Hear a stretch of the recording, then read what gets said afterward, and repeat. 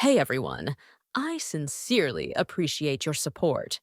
If you enjoy my audiobooks, I would be truly grateful if you could subscribe to the channel. And if you'd like to support even further, you're welcome to become a Patreon member, where you can access audiobooks of novels as long as they are freely available on the internet. Your kindness and support mean so much. Thank you.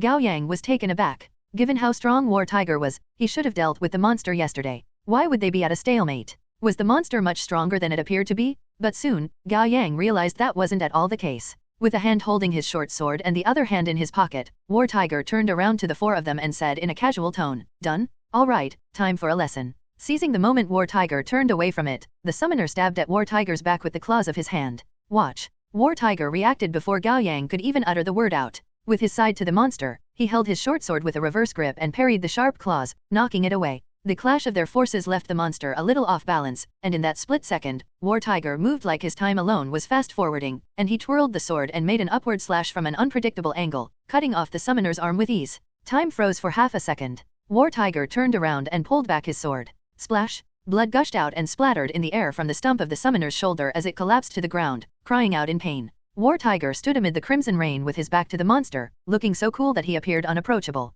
He snapped his fingers to break them out of their reverie. Focus. Time for our lesson. Gao Yang, Qing Ling, and Officer Huang came to their senses. Monsters are split into different ranks. Generally, delusion monsters are ranked D, while wrath monsters are ranked C. Summoners, however, are an exception among wrath monsters. While they may not be that powerful in fights, their leadership quality boosts them to C+.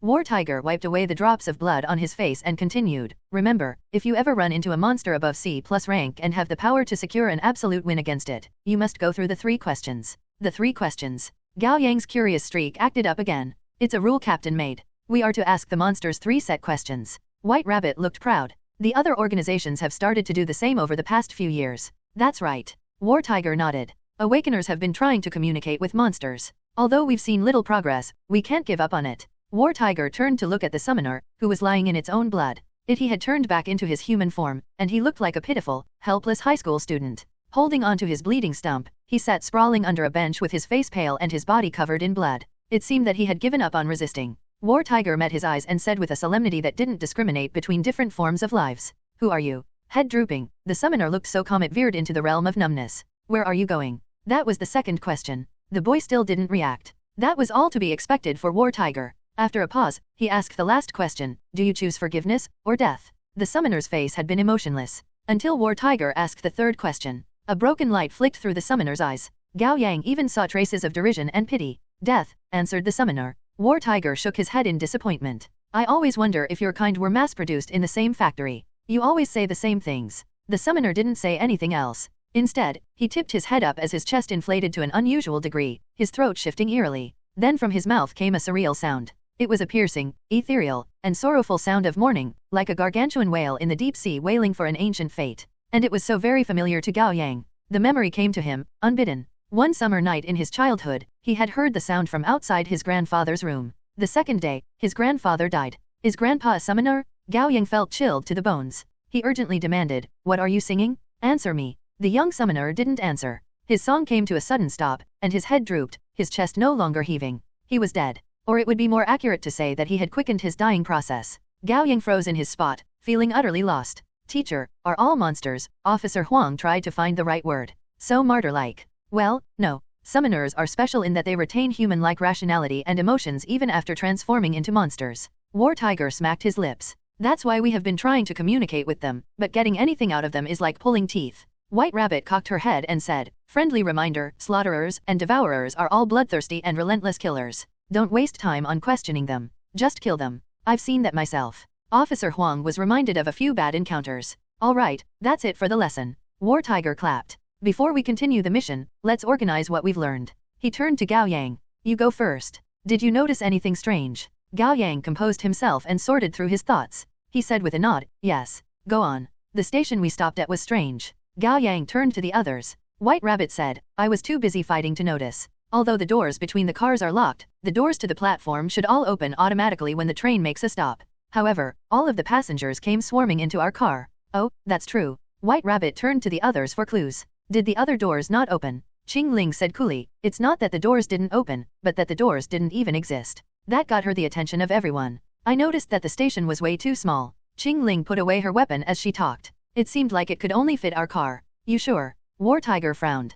Can it be that you saw it wrong? No, Ling said with certainty. War Tiger lowered his head and tapped on his forehead with a forefinger. This place is certainly strange. Officer Huang sighed with great regret. I knew this mission wouldn't be simple. I shouldn't have come here. Relax, Yellow Ox. War Tiger patted him on the back. We'll burn the bridge when we get to it. We'll cross the bridge, Officer Huang corrected with an involuntary laugh. Bam, bam, bam. From the car behind them came the sound of something knocking on the door. The five of them immediately turned to face it, alerted. Gao Yang realized something was wrong immediately. Wait, that's the car we were in, the very last of the train. It was empty, and White Rabbit kicked the door down, didn't she? When did the door close and lock again? Celestial water. War Tiger commanded decisively, having gotten to the same realization as Gao Yang. Gao Yang quickly took out a small spray bottle from the side pocket of the backpack and made a few sprays all around them, filling the air with deep violet particles. The five of them quickly took a few breaths, and their noses, throats, and chest burned like they had just inhaled insect repellents. Their heads cleared up in an instant, and their minds became unusually focused.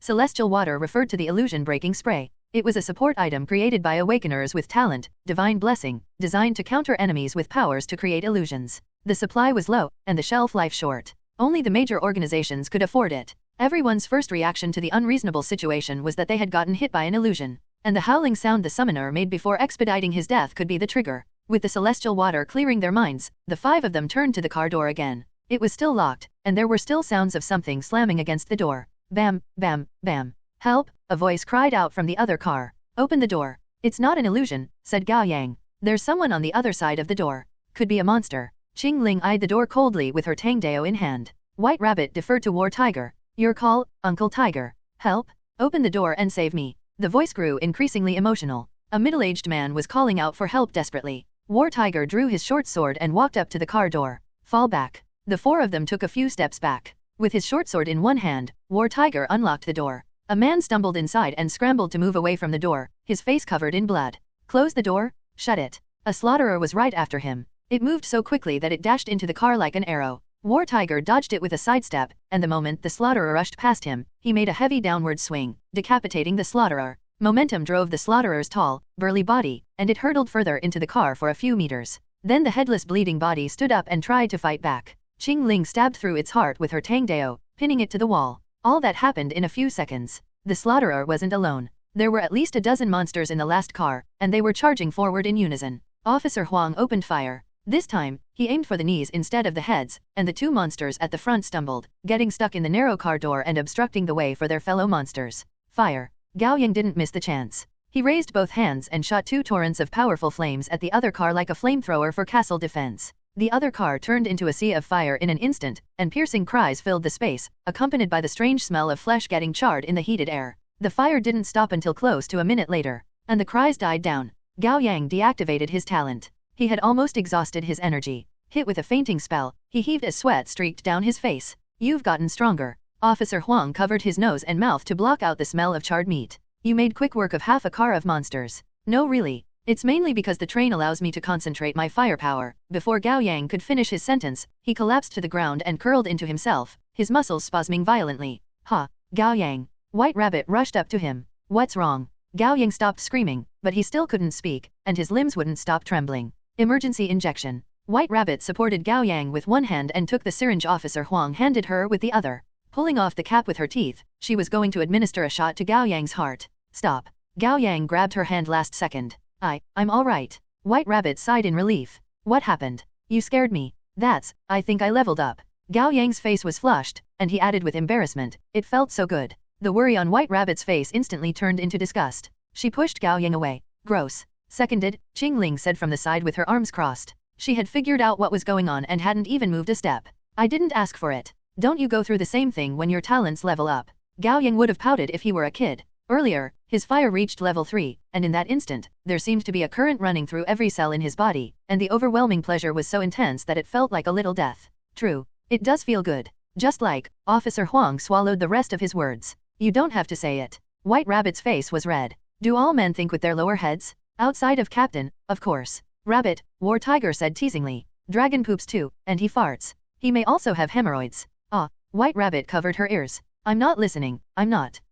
Thank you all. That finally reminded them that there was a stranger in their mix. The one they had just saved was a middle-aged man with a big, well-trained build. Hair-shaved, he had a rectangular face, and his small eyes and round nose gave off the impression of an honest, down-to-earth man. Dressed in a black and white sportswear, he looked like a fitness trainer. While he was covered in blood, he didn't seem injured. War Tiger flipped his hand and pressed his sharp short sword to the man's chin. Human or monster? Human, the man hurriedly explained. I'm an awakener, just like you. War Tiger had guessed as much, but that didn't mean he trusted the man. The car was filled with monsters. How did you survive? I'll show you. The man gingerly pushed the blade away and raised both hands before slowly turning around. The back of his clothes were all torn and tattered. His pants, especially, were missing a big part in the left hip, revealing a pair of plain briefs and a buttock. He had what would be described as a bubble butt, evidence of the time he spent on continuous weight training. White Rabbit awkwardly looked away, while Qingling remained unfazed. The man turned back around, and his exhausted face broke into a grateful smile. I'm the vice leader of the second team of the 100 Rivers Union, Wang Fei. You may call me Old Wang. Old Wang. War Tiger said with a suppressed laugh. He waved a hand for Old Wang to continue. I only survived with my talent, iron skin. If you didn't open the door, however, I wouldn't last much longer. He extended his right hand, and in 2 seconds, his forearm turned into the texture of greenish-gray metal. I can turn parts of my body into metal to protect myself. Iron skin, serial number 69, guard type. The talent allowed one to turn their skin into metal for a significant boost in defense. Gao Yang went through the information he knew in his head. Then he offered the man a handshake. Nice to meet you, Old Wang. Oh, right. Hello, nice to meet you. Old Wang hurriedly took his hand, flattered. Replicate. Gao Yang secretly replicated iron skin. The talent would increase his chance of survival by a significant margin. War Tiger saw right through Gao Yang's little trick, but instead of exposing him, he gave him an approving look. War Tiger then put away his sword and explained, We're from the 12 zodiac signs, Old Wang. We were requested to rescue you by your organization. Really? That's great. Old Wang was surprised and delighted.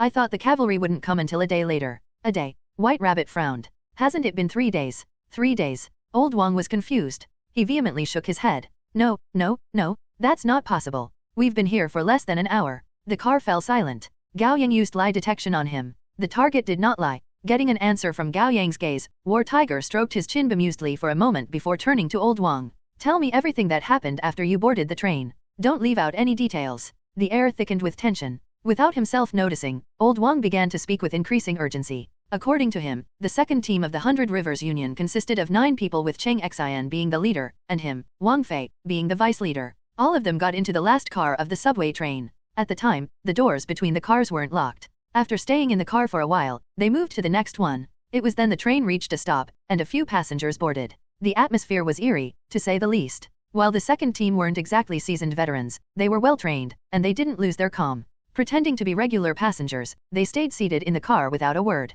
The train continued moving, and it made a stop every 5 to 10 minutes to pick up and let off passengers like a regular subway train. After a few stops, the members of the second team lost their composure. It was then an old woman struck up a conversation with a girl on the team. Her name was Jingjing, a 21-year-old girl who had just joined the 100 Rivers Union not long ago. Fear led to her making a mistake, and the old woman noticed. Unfortunately, the old woman was a summoner. It immediately transformed and awakened all the passengers in the car, triggering their transformation and frenzy. What followed was a chaotic, bloody fight. Jingjing was the first to die. The summoner broke her fair neck with a bite and left her to be torn apart by the other monsters. She had only just accepted her boyfriend's proposal the day before, and she was wearing the ring he gave her on her ring finger. After 2 minutes, the second team won the bloody fight in the car at a heavy price. One of them was killed, and another was seriously injured. They didn't even have the time to regroup and mourn the loss when the train made a stop again, and the door slowly opened. Naturally, the terrible scene in the car awakened the incoming monsters, and thus another struggle for survival commenced. This time, they lost 2 members, one of whom was the member who had been critically injured in the previous fight.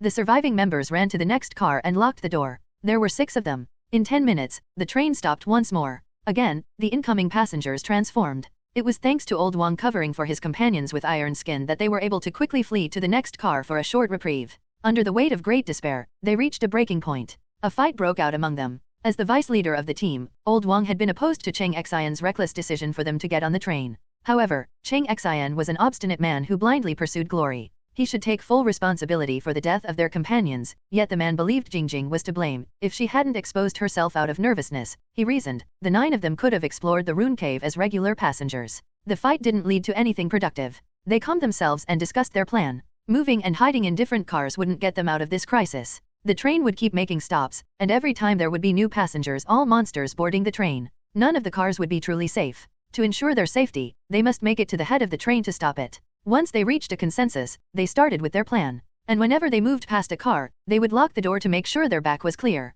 We reached the first car soon. Old Wang's suppressed anger began to simmer. The train made a stop, and the door opened to let in about a dozen passengers. They transformed immediately. Unfortunately, the door to the cab was locked, and it would take time to open it. Cheng Xian ordered me to block the platform door and stop the monsters from boarding. He clenched his teeth and fell silent. You blocked the door with your iron skin. Cheng Xian and the others abandoned you after getting into the cab. Yeah. Old Wang smiled wryly. I knew what would happen when Cheng Xian told me to block the monsters, but I hadn't expected him to shut me out without hesitation. With a sigh, Officer Huang offered Old Wang a cigarette. Want one? Old Wang waved his hand. Thanks, but I quit after my child was born. You've got a kid. That got Officer Wang's attention. Yes, a daughter. Old Wang's eyes glinted. She's entering elementary school next year. Stay on track and don't get distracted, White Rabbit cut in. Right. Old Wang narrowed his eyes and continued with his retelling. I blocked the door with iron skin. Only 3 monsters managed to get through me when the train started again. Old Wang's lips curled into a pained smile. With my temporary invincibility, I put all I had into killing the 3 monsters. Then I knocked on the door as I cursed out that bastard of a team leader, Cheng Xian. He paused and took a breath. No one opened the door. I was so pissed that I started throwing myself at it. It took a long while for me to knock down the door. And what I saw then made me lose hope. Let me guess. War Tiger's eyes shifted. You found yourself back to the start. How do you know? Old Wang gaped. War Tiger didn't respond.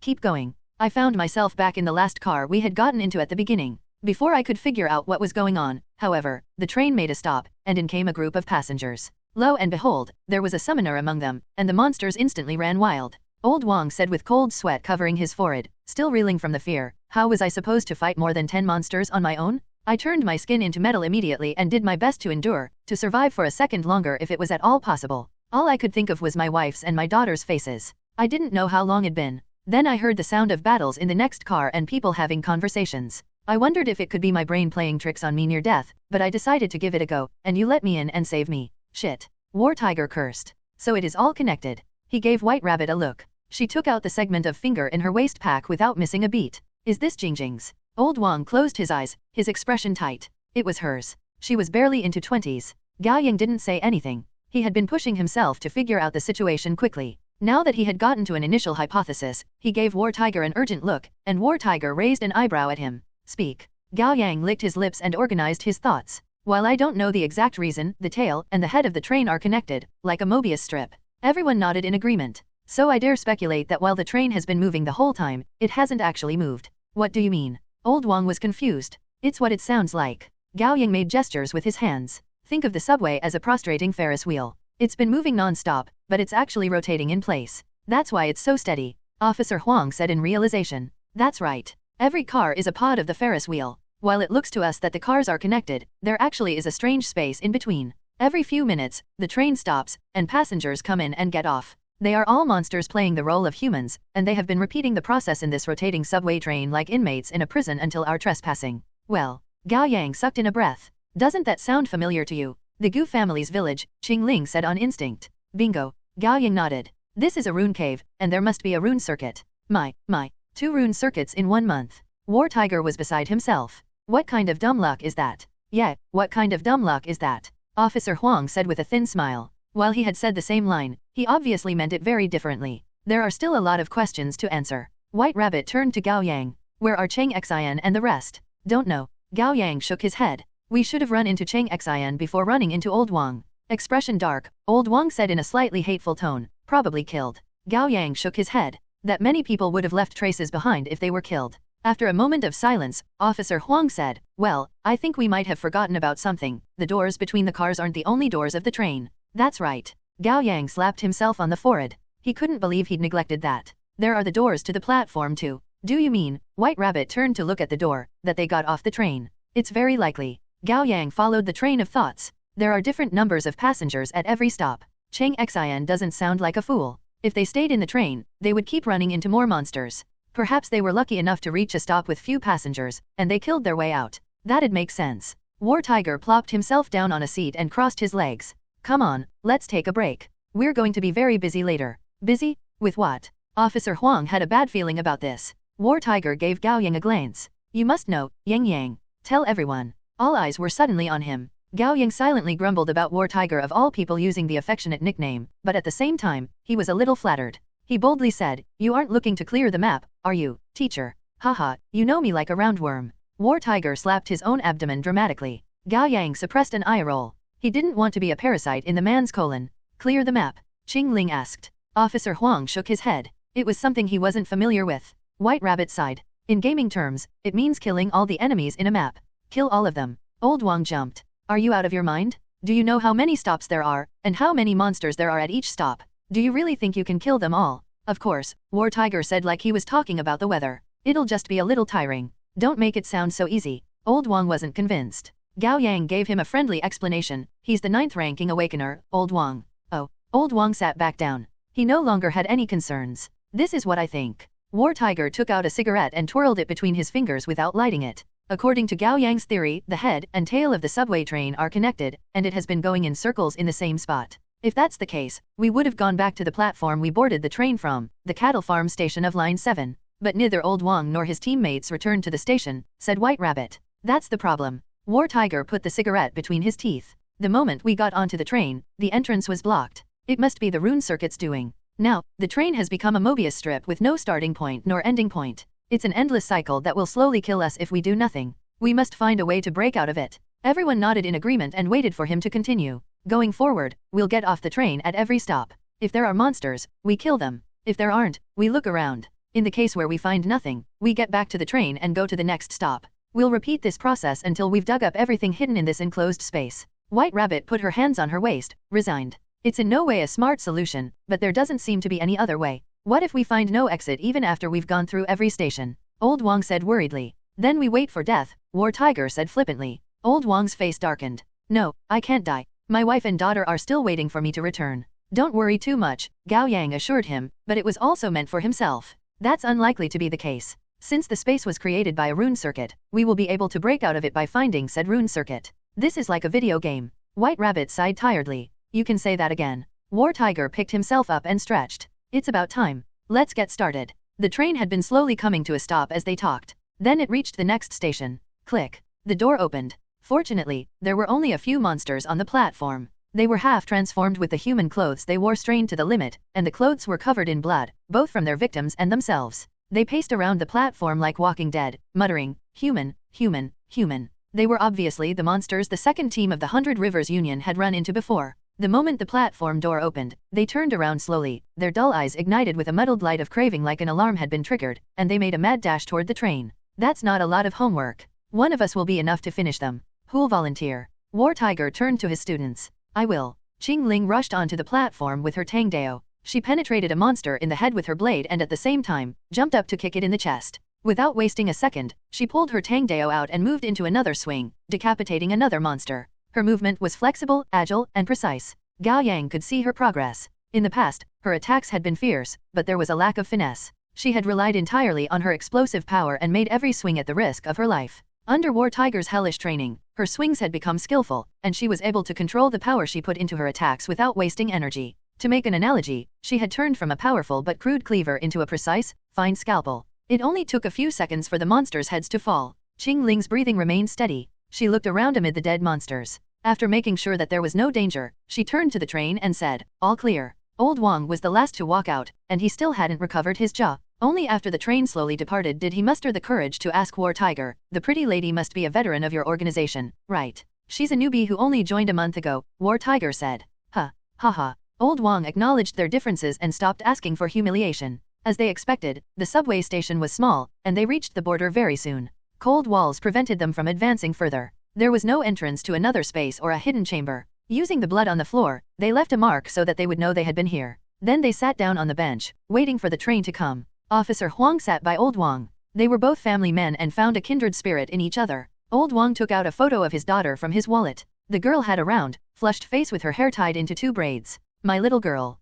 Isn't she cute?" "She is," Officer Huang said with a smile. "She has your eyes." "Well, it'll be better if she looks more like her mother." "Her mother has big bright eyes." Old Wang sounded proud. "It's a shame that my phone has run out of battery, or I'd show you a photo of my wife. I'm not exaggerating. She's a real beauty." "Your wife's an awakener too?" asked Officer Huang. Old Wang raised his voice. "Of course. Do you think I'll marry a monster? Officer Huang didn't say anything. It took Old Huang a moment to come to the realization. Old Huang, is your wife? Yeah, she's a monster. Officer Huang admitted without shame. We fell in love before I awakened, and we are still very much in love. Then the child your wife is carrying, Old Huang didn't dare finish the question, his expression conflicted.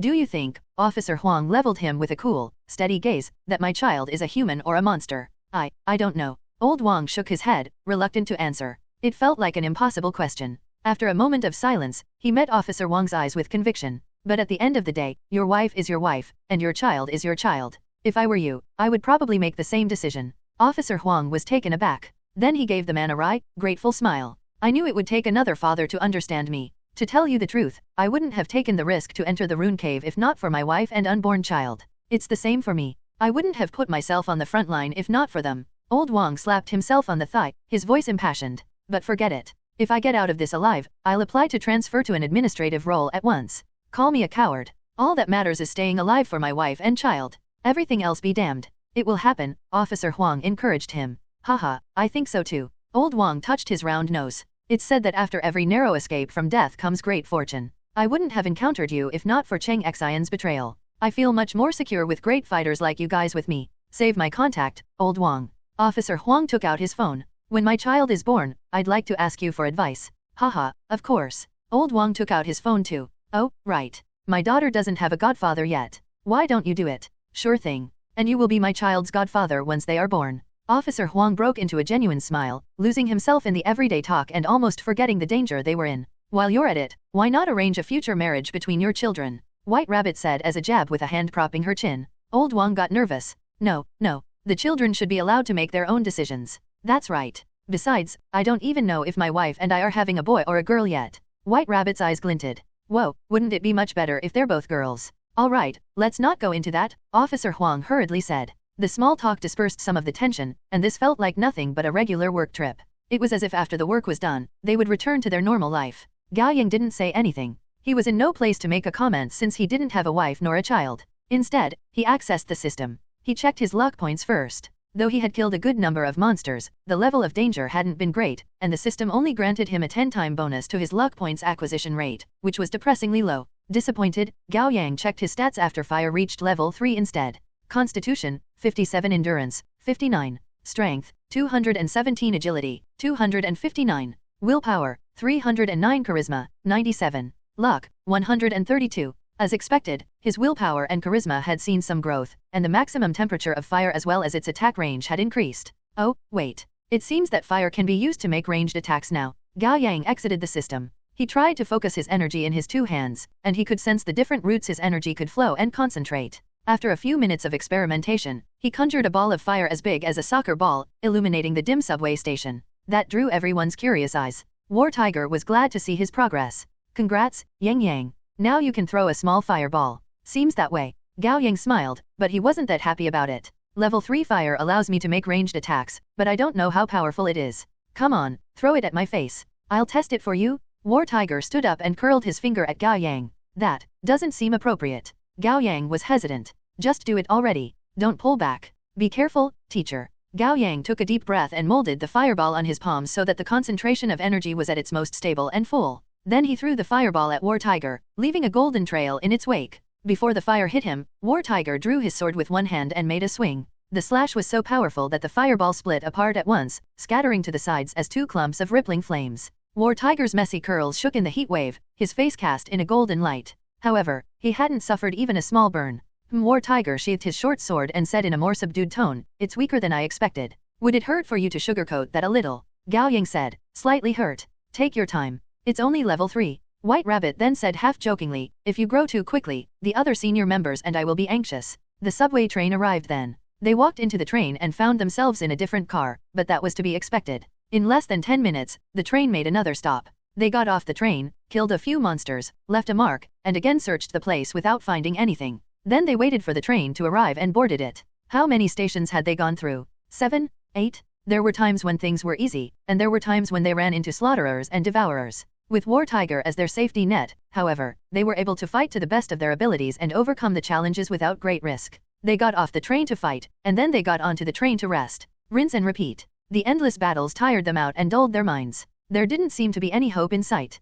It wasn't a good sign, and War Tiger had noticed the problem. He started to say one lame joke after another, but the attempt to lighten the mood wasn't very effective. Click. The door opened again. They had been resting with their eyes closed, and they all opened their eyes and grabbed their weapons before moving to the platform. Surprisingly, there was no threat awaiting them. All there was on the platform were 2 lone bodies. Someone had already cleared this part of the map. White Rabbit checked one of them, her eyes turning sharp. Come here, Old Wang. Old Wang walked up to join her. The monster had reverted back into its human form after death. It was a middle-aged man wearing a jacket, and he lay on the floor with a hole in his back. It seemed that his heart had been torn to pieces. Take a look. White Rabbit pointed at the body's profile. His eyeball was bulging, and his bluish face was covered in dark purple blood vessels. He was poisoned. Old Wang exclaimed. It's Cheng Xian's spider venom. He must have killed the monster. They got off at this station. Old Wang turned to check the other body and made sure it wasn't his companion. Overjoyed, he said, thank God. They are all still alive. Gao Yang, light, said War Tiger. Got it. Gao Yang raised his right hand and conjured a fireball. The posture was a little silly, but it was effective. With the darkness in the station dispersed, they were able to see many times farther. Look around. The moment War Tiger said that, Qing Ling interjected, there's no need. It's that way. They all followed her finger and found the entrance to a corridor in the wall at the depth of the station. It stuck out like a sore thumb. That's the exit from the Mobius strip, War Tiger said confidently. Or it may be a trap. White Rabbit was more cautious. At least there was some progress, which boosted morale significantly. Old Wang, you've got a thick skin. Take the front with me. War Tiger gave out orders. Gao Yang, stay in the middle and keep the light on. You too, Yellow Ox. You use a ranged weapon and can support each side. White Rabbit and Green Snake, take the rear and keep your eyes open. Maintaining the formation, they walked into the corridor. It looked just like any corridor one would find in a regular subway station. After about 30 seconds, they found a staircase leading upward. That was good news. The fact that the stairs went up meant that they were going toward the ground, toward the hope to escape. Were it a downward staircase, who knew where it would lead to? It could be the abyss, or perhaps hell. The stairs weren't steep, but it was a long way up, almost 100 meters above the platform. They saw a hazy white light shone from the rectangular exit ahead of them. Step by step, Gao Yang climbed the stairs. It felt as if he was ascending to a mysterious palace hall. Perhaps he was imagining it, but the air seemed to be getting heavier and heavier. The 6 of them approached the exit slowly while staying vigilant for any incoming dangers. Finally, they left the corridor. Gao Yang dispersed his fireball and narrowed his eyes slightly. Gradually, his vision adjusted to the cold white light, and he could see clearly. He held his breath. They hadn't gotten out. Gao Yang was disappointed to find themselves in a large underground clearing. By his estimation, it was at least as big as 3 stadiums combined, at the center of which was a gargantuan tree with dense canopy of branches but no leaves. It glowed with a flickering white light that seemed sacred and lonesome, and upon closer inspection, the light revealed itself to be white energy enclosed in the translucent tree trunk, flowing quietly through the tree like its blood. The web of thick, crisscrossing roots went deep into the ground, while the dense branches spread out toward the dome. Like a giant with their head propping the sky up and their feet firmly planted in the ground, the tree became scaffolding for the entire underground space. The light coming from the tree should have provided enough illumination to make it seem like daytime, yet seemingly defying common sense. The clearing was awash with a cold, silent, and heavy dimness like a deep valley at dusk. Everyone was shocked speechless by the strange yet awe-inspiring scene. After some time, White Rabbit broke the silence. Under the tree must be the subway tunnel. It would be the source of all these strange phenomena, wouldn't it?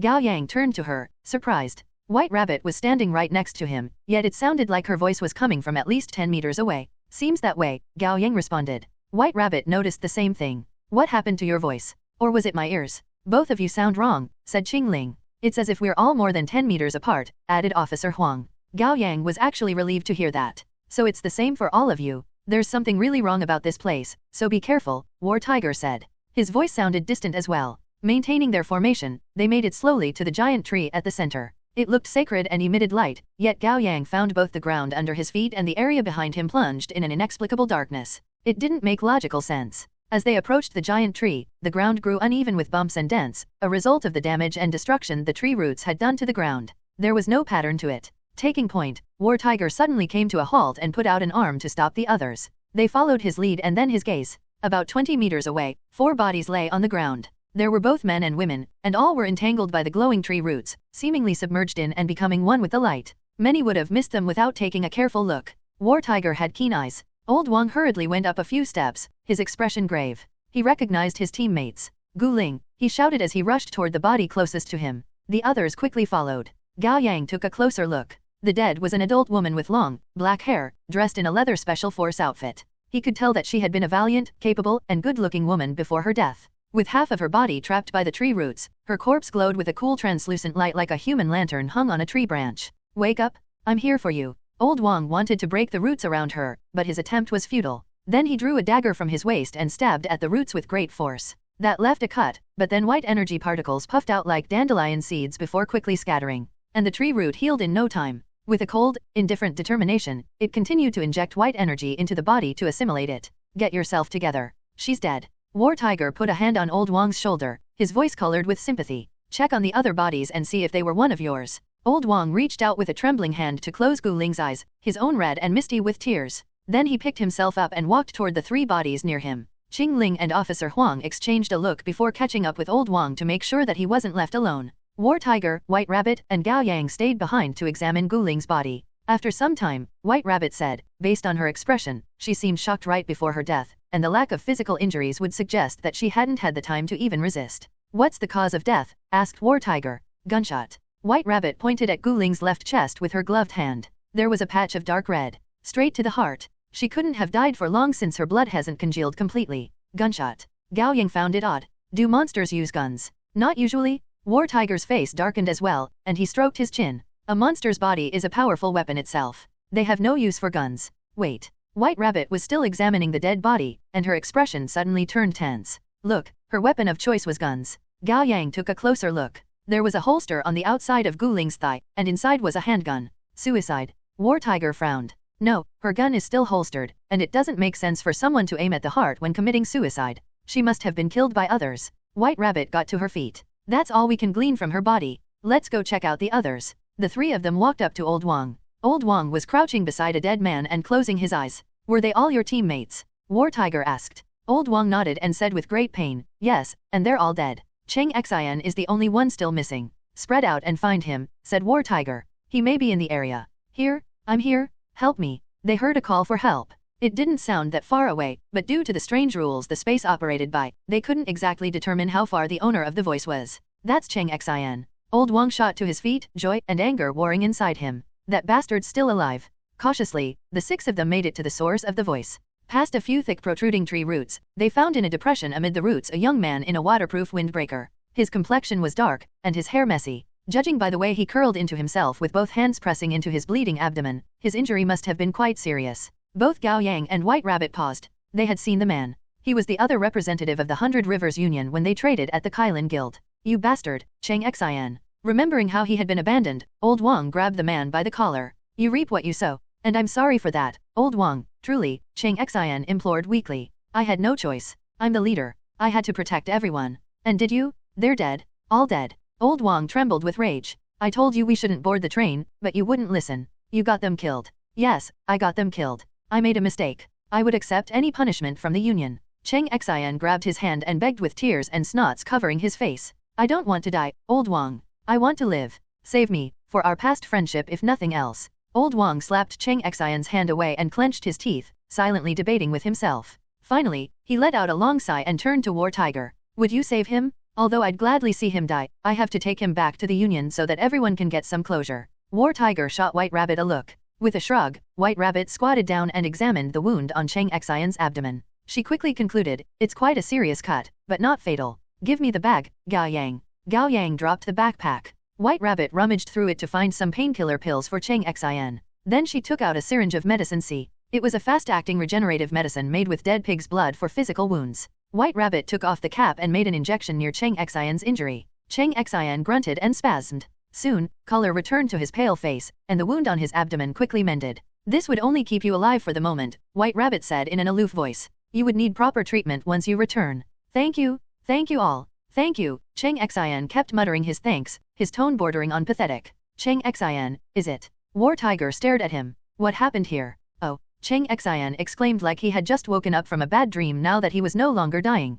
The rune circuit? We found it. Cheng Xian's confirmation of the rune circuit's presence wasn't considered a pleasant surprise, but instead thickened the tension in the air. Gao Yang didn't know what the others were thinking, but as someone who had been to the Gu family's village, he knew that rune circuits always came with dangers. Where is it? War Tiger asked in a low voice. There. Cheng Xian pointed at the giant glowing tree, seemingly overcome with emotions. There's a hole in the tree? Yes, it's in the hole. Old Wang gave him a doubtful look. Why didn't you go in and grab it? That was exactly what Gao Yang was wondering. I did. We all did the moment we saw it. But then we got attacked. Dead, everyone's dead. I almost died as well. His face suddenly twisted with fear, and his eyes widened. Grabbing his head with both hands, he groaned in pain.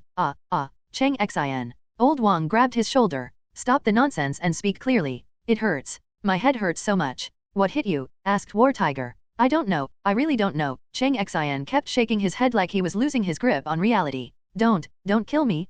Help. He started mumbling unintelligible things. It was hard to tell whether he was breaking down due to the great trauma he suffered, or if he was simply putting on an act. Forget about him. We'll check it ourselves. Officer Huang was a little concerned. It's best not to stay for long. I have a bad feeling about the place. Agreed, said White Rabbit. Qing Ling and Gao Yang nodded as well. War Tiger waved a hand at them. Let's go. They made their way to the giant tree. Supporting Cheng Xin, Old Wang kept asking him for more details, but Cheng Xin wasn't making any sense, and the words he strung together with his scattered mind offered no information. A few minutes later, the 7 of them stood below the tree. Only when they were face to face with the titan of a tree did they recognize its sheer scale. Even if all 7 of them attempted to make a circle around the trunk, they would only cover less than half of its circumference. Walking around the tree, their faces and bodies were bathed in the sacred white light from it. It gave them a strange out-of-body sensation, albeit slight. Like a lifetime has slipped past me, Gao Yang thought, perhaps a little too sentimentally. After going around the tree twice, they found no unusual signs. War Tiger gave Cheng Xin a displeased look. Where's the hole you talked about? It was here. It was here only a moment ago. Cheng Xin seemed confused as well. Suddenly, he put his hands on his head again and cried out in pain. It's here. It's here. Save me, please save me. A tremor passed through the ground under their feet, and the white light trapped in the tree roots started flickering at a high frequency. They all closed their eyes involuntarily. The flickering light didn't subside until more than 10 seconds after. Then an ancient-looking pattern emerged on the pale tree trunk at some point. It was so very familiar. Gao Yang connected the dots immediately. Rune circuit? Yes, the pattern looks just like the ones on the other rune circuits. Rumble. Following the pattern, the tree trunk shifted and transformed and tore itself apart until a strange, elongated hollow appeared, almost like a creature giving birth. Inside was nothing but white. They couldn't see anything. A hole? A hole? It's here? It shows up. Cheng Xin flailed around in celebration like a right fool. Is it dangerous, Cheng Xin? Gao Yang asked. He cared about that more than he did the rune circuit. Danger, danger, danger, Cheng Xin repeated the word as he shook his head.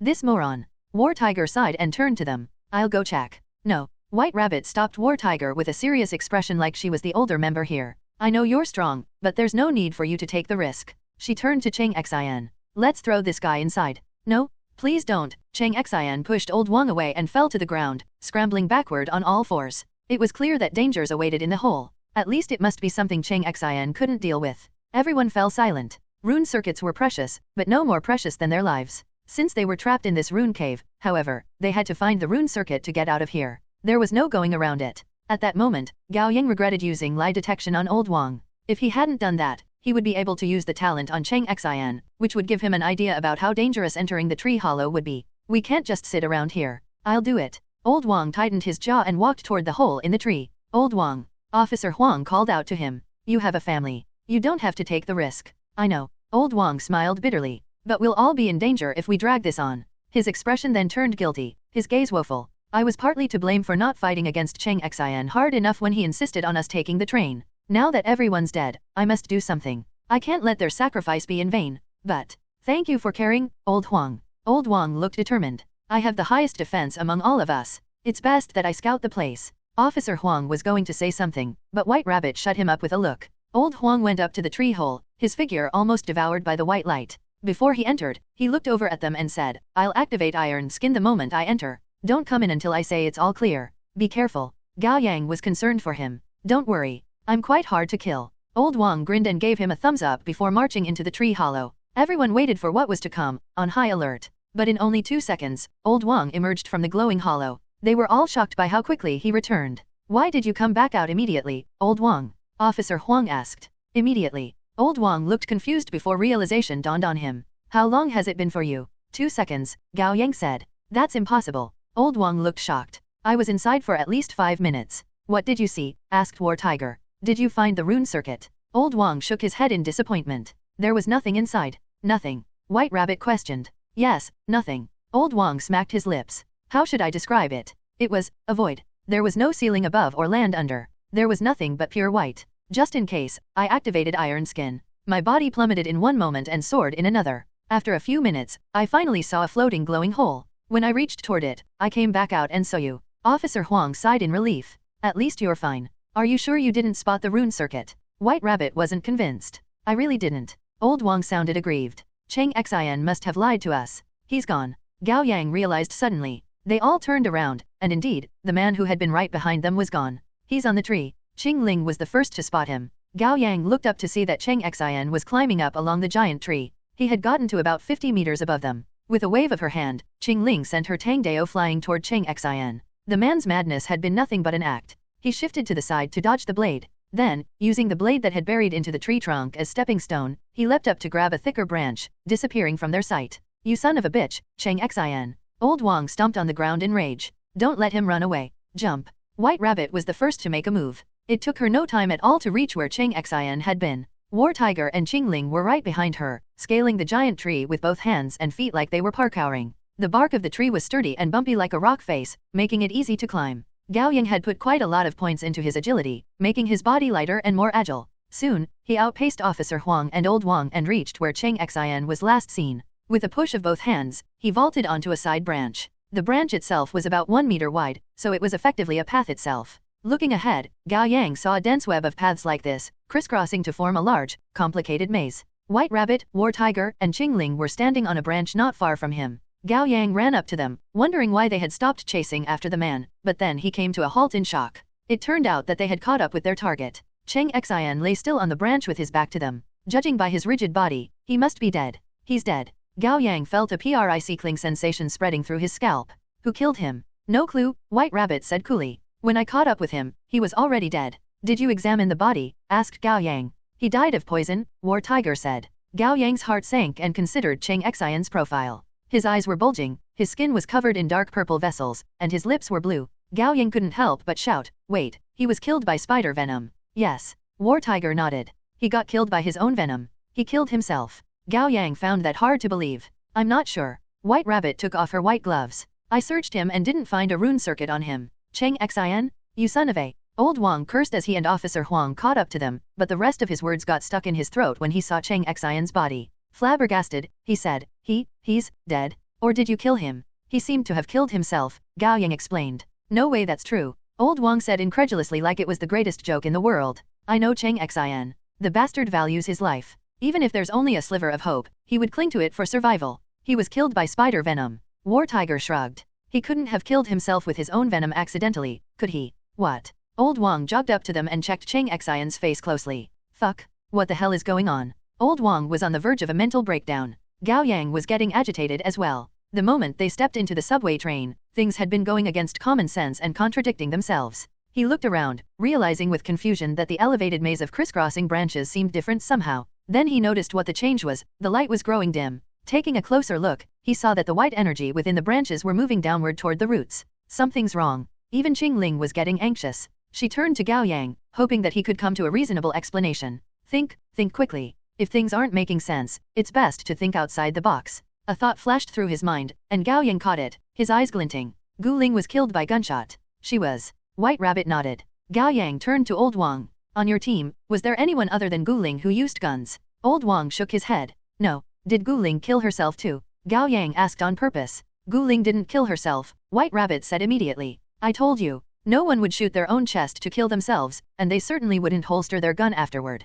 That leaves us with only one possibility. It's the most obvious answer, but the one answer we least want to be true. Gao Yang turned to War Tiger. After a pause, War Tiger smiled. They were killed by themselves. I told you it wasn't suicide, White Rabbit trailed off and exclaimed, that can't be. Hell, that's insane. Officer Huang caught on as well. What? Old Wang was the only one still in the dark, and he asked anxiously, stop talking in riddles. What the hell is going on? Everyone exchanged a look. For a moment, they were reluctant to acknowledge the truth. Gao Yang took a deep breath and looked around. Look at the tree. Doesn't it remind you of something? What? Asked Old Wang. An hourglass, said Gao Yang. True. Qing Ling's eyes flickered. What's flowing inside the tree looks like glowing sand. Gao Yang wasn't sure if the jittery feeling inside him should be attributed to excitement or nervousness. He nodded and said, the sand is flowing toward the roots. That's why it's getting darker and darker here, while it's getting brighter below us. What does that mean? Old Wang was even more lost. Have you considered what the rune circuit hidden in this rune cave might be, Old Wang? Gao Yang asked the key question. Old Wang was bemused for a moment, and he muttered to himself, an hourglass, the looping subway train, and the differing passage of time. Ah, he exclaimed. Time-space. It's the time-space rune circuit. That would explain everything. War Tiger added, time and space follow different rules here, which led to all the strange things we've observed. As for the hole in the tree, that must be the core of the space, Gao Yang boldly speculated. The rune circuit was probably inside, but it was taken. Who else could have taken it? Old Wang said urgently. There's no one else beside us. Cheng Xian and the others are all dead. Not necessarily. Gao Yang crouched down and flipped Cheng Xian's body over. He broke into goosebumps when he lifted the dead man's shirt. His speculation was proven true. Look. Gao Yang's voice trembled. This Cheng Xian doesn't have a wound on his abdomen. War Tiger snapped his fingers. Case closed. This isn't the Cheng Xian we saved. Old Wang finally realized what was happening. Face pale, he staggered backward and almost fell off from the branch. Stop speaking nonsense. You can't be suggesting that there's another Cheng Xian, can you? It's not just him. It's also Guling and all your other teammates. Gao Yang paused. They probably all had duplicates. Old Wang's knees buckled, and he fell to his knees, clawing at his short hair. Old Wang. Officer Huang quickly helped him up. What's wrong? I'm fine. But my head is a mess. Old Wang's face twitched, and his pupils dilated. He grabbed Officer Huang as he rambled. I saw everything. Old Huang? I saw all of it. What did you see? Cheng Xian, Guling, and everyone else died, but then they came back alive. How did that happen? Ugh. Old Wang knelt down again, feeling like his head was going to explode. While they talked, the white energy in the branches were quickly depleting, and the area around them was getting darker. They could barely see their own hands. Fire, Gao Yang, said War Tiger. Gao Yang raised both his hands and conjured 2 fireballs to light up their surroundings. The golden light overtook the faint chilling white glow, and everything came into clearer view. Gao Yang spotted something on a branch not far from them. Heart thumping, he called everyone's attention to it. Over there. Gao Yang hurled the fireball on his left hand in that direction. The fireball cut through the darkness and illuminated all the dense webs of branches on the way. Hanging on the branches were human corpses. At a glance, there were at least a few dozen of them. Each was killed in a different way. Some by blade, some by gunshot, some by poison, and some by elemental damage. None, however, seemed to be killed by monsters. Their faces were so familiar yet so very foreign. It was apparent that they had been through a perverted, chaotic, relentless fight to the death. No, it can't be. Old Wang shook his head in vehement denial, almost breaking down then and there. They all knew what they were seeing. The bodies were all replicates of Cheng Xian, Guling, and the other 3 members of the second team. My head, it hurts. Old Wang's pain and confusion intensified, and he held his head with both hands as he groaned. Gao Yang didn't have the time to worry about him. He rattled off, Teacher, I believed Cheng Xian and his team entered the tree hollow and got the time-space rune circuit. Be it they used it wrong or some other reason, they twisted the time and space in this area into the chaotic mess it is now. As a result, 5 of them entered the tree hollow, but more than 5 walked out. They were joined by themselves from other timelines. Something like Triangle. White Rabbit was reminded of a sci-fi movie she had watched. Yes. Gao Yang's thoughts needed some sorting out as well. There are many versions of Cheng Xian. Perhaps from a minute ago, from 3 minutes ago, and maybe from 5 minutes ago. Basically, all the different Chengxins have entered the timeline we are in now. Here, there is only one rune circuit, and there is only one true version of each individual. War Tiger followed the train of thoughts. So different versions of yourself from different timelines would always kill each other. That's right. At Gao Yang's explanation, a bone-chilling fear crept up on everyone. Thank God the 5 of them hadn't entered the tree hollow, or the consequences would be unbearable. Gao Yang couldn't imagine how he would react to another version of him, but he knew that he wouldn't give up this world to his other self. In the end, a fight to the death would seem inevitable. Yes, that's what happened. That's true. Old Wang seemed to have regained his senses. Gao Yang's right. I can see all of it. I can see everything. See what? Officer Huang asked anxiously. What came before and what will come after? Old Wang shouted, his expression darkening. Run at once. The space is collapsing into itself. We'll all die. No, worse than that. We'll all get trapped in the twisted space-time. Where's the exit? Qing Ling demanded. Above us? There's an exit up there. Old Wang looked up. Once all the energy in the tree reaches the roots, everything will reset. Come on. Let's go. Everyone climbed up the maze of branches without hesitation. It was getting dark. The intensifying light below them seemed more like a strange, chilling abyss of whiteness threatening to devour everything, and the space itself felt heavier and heavier. When they talked, it sounded like their voices were wading through impure substance, distant and faint. Almost there? It's right above. Taking point, Old Wang kept panting heavily. Wait. War Tiger grabbed Old Wang. On the branch stretching above them at a diagonal angle were 2 figures. And they were both Cheng Xian? Both were covered in injuries. One Cheng Xian tackled the other to the ground and strangled him with both hands, while the one being strangled struggled with all he got. Die already? I'm the real Cheng Xian. The Cheng Xian strangling the other had the upper hand. his face twisted with violent urgency, but suddenly, the Cheng Xian struggling on the ground reached out and poked his other self in the eyes.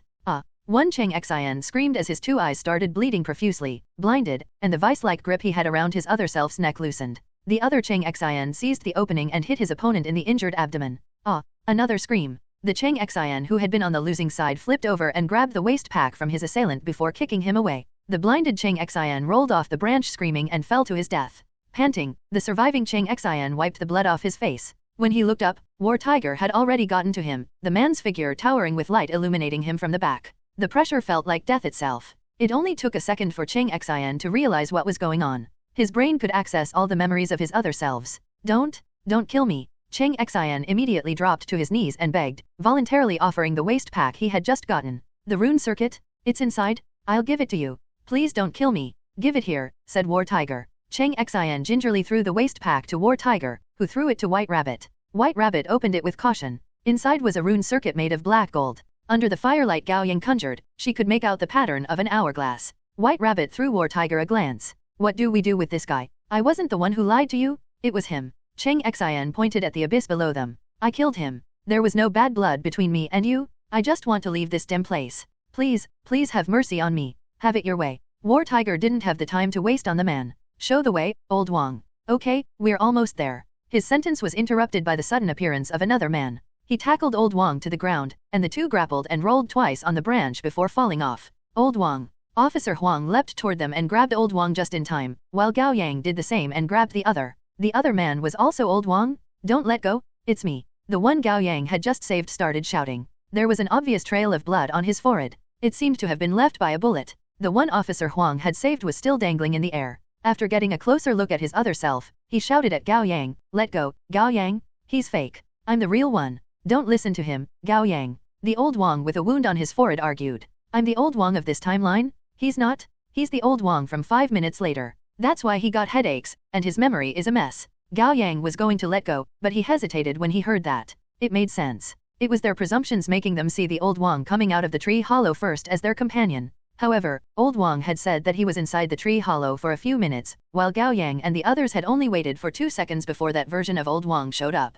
The old Wang they saw then must be the one from 5 minutes after, while the old Wang with a wound on his forehead was the one of their timeline. What's the difference? The old Wang held up by Officer Huang shouted. "I'm you, and you me. There only needs to be one of us. Then why can't it be me? And this is my world." The old Wang with a wounded forehead raged. "I won't die here. My wife and daughter are waiting for me to go home. They're waiting for me too." Officer Huang and Gao Yang couldn't make a decision. After sharing a look, they nodded at each other. They both pulled the man they were holding onto up. The two old Wangs rolled to their feet, their eyes bloodshot as their gazes met. Before they could rush at each other, a man quickly stepped between them, clutching the uninjured old Wang's neck with one hand and pressing a short sword to the throat of the other old Wang. "I don't have time to differentiate between you two," War Tiger said with a steely look on his face. "Lead the way, or I'll kill both of you." Both men fell silent. The two old Wangs came to a temporary truce for the greater good and continued leading the way, while War Tiger kept a close eye on Cheng Xian in case the man got any funny idea. The 8 of them navigated the complex maze of crisscrossing branches, sometimes climbing and other times jumping until they got to the top of the underground space. They could touch the cool rock face of the dome by standing on their toes and reaching up. Gao Yang strengthened the flames on his palm and lit up their surroundings further. Immediately, he said with alarm, "The branches are moving." The others noticed too. The branches buried into the dome were shifting slowly, accompanied by falling stone debris. Judging by the direction the branches shifted in, they seemed to be retracting. All signs pointed to the core of the space lowering to the roots and the ground. The branch they were all standing on was shifting as well. They had to keep moving to stay where they were. "Where's the exit?" War Tiger asked one of the old Wangs. "It will show up soon. You'll see." "Are you certain?" White Rabbit asked. The old Wang with a forehead wound said, "There are tens of thousands of scenarios in my head, and I've tried all the possible escape routes. Trust me when I say that this is the only way out." Then all eyes were on Cheng Xian. Cheng Xian hurriedly nodded. "Yes, this is the only exit, or I wouldn't have climbed up the tree." What was left for them to do was wait. Old Wang and Cheng Xian had seen countless selves experiencing countless successes and failures in the countless timelines. For the 5 of them from the 12 zodiac signs, however, this was their first and only chance to escape. And their failure would be their death. Waiting was more difficult than they imagined. The area below them grew increasingly brighter, while the area around them grew darker and darker. Even the fire in Gao Yang's hands was rendered a sorry attempt at dispersing the darkness. It fluctuated weakly and struggled to cast a circle of light around them, illuminating the different looks on their faces. Amid the suffocating darkness, War Tiger broke the silence. Why did you cheat us into entering the tree hole, Chang Xian? That wasn't me, Chang Xian hurriedly said. That was the other me. There's no difference, War Tiger said in a severe tone. I'll give you another chance. You better be honest with us. Chang Xian grew nervous again, and he avoided War Tiger's eyes. I got the second team killed. Even if I get out, I'd be persona non grata to the Union. I wanted to get the rune circuit to redeem myself and put all the blame on old Wang, but... Chang Xian glanced at War Tiger and didn't dare go on. But, War Tiger spoke for him with a smile. You knew you wouldn't be able to keep the rune circuit from all of us, so you tried to lure us into the tree hole with lies so that we would get into a fight with our other selves. Then you would escape with the rune circuit in the ensuing chaos. Yes. The moment Chang Xian finished his response, both old Wang spat him in the face. Bastard! I would punch your chin off if I weren't struggling to stand upright. I told you, the Chang Xian who lied to you is dead. Chang Xian argued vehemently. A score should be settled with the one who wronged you. Hate him, not me. I didn't lie to you. I helped you get the rune circuit. That's because you didn't have a choice, or you would have done the same. White Rabbit said derisively. There was no one she hated more than those who betrayed their companions. Then she suggested, I say we push him off. What right does he have to get out of here alive? Among the second team, he's the one who deserves to die the most. Seconded, said Qing Ling. Make it 3, Officer Huang agreed with ire. If not for this sorry excuse of a man, old Wang wouldn't have gotten a duplicate. Moreover, the 5 of them had almost suffered the same fate. No opposition from me, Gao Yang raised his hand and said. You can't do that to me? I didn't do anything wrong. Chang Xian panicked and turned to War Tiger. Please don't kill me. I gave you the rune circuit. I just wanted to live. Let's wait till we get out of here. War Tiger was being surprisingly generous and forgiving. Gao Yang thought the man would have shoved Chang Xian off the branch himself. A meaningful glint flashed through War Tiger's eyes. He turned to the 2 old Wangs. Now, we must decide what we do with them. Everyone fell silent. They couldn't avoid making a decision forever. War Tiger sighed, conflicted. I may not be an educated man, but I know this is a special space created by the time-space rune circuit, and that in a normal space, you two cannot exist at the same time. Without a word, the 2 men stared at each other darkly. If you are to decide a survivor with a fight, the 2 of you will be at a stalemate with iron skin, and there's no space for you to fight here anyway. And if you are to have a debate with words, neither of you will convince the other. A coin appeared at War Tiger's fingertips. Why don't we leave it to fate? The 2 men exchanged a look. After a brief silence, they said at the same time, okay, I call head. Then the old Wang with a forehead wound said, fine, I'll bet on tail. All right. One toss decides the victor. War Tiger gently cast the coin into the air before catching it with the back of his left hand and covering it with his right. During the 2 seconds, everyone watched him with bated breaths and pounding hearts. The 2 old Wangs, especially, had been staring at War Tiger's hands with their eyes twitching and cold sweat streaking down their faces. War Tiger slowly lifted his right hand. It was tail. The old Wang with a wounded forehead sighed in relief, eyes brimming with tears. Thank God. The other old Wang stared at the coin with reddened eyes, his expression aggrieved. Suddenly, he glared at War Tiger. You cheated. You can make head or tail at will, can't you? War Tiger met old Wang's gaze quietly as the firelight dimmed. His eyes glinted with a cold killing intent. You don't belong here, old Wang. You belong to the world 5 minutes ahead. Don't make me take care of you myself. But I'm old Wang too. You can't do this to me. Old Wang broke into broken sobs with tears and snots running down his face, looking pathetic and pitiful. He grabbed onto Officer Huang and begged, I can't die here, old Huang. I have a wife and kid to return to. Help me, please. Officer Huang looked away. I'm sorry, old Wang. The wounded old Wang looked at his other self. I understand you, but I won't give up. This is my world. Suddenly, a heavy tremor shook the space. It didn't come from a specific direction, but from everywhere. Gao Yang felt a burst of strange power inside his chest, threatening to tear him apart. The fire in his hands vanished, and he toppled backward in the moment of lightheadedness. At the last moment, 2 hands reached out from both sides to grab him. It was Qing Ling and Officer Huang. Grab and steady each other. War Tiger shouted. He was right beside them, yet his voice was so faint it sounded like it had traveled from one cliff to another. All of them linked their hands and made a circle. An unexplainable gravity pulled at them from beneath their feet like countless invisible hands, grabbing and yanking them to make them fall. Ah! They cried out at the top of their lungs as they fought the formidable gravitational pull. It was pitch dark around them. The only light source was the strange white light below. Then suddenly, Gao Yang's vision cleared. He looked up with difficulty and realized that the dome was gone, replaced by a boundless, desolate void. Hovering in the void was a glowing white shape that looked like an ethereal jellyfish. Countless white tentacles emerged and spread in all directions. They elongated and contracted, like the white light was breathing. Needn't to say, that was the exit. It was about 2 meters above their heads. Usually, they would have been able to easily make it with a jump, but given the situation they were in, Gao Yang would have trouble making a 2-centimeter leap, let alone a 2-meter one. The complex web of branches beneath their feet began to shake and shatter, and they were seconds away from falling into the white abyss below. White Rabbit, shouted War Tiger. She let go of the hands she was holding immediately. With a growl, she slowly bent her knees with veins popping from her temples, every muscle in her legs bulging unnaturally to the point of turning monstrous. Jump. With all her energy concentrated in her legs, she made the most powerful jump she could. Usually, her jump limit was hundreds of meters, but as it was, she would be content with making 2 meters into the air. That was the distance between death and survival. Fortunately, she succeeded. The moment her head touched the cluster of light, countless white tentacles wrapped around her in a gentle yet secure manner, pulling her into the portal. War Tiger then extended a hand as far as possible and grabbed White Rabbit's ankle. Meanwhile, the branches beneath their feet crumbled at an accelerating speed, and all of them went into free fall, or they would have if not for their linked hands. In the end, they hung down from the exit in a line. At the very top was White Rabbit, who was in the tight grip of the white glowing exit, followed by War Tiger, Cheng Xin, Qing Ling, Gao Yang, Officer Huang, Old Wang with a forehead wound, and the other Old Wang. Hold on tight. Don't let go. Gao Yang shouted, but he couldn't hear his own voice. Surprised, he looked up to find that everyone else was shouting as well, yet no sounds could be heard.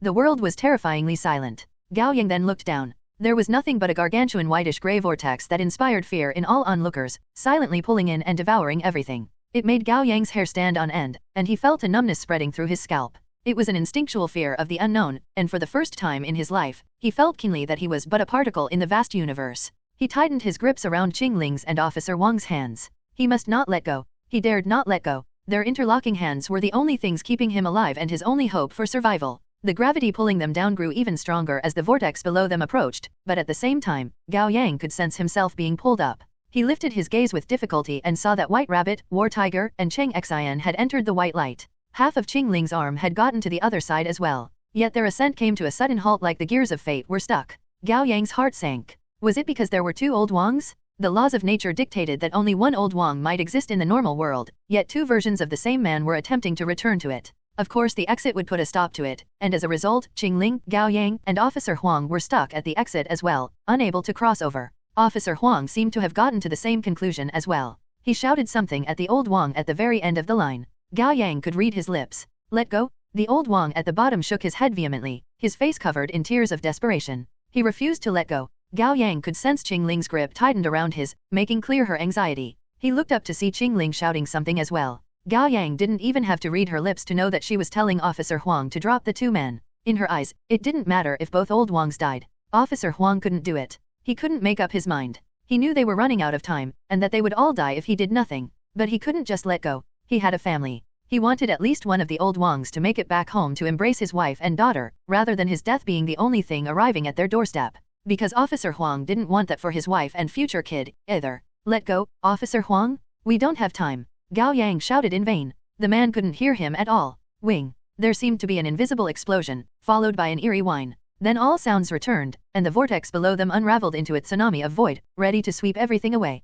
Let go, Qing Ling shouted. Then it was Gao Yang. Officer Huang, please let go. Let go of me, shouted the Old Wang who had a wound on his head. Or everyone will die. No, I can't die. Old Wang held tightly onto the leg of his other self with both hands, breaking into loud wails. My wife and daughter are waiting for me. I promised them. I promised I would protect them, that I wouldn't let them get hurt. Officer Huang was left with no choice. He turned to the injured Old Wang. I'm sorry, Old Wang. I have a family to return to as well. I have to let you go. Then the wounded Old Wang suddenly calmed down. Eyes sad and smile bitter, he said, do it, Old Huang, I don't blame you. Please take care of my family if you can. I will. Officer Huang was just about to loosen his grip when he tightened it again. He saw the Old Wang at the very bottom letting go first. Gao Yang, Qing Ling, and Officer Huang looked at the falling man in disbelief. Before disappearing into the vortex, the man shouted at his current self, tell our wife and kid that I love them. Then he was gone, or it would be more precise to say that he had dissolved into the crushing waves of nothingness. Gao Yang felt himself ascending again. Soon, there was a bright light. Then his mind blanked. When Gao Yang opened his eyes, he was lying on the floor of the subway train. The brightly lit car slightly shook as the train moved. He crawled to his feet and found the others lying around him. Qing Ling, Officer Huang, War Tiger, White Rabbit, Old Wang, and Cheng Xin were all there. They slowly sat up as well. Shit, we're finally out. White Rabbit stretched and lay back down, her chest still heaving. Rune caves are built differently. This one is hell mode. War Tiger stood up in a lightened mood. It's thanks to you at the last moment, Rabbit. Yeah, keep that in mind. White Rabbit tiredly lifted a leg. The front parts of her shoes were torn open again, revealing 5 toenails with red nail polish. Remember to pay for my new shoes. I'll give you 1 extra pair on top of the replacement. Then I want the JA Spring exclusive. No problem, just go to Wuda High. War Tiger offered without consulting the man in question. Officer Huang got to his feet and reached out to help Gao Yang and Qingling up. Leaning against a grab rail, he lit a cigarette and inhaled deeply. Then he tipped his chin up and exhaled a puff of white smoke, feeling the relief of a narrow escape from death. Silence stretched for a moment. Then Officer Huang flicked off the accumulated ash and asked, "Why did the other you let go, Old Wang?" Old Wang slumped down on a seat tiredly and gave him a bitter smile. "If he didn't, everyone would die. And compared to dying, we are more afraid of making our wife and daughter lose their family. Were our places swapped, I would have let go as well." Officer Huang swallowed his words and fell silent. He didn't know how it felt to watch oneself die, and he hoped it would forever remain a mystery to him. Soon, the subway train arrived at its destination. No other words had been exchanged. Their nerves burned up on ends with equal parts anticipation and fear. Click. The door opened slowly. Outside was the cattle farm station of the real world. Standing on the dim platform were Chen Ying and her companions. "Thank God you're finally back." Chen Ying couldn't contain her relief, but she came to a sudden halt after approaching them. "Where are the others?" "Only 2 of yours returned with us," said War Tiger. "2 of ours? Where?" Chen Ying was confused. "There are only the 5 of you. Are you blind, Chen Ying? Old Wang and I are still alive." Cheng Xian regained some of his confidence once they returned to reality, and his tone turned haughty. He stalked out of the train and was just about to say something to Chen Ying. Yet he vanished the moment he stepped out. There was no other way to describe it. He vanished in an instant, without a tiara. In addition to Gao Yang, the others were shocked as well, and they wondered if their eyes were playing tricks on them. Gao Yang turned to his companions with a pounding heart. War Tiger was the only one who looked unfazed, like he had anticipated the man's disappearance. Did Cheng Xian just vanish? White Rabbit asked no one in particular in an unsteady voice. War Tiger nodded and said, "Something like that." Gao Yang suddenly recalled how War Tiger had refrained from approving the idea when they voted to get rid of Cheng Xian. He asked quietly, "Did you know this would happen, teacher?" War Tiger gave him a look, his lips curled into what looked like a smile. "You're smart, Yang Yang. Have you not considered the possibility?" Gao Yang felt conflicted. Of course he had considered the possibility. Could one's present existed in silo when their countless past selves and future selves had died?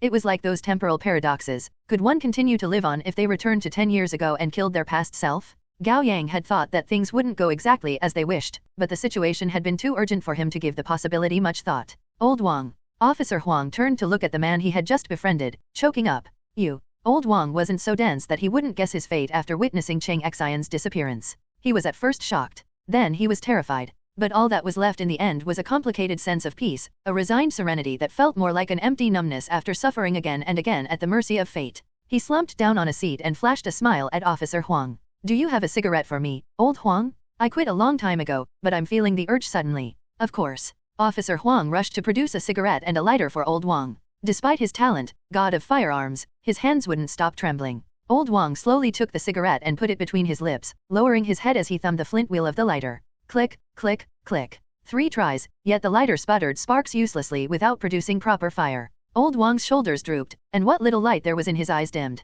He lowered his hands with tears at the corners of his eyes. Fuck. He was gone. The lighter and cigarette fell to the seat and tumbled to the floor, abandoned. "Old Wang, Old Wang." Officer Wang's shouts echoed in the car, but no one answered. "Come on, Yellow Ox." War Tiger gently rested a hand on Officer Wang's shoulder. "He died for us," Officer Huang choked out, his shoulders trembling. "We would have been the ones entering the tree hollow if he hadn't volunteered. He was a good man." War Tiger sighed regretfully. "And it's always the good ones that fall mercy to fate." Officer Huang nodded, looking disheartened and lost. He wiped his eyes and said, "Let's go." The 5 of them got onto the platform. The train slowly departed before quickly vanishing into the darkness. Gao Yang didn't allow himself to relax until he was sure that none of his companions were going to disappear like Cheng Xian and Old Wang, and his heart settled back into his chest. "How long has it been?" War Tiger asked Chen Ying. 3 days. Chen Ying sounded anxious. "Where are our people? Who were you talking to?" "I didn't see Old Wang, nor did I see Cheng Xian. They died," War Tiger said simply. It was his belief that it was better to cut out an injured part than letting it fester.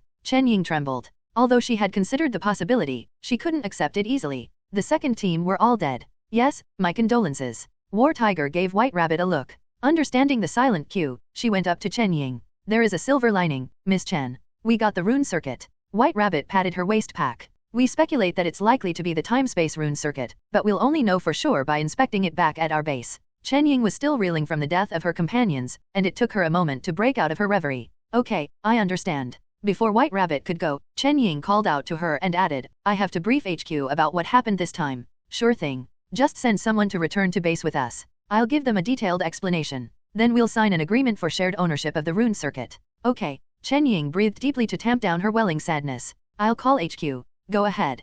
Gao Yang followed the others out of the station to the street above. They were immediately greeted by Heavenly Dog, Lovely Lamb, and Dead Pig. The three of them were carrying takeouts for lunch. They had been staying at the station for 3 days, and they left temporarily to grab some food. They didn't expect Gao Yang and the others to return safely during the time. Sister White Rabbit. Lovely Lamb ran up to them and threw herself into White Rabbit's arms, breaking into tears. I thought I'd never see you again. Who do you think you were talking to, cute little lamb? White Rabbit pinched her chubby cheek. Sister Rabbit is blessed with good fortune. Congrats, Heavenly Dog. War Tiger stuck out his lips to gesture at him. It's the time-space rune circuit. Your type, right? That's great. Heavenly Dog didn't look too excited. He asked worriedly, are you all right? Anyone hurt? Heh, you've grown up, kiddo, asking after your teammates. War Tiger gestured at them with a smile. Come on, let's go. Mr. War Tiger. Chen Ying quickly caught up to them. I've made a briefing. I'd go with you. Sure. Go ride with White Rabbit. War Tiger let Chen Ying take the passenger seat and got into Heavenly Dog's car instead.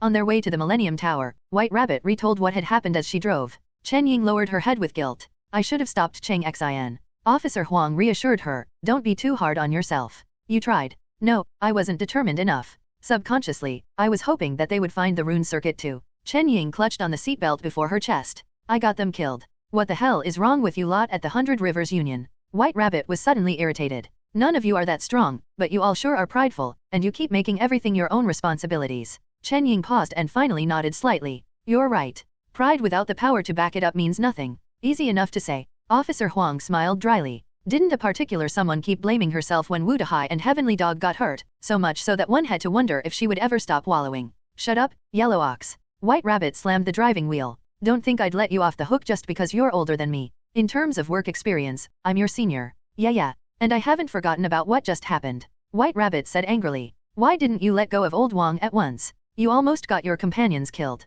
Yes, I recognize my mistake, and I'll reflect on it. Officer Huang sighed, feeling melancholy again at the thought of the dead man. He had known old Wang for less than 1 hour in terms of subjective time, that was. However, human relationships weren't easily measurable by time. Officer Huang couldn't get out of his head the idea that in another timeline, perhaps he and old Wang would be thick as thieves, that they would play cards and go fishing together, as well as go on spring vacations and have barbecues together with their respective families. Falling silent, Officer Huang looked out of the window. Gao Yang was quiet as well. He had been down since he got into the car. It was only natural. In less than 24 hours in his perceived time, he had witnessed Wan Ceci's death, struggled to fight Mad Red, got dragged into Ghost Horse's betrayal and saw his downfall, encountered and slaughtered the many monsters in the Rune Cave, escaped the twisted time and space, and finally confirmed the death of all members of the second team of the 100 Rivers Union. The series of dangers pulled Gao Yang along like an irresistible current and prevented him from mourning Wan Ceci. Now that everything had settled down, exhaustion and pain returned in full force, filling him to the brim and constricting his chest, yet at the same time, he felt hollow.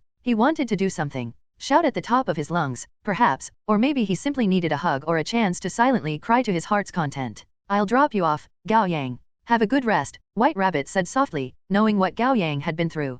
Thanks. Gao Yang nodded gratefully. He did need some time for himself. 2 o'clock in the afternoon, Gao Yang returned to his empty home. Warm sunlight streamed into the living room through blue translucent curtains. Everything at home was familiar to him, yet the emptiness made it foreign. His mother was probably still taking care of his father at the hospital, while his sister was at school. These days, Gao Yang had become the pillar of their family. When he stayed the night outside or even went unreachable for a couple days, his mother no longer got angry at him despite still being worried. Instead, she simply reminded him to keep up with his studies since the college entrance exam was coming. Gao Yang undressed and took a warm bath in his bathroom, allowing the water to wash away his exhaustion and soothe the wound that hadn't fully recovered. Afterward, he dried his hair with a towel and returned to his room barefooted, plopping himself down on the familiar bed. He turned on his phone and checked all the calls and messages he had missed the past few days. He took the time to respond to texts from his mother, father, sister, Wang Zikai, and Uncle Qing. Only then did he feel like he had returned to his reality. Betrayal, ambush, killing, death, and separation, they all faded out of his mind. It was as if he was still the regular 18-year-old who knew nothing of the world. Gao Yang turned off his phone and lay down quietly. His head was filled with a mess of images and sounds. He took a deep breath and entered a meditative state, emptying his head of the intrusive thoughts. Suddenly, he was reminded of what Bailey Yi had told him. Delusion, greed, wrath, pride, life, and death are all meaningless. Life is short and nothing but a grand dream. Sleep crept up to him and wrapped around him like a blanket. He slowly closed his eyes. It was midnight when Gao Yang woke up. His dim bedroom was only illuminated by the silver moonlight coming from outside the window. He'd slept for quite long. It was rare for him to get more than 4 hours of sleep ever since his awakening. Feeling thirsty, he rolled to a seating position and was about to turn on the light when he froze. In the dark corner of his room was a woman. She sat cross-legged on the floor with her back pressed to the wall. Gao Yang had wondered if Lu Qingying was invading his dream again, but he quickly dismissed the idea. Taking a better look with narrowed eyes, he quietly called out, "Qingling." "Yeah," she answered. "When did you get here?" Gao Yang was surprised that he hadn't noticed at all. He had basically been dead to the world. A while ago. Qingling stood up and walked to his bedside, looking down at him. Gao Yang met her eyes and, feeling uncomfortable, shifted to make room for her, patting on his bed.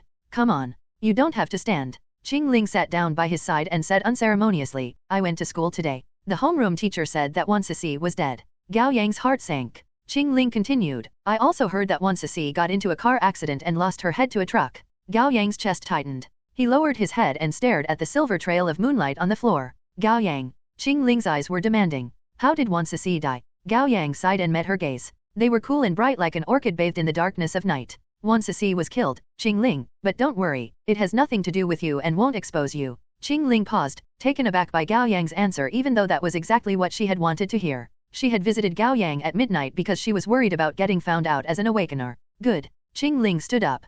Gao Yang saw her walk to the window. Then she suddenly stopped. Moonlight lit up her lovingly crafted profile. For a moment, Gao Yang caught what seemed like a trace of hesitation in the slight movements of her lips. Then she turned around to look at Gao Yang. "Don't you have anything to say to me?" Gao Yang paused. "Is she worried about me? Or about what happened? I thought she only cared about leveling up." He didn't want Qingling to get involved with Mad Red or the faction behind him, to be precise. It was too dangerous. Besides, he had promised White Rabbit that he would keep the ambush a secret for now. Giving her a grateful smile, Gao Yang said, "Don't worry. I'm fine." "I'm not worried," Qingling said coolly before jumping out of the window. The curtains swayed gently, and the room was quiet again. Gao Yang was suddenly reminded of the night Qingling first invaded his bedroom. It had only been a month, yet it felt like it'd been a lifetime. 3 days ago. Taiping Bridge Cemetery, 3 o'clock in the morning. The moon hung in the sky as the night wind whined. A thin layer of vapor permeated the hills and valleys. On top of a brand new tombstone perched a white cat. It was bigger than an average cat, about as big as a medium-sized dog. Its eyes were emerald, and its soft full coat glowed with an ethereal, crystal-clear light under the moon.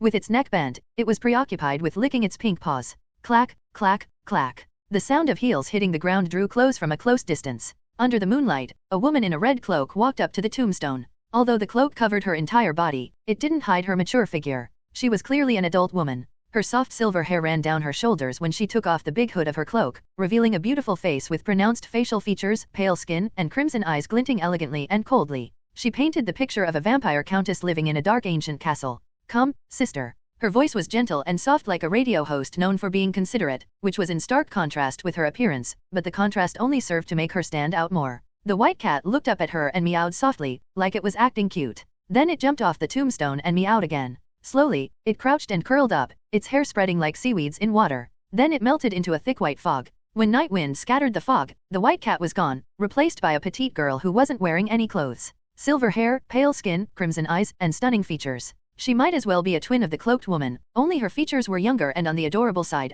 unlike her older, sensuous sister. The woman took off her cloak to cover up the girl, gently brushing her hair. "Sister." The girl beamed, a pearl-white canine tooth making itself known. "I saw him again." "Oh." The woman patted her sister's head. "Do you like him?" "Yeah." The girl nodded bashfully. "I can't wait any longer. I want to eat him." "Not yet. You must wait." Her sister's tone grew serious. "But." "I said not yet." "Okay." The girl blinked. Then her sister asked, "Are you done?" "Yes." "Then let's go." Holding the girl's hand, the woman turned to leave the cemetery. Then the girl looked up at her sister like she had just remembered something. "Why did they call us ghosts, sister?" "I don't know." The woman gave it some thought. "Maybe it's because we keep eating them." "Ah." The girl nodded. After a while, she looked up and said, "If he's willing to be my friend, I won't eat him." The woman stopped and slowly crouched down to put her hands on the girl's jade-like face. "Remember, fresh snow. Ghosts do not have friends, not ever." "I know." The girl seemed a little sad, but she quickly broke into a smile. "It's okay. I have Sister White Dew." "Yes, as long as we have each other." White Dew stood up and took her sister's hand again. Soon, they disappeared from the foggy cemetery. Under the tombstone the white cat had been perching on were a dozen white daisies, still damp with dew. Judging by the recently disturbed grey soil, the dead had been buried no more than 24 hours ago. The gentle night wind fluttered the daisies' petals. Then the wind stopped, yet the flowers were still rustling in the air. Thud. A pale hand shot through the soft soil, grabbing and tearing apart a white daisy. End of Act 1. The next day after Gao Yang left the rune cave at Cattle Farm Station, a funeral was held for Wan Sisi. A truck had been found after Wan Sisi's car accident, but not the culprit. Therefore, her burial was put off by a few days. Early morning saw a small drizzle shrouding the city in a melancholy gray. After the morning self-study session, Gao Yang and his classmates followed their homeroom teacher out of the school, riding a bus to the funeral home. Qingling sat down next to Gao Yang as soon as she got on. Since their relationship had become an open secret in class, there was no need for them to act distant. There was a band-aid on Qingling's cheek, and on her wrist was a faint blue bruise. Gao Yang didn't even need to think to figure out that she had gone through another night of hellish training with War Tiger. Did you level up? Asked Gao Yang. That hit a nerve, and the cool look on Qingling's face turned positively frosty. No. Is there a problem? Maybe you're going about it the wrong way. On one hand, Gao Yang was concerned about Qingling. On the other hand, he was curious about how one would level up their talents. Sooner or later, he would have to go through the same process. There's no special method, Qingling said broodingly. What? Gao Yang thought he heard wrong. Carry the rune circuit with you, and when the time is right, it will resonate with your talent naturally. There is no evidence proving that training will accelerate level UPS. Qingling gave the spiel at a deliberate pace. Then she added, that was what War Tiger told me. Gao Yang was both surprised and amused. Then you've been training for nothing. Leveling up a talent isn't the only way to get stronger. Training improves my overall strength. Qingling then put on a pair of wireless noise-cancelling earphones and a black sleep mask. It seemed that she was going to take a nap on the bus. Gao Yang couldn't help feeling a sense of respect for her. She would make the perfect protagonist for an underdog story. Actually, she would be the main character of a shonen manga were she a boy. In comparison, Gao Yang had been increasing his overall strength through putting luck points into his stats, making the process easier for him than for other awakeners. Well, not exactly easy. It was too slow to accumulate points under normal circumstances. Most of his luck points came from him risking his life and walking the high wire between life and death. Gao Yang would have chosen to get stronger through training if he had a choice. It would be slower, but at least it would be safe. Wait, don't sleep just yet. Gao Yang quickly lifted Qingling's mask. Qingling opened her eyes with a frown, her gaze shooting daggers at him. What? Gao Yang lowered his voice as much as possible. Have you been carrying the damage rune circuit with you the past few days? Qingling nodded. Even when we went to the rune cave at Cattle Farm Station. Yes. War Tiger told you to do it. Yes. Gao Yang didn't know what else to say. He gave her a secret thumbs up in his heart. She had balls of steel, figuratively speaking. The bus made a sudden break as soon as it set out. Caught off guard, Gao Yang shot forward and almost hit the back of the seat before him. Ow, what the heck? What's going on? Who's that? His classmates complained among themselves. Click. Then the front door of the bus opened, and a figure dove in, silencing the complaints by his mere presence. Gao Yang. Wang Zikai waved at Gao Yang with a grin from the front of the bus. Gao Yang felt a headache brewing. Why was the idiot here? What's this, Wang Zikai? Their homeroom teacher asked the question Gao Yang had been wondering. Although I've dropped out of school, Wan Sisi was a classmate and a good friend. How can I not attend her funeral? He was so loud that it sounded like he was making sure everyone in the car could hear him. Gao Yang suppressed an eye roll. Wan Sisi and you said less than a sentence to each other every semester. Good friend? In your past life? Up, Qingling. I wanna sit with Gao Yang. Wang Zikai ordered loudly after coming up to Qingling's seat. She was still resting with her eyes closed. Without saying a word, she moved her right hand to her left waist, which was what she did before drawing her sword to kill someone. Gao Yang quickly pushed her right hand back down. Wang Zikai thus didn't see her warning move. Come on, let's sit there. Gao Yang stood up and dragged Wang Zikai to an empty row. The moment they sat down, Wang Zikai shared with Gao Yang like he had been waiting for it. My Kylan arm has gained another ability. Bro, really? Gao Yang was shocked. He wasn't sure if he should be happy or concerned. I'll show you. Wang Zikai tightened his right fist. Don't. Gao Yang didn't get to voice his disapproval fully before 3 sharp skeletal claws shot out of the back of Wang Zikai's right hand with a swoosh. Each of them was about 20 centimeters long and the color of a muted dark gray. They looked sharp, enough to cut through iron like butter. It reminded Gao Yang of Canavirine from Ymen 1. Put them back. Gao Yang blanched. And swish, the bone claws retracted back into Wang Zikai's hand. Wang Zikai said while radiating excitement, I tested them yesterday. I can cut through steel pipes like spring onions. Wow, cool, Gao Yang humored Wang Zikai while his heart pounded. Wang Zikai had been tapping more and more into his potential as a monster. Fortunately, his intelligence or the lack thereof was unchanged. Gao Yang hoped that things would remain so going forward. He would hate to lose a friend and gain an enemy. Inside the morning hall of the funeral home, the light was dim, and the air thick with tension. Most attendees looked heartbroken and mournful. Not even the best mortician would be able to restore a headless body. Therefore, the funeral was held with a coffin filled with white flowers in place of the deceased girl. Before the coffin was a black and white picture of Wan Sisi. The girl smiled bashfully, her big, dark eyes gentle and shy. Alive, she had been too easygoing for her own good. She often blushed because of someone's teasing, yet she never lost her temper with anyone. Suddenly, Gao Yang's mind was brought back to the fruit shop in his hometown. Dressed in a pristine white short-sleeve uniform and a dark blue checkered skirt, the petite girl in his memory leaned toward the shelf slightly with her hands behind her back, inspecting the fresh fruit on sale. Her soft, medium-length hair framed her fair face. There was an easy gentleness to her voice as she asked, "Are the cherries sweet, mister?" The beautiful moment of everyday life would forever be a snippet of memory. Gao Yang felt another pang in his heart. He turned to look at Wan Sisi's mother. The middle-aged woman had a sunken, hollow face. The thin layer of makeup did nothing to cover the sharp, difficult impression she gave off. She didn't cry. The look on her face wasn't so much sorrow, but numbness. She bowed to the attendees politely but awkwardly. Gao Yang wondered what she was thinking. After everyone had offered a flower to the dead and listened to the brief remark made by the family with their homeroom teacher, they departed from the funeral home one by one, gathering outside. Gao Yang stepped out to find many girls' eyes red with tears. It was no surprise to him. Wan Sisi was popular for her kind and gentle temperament. No one would have expected her to die suddenly, least of all in a manner as terrible as getting her head crushed by a truck. A girl who had been close to Wan Sisi walked up to Gao Yang and said seriously, "I know you're with Qingling, Gao Yang, but there's something I have to tell you." Gao Yang looked up at her. "Wan Sisi had feelings for you, she always did. I just want you to know because she would never be able to say it herself now." Gao Yang tightened his fists until his knuckles were white and nodded with difficulty. As soon as the girl left, Niu Xian came up to him with his 2 sidekicks. He had been resentful of Gao Yang since what happened at the karaoke. He remembered getting drunk that day. When he woke up, he was sore all over like he had been beat up thoroughly. He suspected that Gao Yang had done that while he was drunk, but he didn't have any evidence. When he first heard about Wan Sisi, Niu Xian was shocked and rueful. Thinking about her relationship with Gao Yang, however, he began to feel a vicious joy from Gao Yang's suffering. "Hey, isn't this young Master Yang?" Niu Xian taunted. Gao Yang turned to leave, already fed up. "You sure are fated to be alone." Niu Xian quickly caught up to him, chasing him doggedly. First there was Li Weiwei, then it's Wan Sisi. Both died so very young. Would Qingling be the next? But that won't be a problem for you, will it? Young Master Yang is so charismatic that women just flock to him. You can't welcome the new if you don't cast away the old. Gao Yang stopped walking, turning around to face Niu Xian. Niu Xian's mocking smile froze. Something about Gao Yang's vicious stare gave him pause. He had never in his life felt such strong fear and felt it so keenly. It was as if he would die if he dared say another word. It was absurd. Simply absurd. Gao Yang wouldn't dare kill a man in broad daylight no matter how emboldened he was. Why, then, was his instinct telling him that Gao Yang would not only kill him, but crush him like a fly? Why was he terrified? What was going on? "Apologize," Gao Yang enunciated every syllable. Niu Xian's 2 sidekicks rushed up to him. "Gao Yang, what the fuck is that attitude? Shut up." Niu Xian growled, shuddering all over and breaking into cold sweat. I apologize." "Who are you apologizing to?" "You, as well as Li Weiwei and Wan Sisi.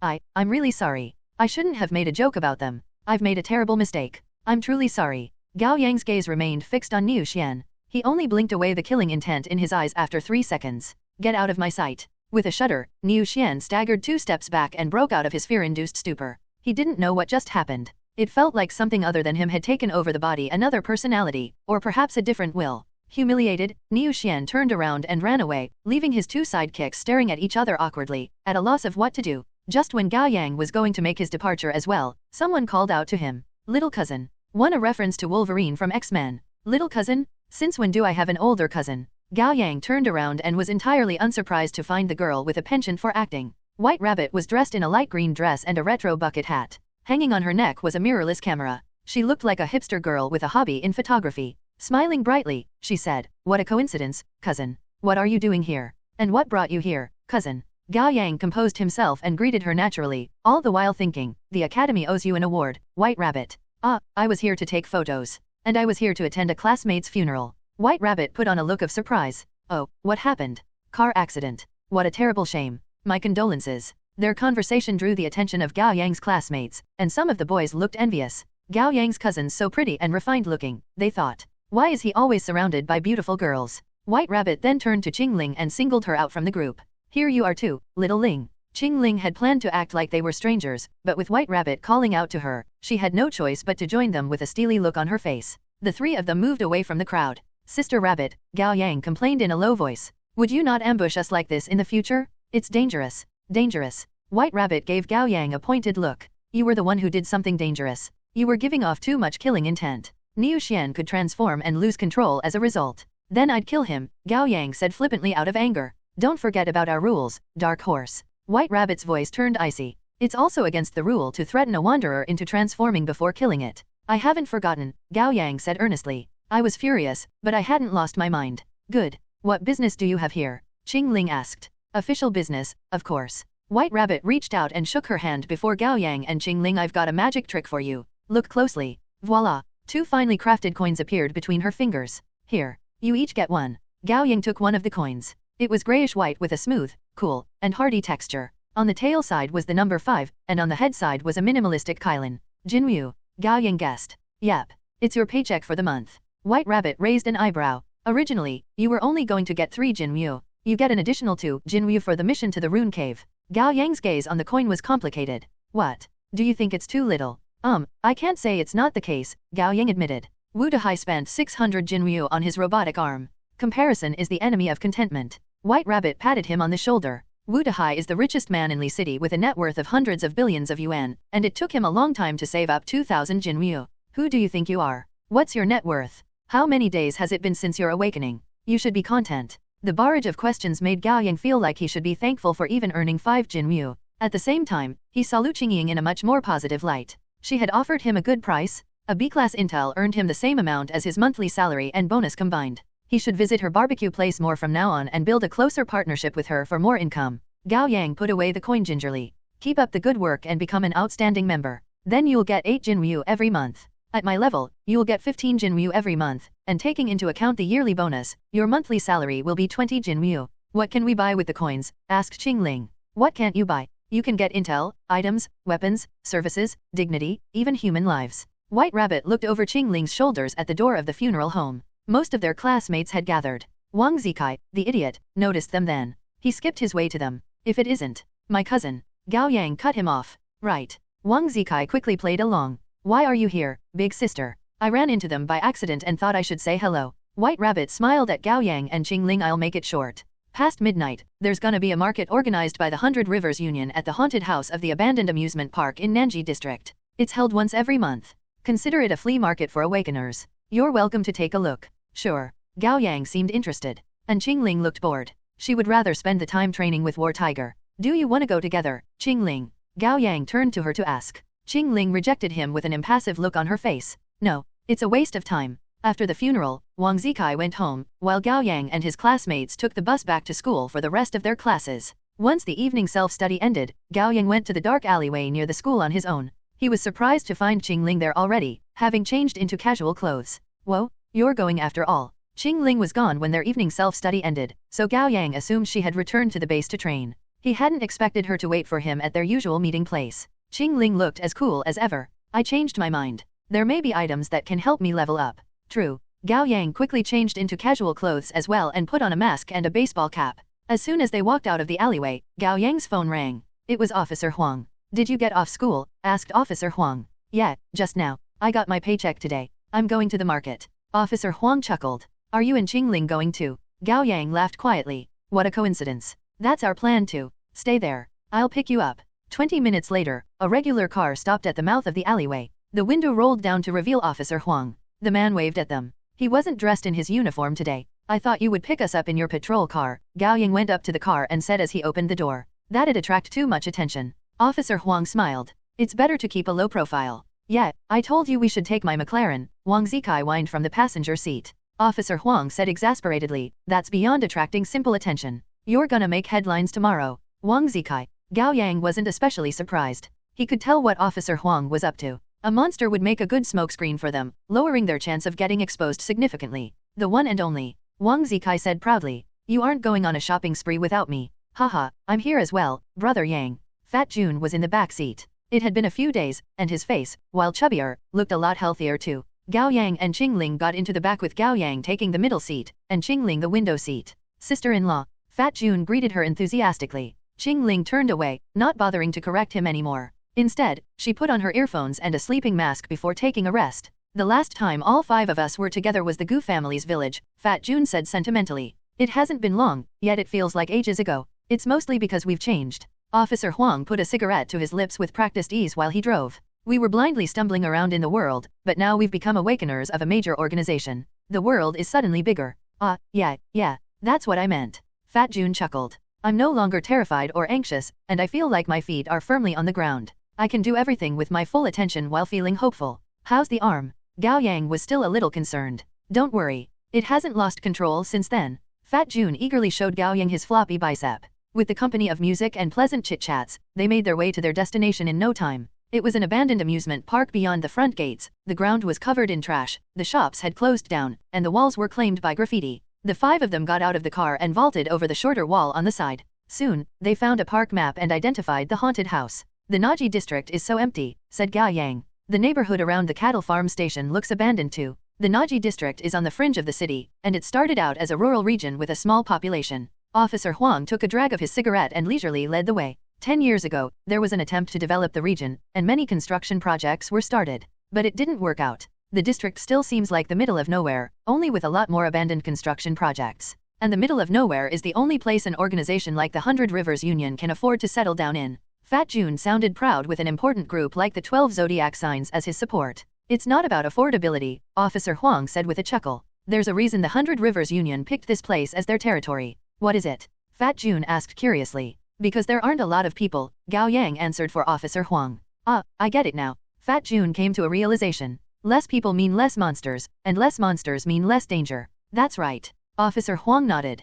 Gao Yang fell into thought. He now knew the territories the 3 major organizations occupied respectively. The 12 zodiac signs based itself in the Degsu district, the prosperous city center, with the neighboring Shanxing district as part of the territory. The 2 districts might not be big, but the population density was high. It was proof of how powerful the 12 zodiac signs were that they were able to gain a stable foothold where the risk of exposure ran so high. There was no need to emphasize the Kylin Guild's dominance. Their main base was located in the Feiyang district, an area as prosperous as the city center, and their territory spanned the Changzhen district, Anliang district, and Biang district, claiming almost half of the city as their own. The 100 Rivers Union, on the other hand, had to lay low in the remote Nanji district despite their large number of members, making clear their lack of confidence. That left the Dongyu district and the Zijing district unoccupied. Located on the eastmost and westmost points of the city, the 2 districts were home to all manners of smaller factions, and among them were undiscovered gems and unknown talents. For the 3 major organizations, the 2 districts were dangerous lawless lands. If Li City was compared to a coin, the 4 million and more monsters were the head of the coin, and the awakeners among the 400 and some humans were the tail of the coin. Both sides followed their own rules and unspoken agreements. In theory, an organization held the absolute power to rule and govern their territories, and they had the exclusive rights to the resources found there, especially for a S-class resource like a rune cave. If anyone wanted a finger in the pie, they better be ready for a fight. However, the reality was much more complicated than what was written in the playbook. With competition between the organizations being as intense as it was, the different organizations spared no effort in infiltrating and interfering with each other's territories. For example, the second rune cave ever found by the Awakeners was located in the Anliang district, once a fringe territory of the 100 Rivers Union. However, the Union was unable to acquire the rune circuit on their own, and in the end, the Kylin Guild got involved. Not only was the rune circuit taken from them, the Union was only allowed to rent it for free for 3 months per year. The Anliang district had slowly become a territory of the Kylin Guild. The 100 Rivers Union ended up losing both the battle and the war. They learned their lesson. That was why the 100 Rivers Union contacted the 12 zodiac signs as soon as they discovered a rune cave at the cattle farm station. What are you thinking so hard about again, Gao Yang? Wang Zikai noticed Gao Yang's serious expression and put an arm around his shoulder. We're here to have a good time. You should lighten up. Gao Yang silently snorted. What is this, a field trip? After some thinking, Gao Yang said, including the time-space rune circuit we just got, a total of 7 rune circuits have been found so far, right? Yes. This was something Qingling had been paying attention to. We have 2.5. The Kylin Guild has 3. And the 100 Rivers Union has 1.5.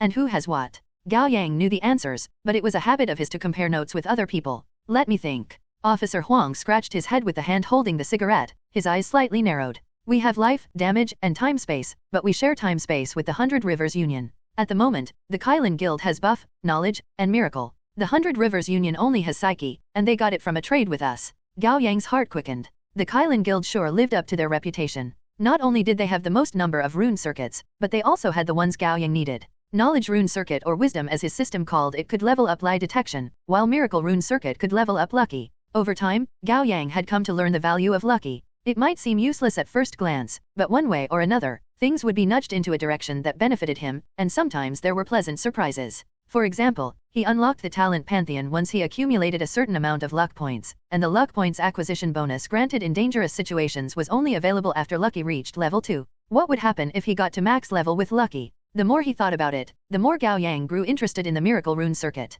White Rabbit said that the miracle rune circuit was the first ever rune circuit found by Awakeners, and Kylin, the head of the Kylin Guild, was the one who found it 20 years ago. That's right. Officer Huang nodded. But, Gao Yang said, she didn't tell us where it was found. Well, we aren't high-ranking enough in the organization. Officer Huang smiled awkwardly. I asked Wu Dehai about it in private once, but he didn't give me anything. Qingling said, I asked him too, and he wouldn't talk. Gao Yang was suddenly impressed with Wu Dahai. If he kept his mouth shut even when Qing Ling asked him about it, he might not be as much of a horn dog as he presented himself to be. Qing Ling's eyes flashed. But once, when I was training with War Tiger, he let some information slip.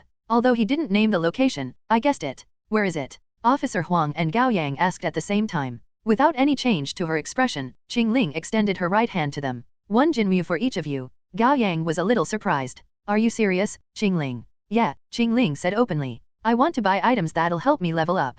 I'm not sure if I have enough money. I'm out. I'll keep working, and sooner or later I'll earn access to the information. Officer Huang was worried about his wallet. Fine, Gao Yang said with difficulty. Tell me first. Once I get changes, I'll give you 1 Jinmu. Deal. Qing Ling grabbed Gao Yang's hand and quickly wrote a word on his palm, door. Gao Yang realized what she meant immediately. The gates of closure. Kylan found the miracle rune circuit on the gates of closure 20 years ago. Speaking of which, the location of the gates was a tightly kept secret, and most awakeners were not privy to the information. Once Qing Ling pulled back, Gao Yang thought for a while and turned to Officer Huang. Give me your hand. I'll tell you where it is at 0.5 Jinmu. Deal. Officer Wang's eyes glinted. Seriously. Fat Jun was getting exasperated. We're companions who have been through hell together. That makes us family. Is there a need to haggle over every ounce? You know nothing. Wang Zikai swiped Fat Jun on the head. My dad always told me since I was little that even real brothers should settle every account clearly. Mixing relationships and money will end up hurting both. Gao Yang was a little surprised. Since when was Wang Zikai capable of saying something wise? Anyhow, he managed to earn 0.5 Jinmu back by selling the information to Officer Huang as a secondary distributor. The abandoned amusement park was bigger than they had expected, and there was still a ways away from the haunted house. With moonlight paving their path, they walked past a dried artificial lake and returned to their previous topic. Why is the Kylan Guild so precious with the miracle rune circuit? Gao Yang asked on purpose. From what I've gathered, there are very few awakeners with miracle-type talents. I haven't heard about more than a couple. Gao Yang hadn't told anyone about Lucky for a variety of reasons. I don't know. Still, according to War Tiger, the Kylan Guild would trade anything but the miracle rune circuit. Officer Huang turned to look at Gao Yang from the front. But things may be different now. Why? Gao Yang's eyes glinted. Because we have the time-space rune circuit, Qing Ling said coolly. That's right. Officer Huang continued his explanation as he walked. During our training, War Tiger told us that the reward pool for intel regarding the time-space and the element rune circuits amount to an astronomical 50,000 Jinmu, greater than anything else in the Awakener Society, and the ones pushing the figure that high are none other than the Kylan Guild. They must need the 2 rune circuits very much. 50,000. Gao Yang was so shocked that his eyes must be shaking. Insane, right? Officer Huang looked slightly peeved. We've earned 25,000 Jinmu for the organization, yet the monthly salary and bonus combined is as little as 5 Jinmu. How does that make sense? The employers are always evil. Gao Yang complained. Whoa, that's crazy. Fat Jun was getting worked up as well. If we offer the time-space rune circuit in exchange for the miracle rune circuit, the Kylan Guild is bound to be tempted. Doesn't that make the 12 zodiac signs even more amazing? Are you an actual pig? None of us have a miracle-type talent. Why would we want the rune circuit? To prop an uneven table up. Surprisingly, Wang Zikai had been listening, and he asked after he was reminded of something. Oh, Gao Yang. What type is my talent? Which rune circuit do I need? Yours. Gao Yang quickly got into conman mode. Destiny belongs to neither of the 3 realms and is beyond the constraint of the 5 fundamental elements. You don't need a rune circuit. You simply have to work hard to exceed yourself continuously. For real. Wang Zikai was ecstatic. For real. The rest of them answered in unison, hoping to get over the topic as soon as possible. Their conversation then shifted. Meanwhile, Gao Yang wondered if he should let the organization know about Lucky once Heavenly Dog's time-space talents leveled up. Perhaps the organization would be willing to trade rune circuits with the Kylan Guild for him. However, Gao Yang didn't feel safe revealing his greatest secret. Lucky. Who is it? Leading the way, Officer Huang suddenly stopped to draw his gun. At the crossroad ahead was a weathered telephone booth, and a suspicious figure stepped out of it. He blocked the way and shone a flashlight at his own face. It's me. Me. The light hit his face from the bottom of his chin, making his complexion deathly pale and his features eerie looking. Paired with his ghostly purple hair, he looked like something out of a horror movie. Holy Mother of God. Fat Jun screamed and hid behind Gao Yang. Haha, Lizardman. What fine timing. Wang Zikai looked excited and eager, and 3 sharp bone claws shot out of the back of his right hand. I'll cut off its head to make a soccer ball. Gao Yang quickly grabbed Wang Zikai. Don't. He's one of ours. Huh. Wang Zikai was disappointed. Officer Huang also recognized the man at first glance and quickly holstered his gun. Why are you sneaking around, Zhang Wei? I didn't expect you to remember my name, Brother Yellow Ox. Flattered, Zhang Wei jogged up to them. I'm keeping watch. This place is pretty remote, but there's no telling if a monster will stumble upon it. After a cackle, he continued, last time, 2 wanderers came here at midnight for some fun time in the wild. They were a kinky bunch. If I hadn't kicked them out in time, they would have died. Zhang Wei then looked behind Officer Huang. Didn't Sir War Tiger come? Well, it makes sense. A big shot like him must be terribly busy. Why would he come to our little market? He should be going to the yearly auction held by the Kailan Guild. That's where the real treasures are. Zhang Wei talked like a machine gun. He was so enthusiastic that he rendered everyone speechless. Would you take a breath, bro? Wang Zikai frowned, irritated. My head is gonna explode. Right, right. Gao Yang snickered silently. Serve you right for all the torture you put my brain through on a daily basis. Zhang Wei was as polite as he could to the 5 guests, almost to the point of being servile. This way. The haunted house is right ahead. I'll lead the way. Soon, they saw a fake mountain quite grand in scale. The entrance at the bottom of it was made to resemble a temple for the King of Hell with 2 bright red lanterns and 2 roughly made plastic figurines. One was of ox head, and the other horse face one. Outside the door stood a young man in his 20s. His youthful face was arranged into an expression of seriousness. He must be a guard appointed by the 100 Rivers Union. Zhang Wei sauntered over. These are my friends from the 12 zodiac signs. Here to take a look around. At the mention of the 12 zodiac signs, the guard's expression immediately relaxed, and his gesture became much more respectful. This way, distinguished guests. The 5 of them walked into the haunted house. Not long after, the young guard at the door nudged at Zhang Wei's elbow. Look at you, Zhang Wei. You know someone from the 12 zodiac signs. Zhang Wei boasted.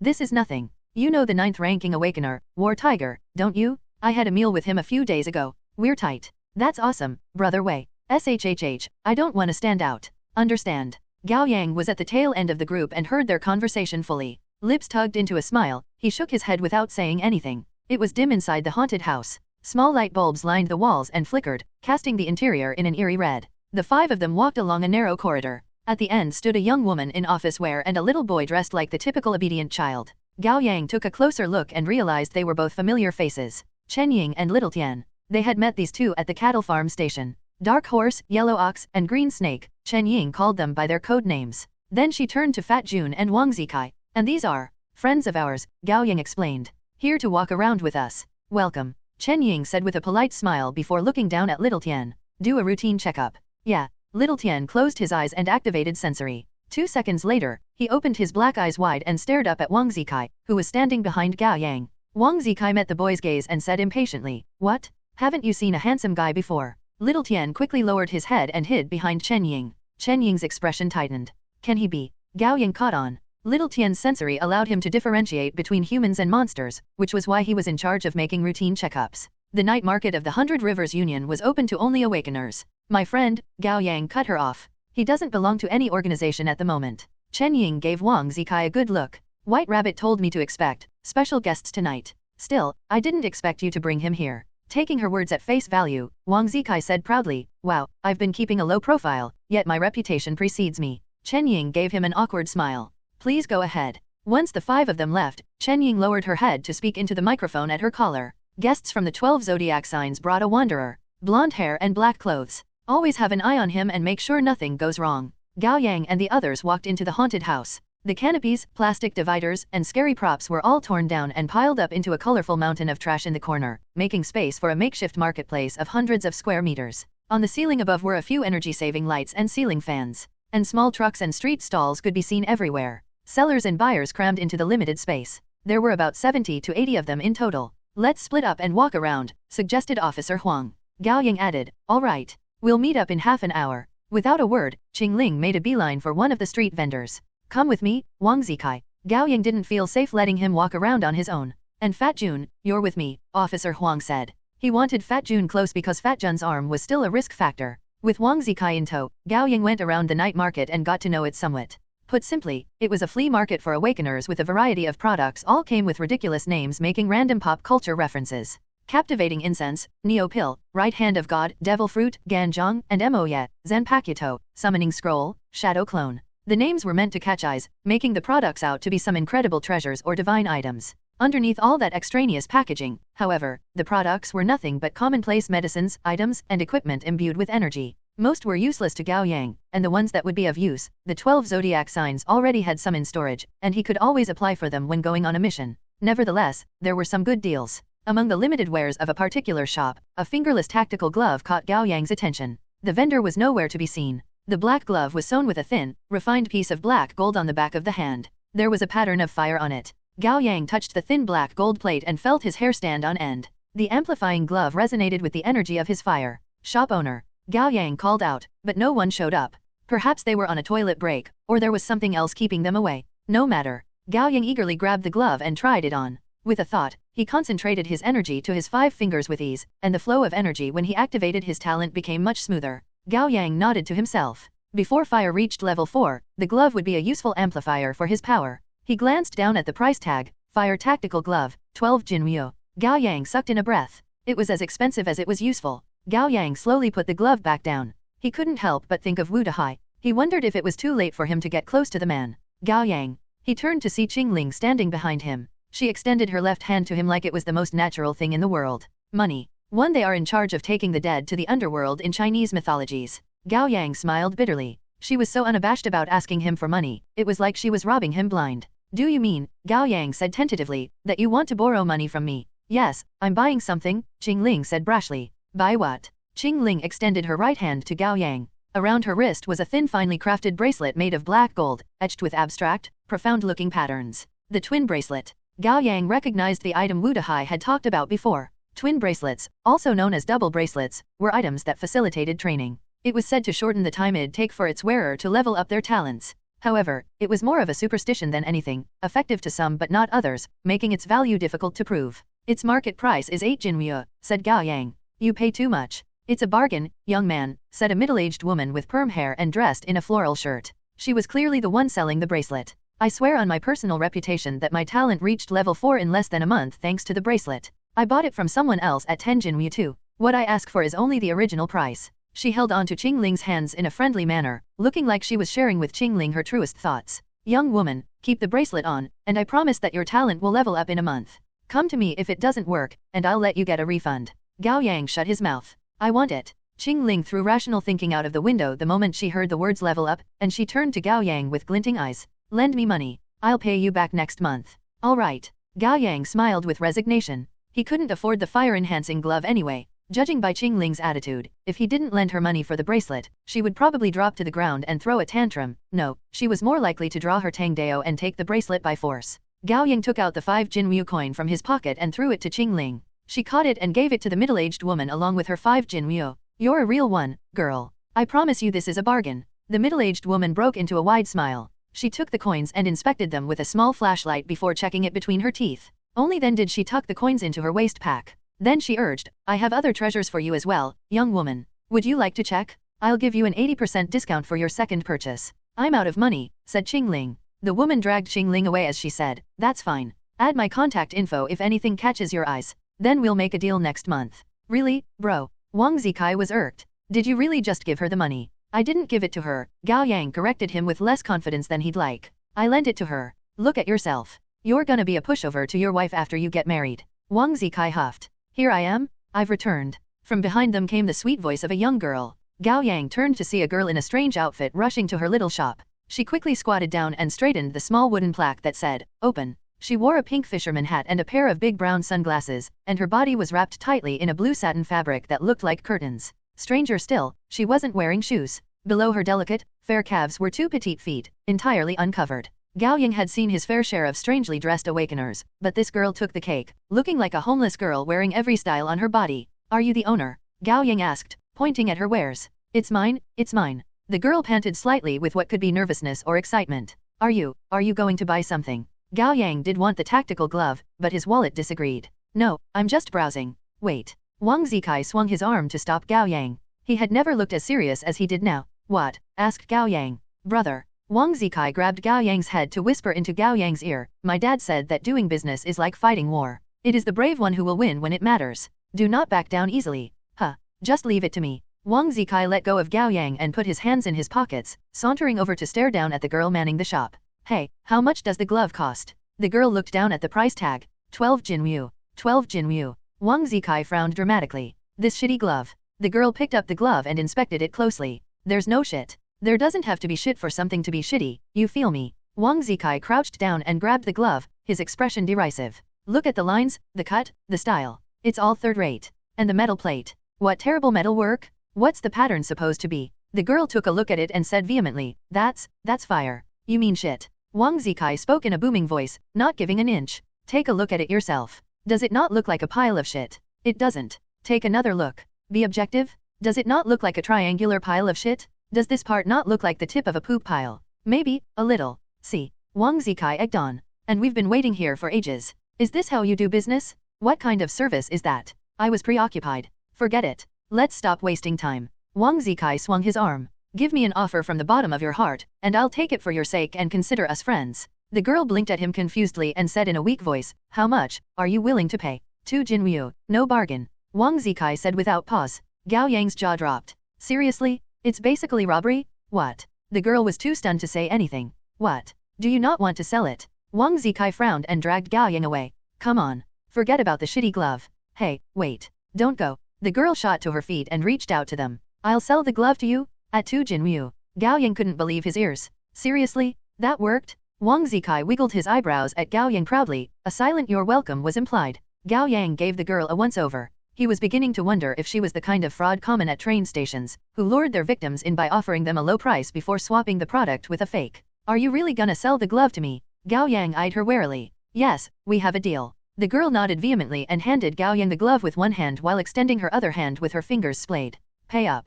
Gao Yang took the glove in disbelief and put it on. It was the real deal. A moment please. I'm borrowing money from my friend. Gao Yang was overjoyed at the gift that practically fell on his lap. He turned to look for Officer Huang for help. And Officer Huang and Fat Jun happened to be coming his way while laughing and chatting. What goody are you looking at there, Brother Yang? Asked Fat Jun. Perfect timing, Officer Huang. Lend me 2 Jinryu, please, Gao Yang said urgently. I got something good. Oh, that's too bad. Officer Huang patted on the specialized gun holster on his waist. I got something good too, and it cost 5 Jinryu. I spent it all. You. Gao Yang almost fainted. It had been a ride on an emotional roller coaster. No matter how disappointed he was, he had no choice but to reluctantly take off the glove and return it to the girl. Forget it. I'm not buying. It's not meant to be mine. The girl took the glove, the curve of her lips made clear her disappointment. Gao Yang turned to leave, but his lingering attachment made him stay his steps, and he turned back to ask, why don't you give me your number? I'll look for you next month to buy the glove. The girl shook her head. I don't have a cell phone, and I won't be here next month.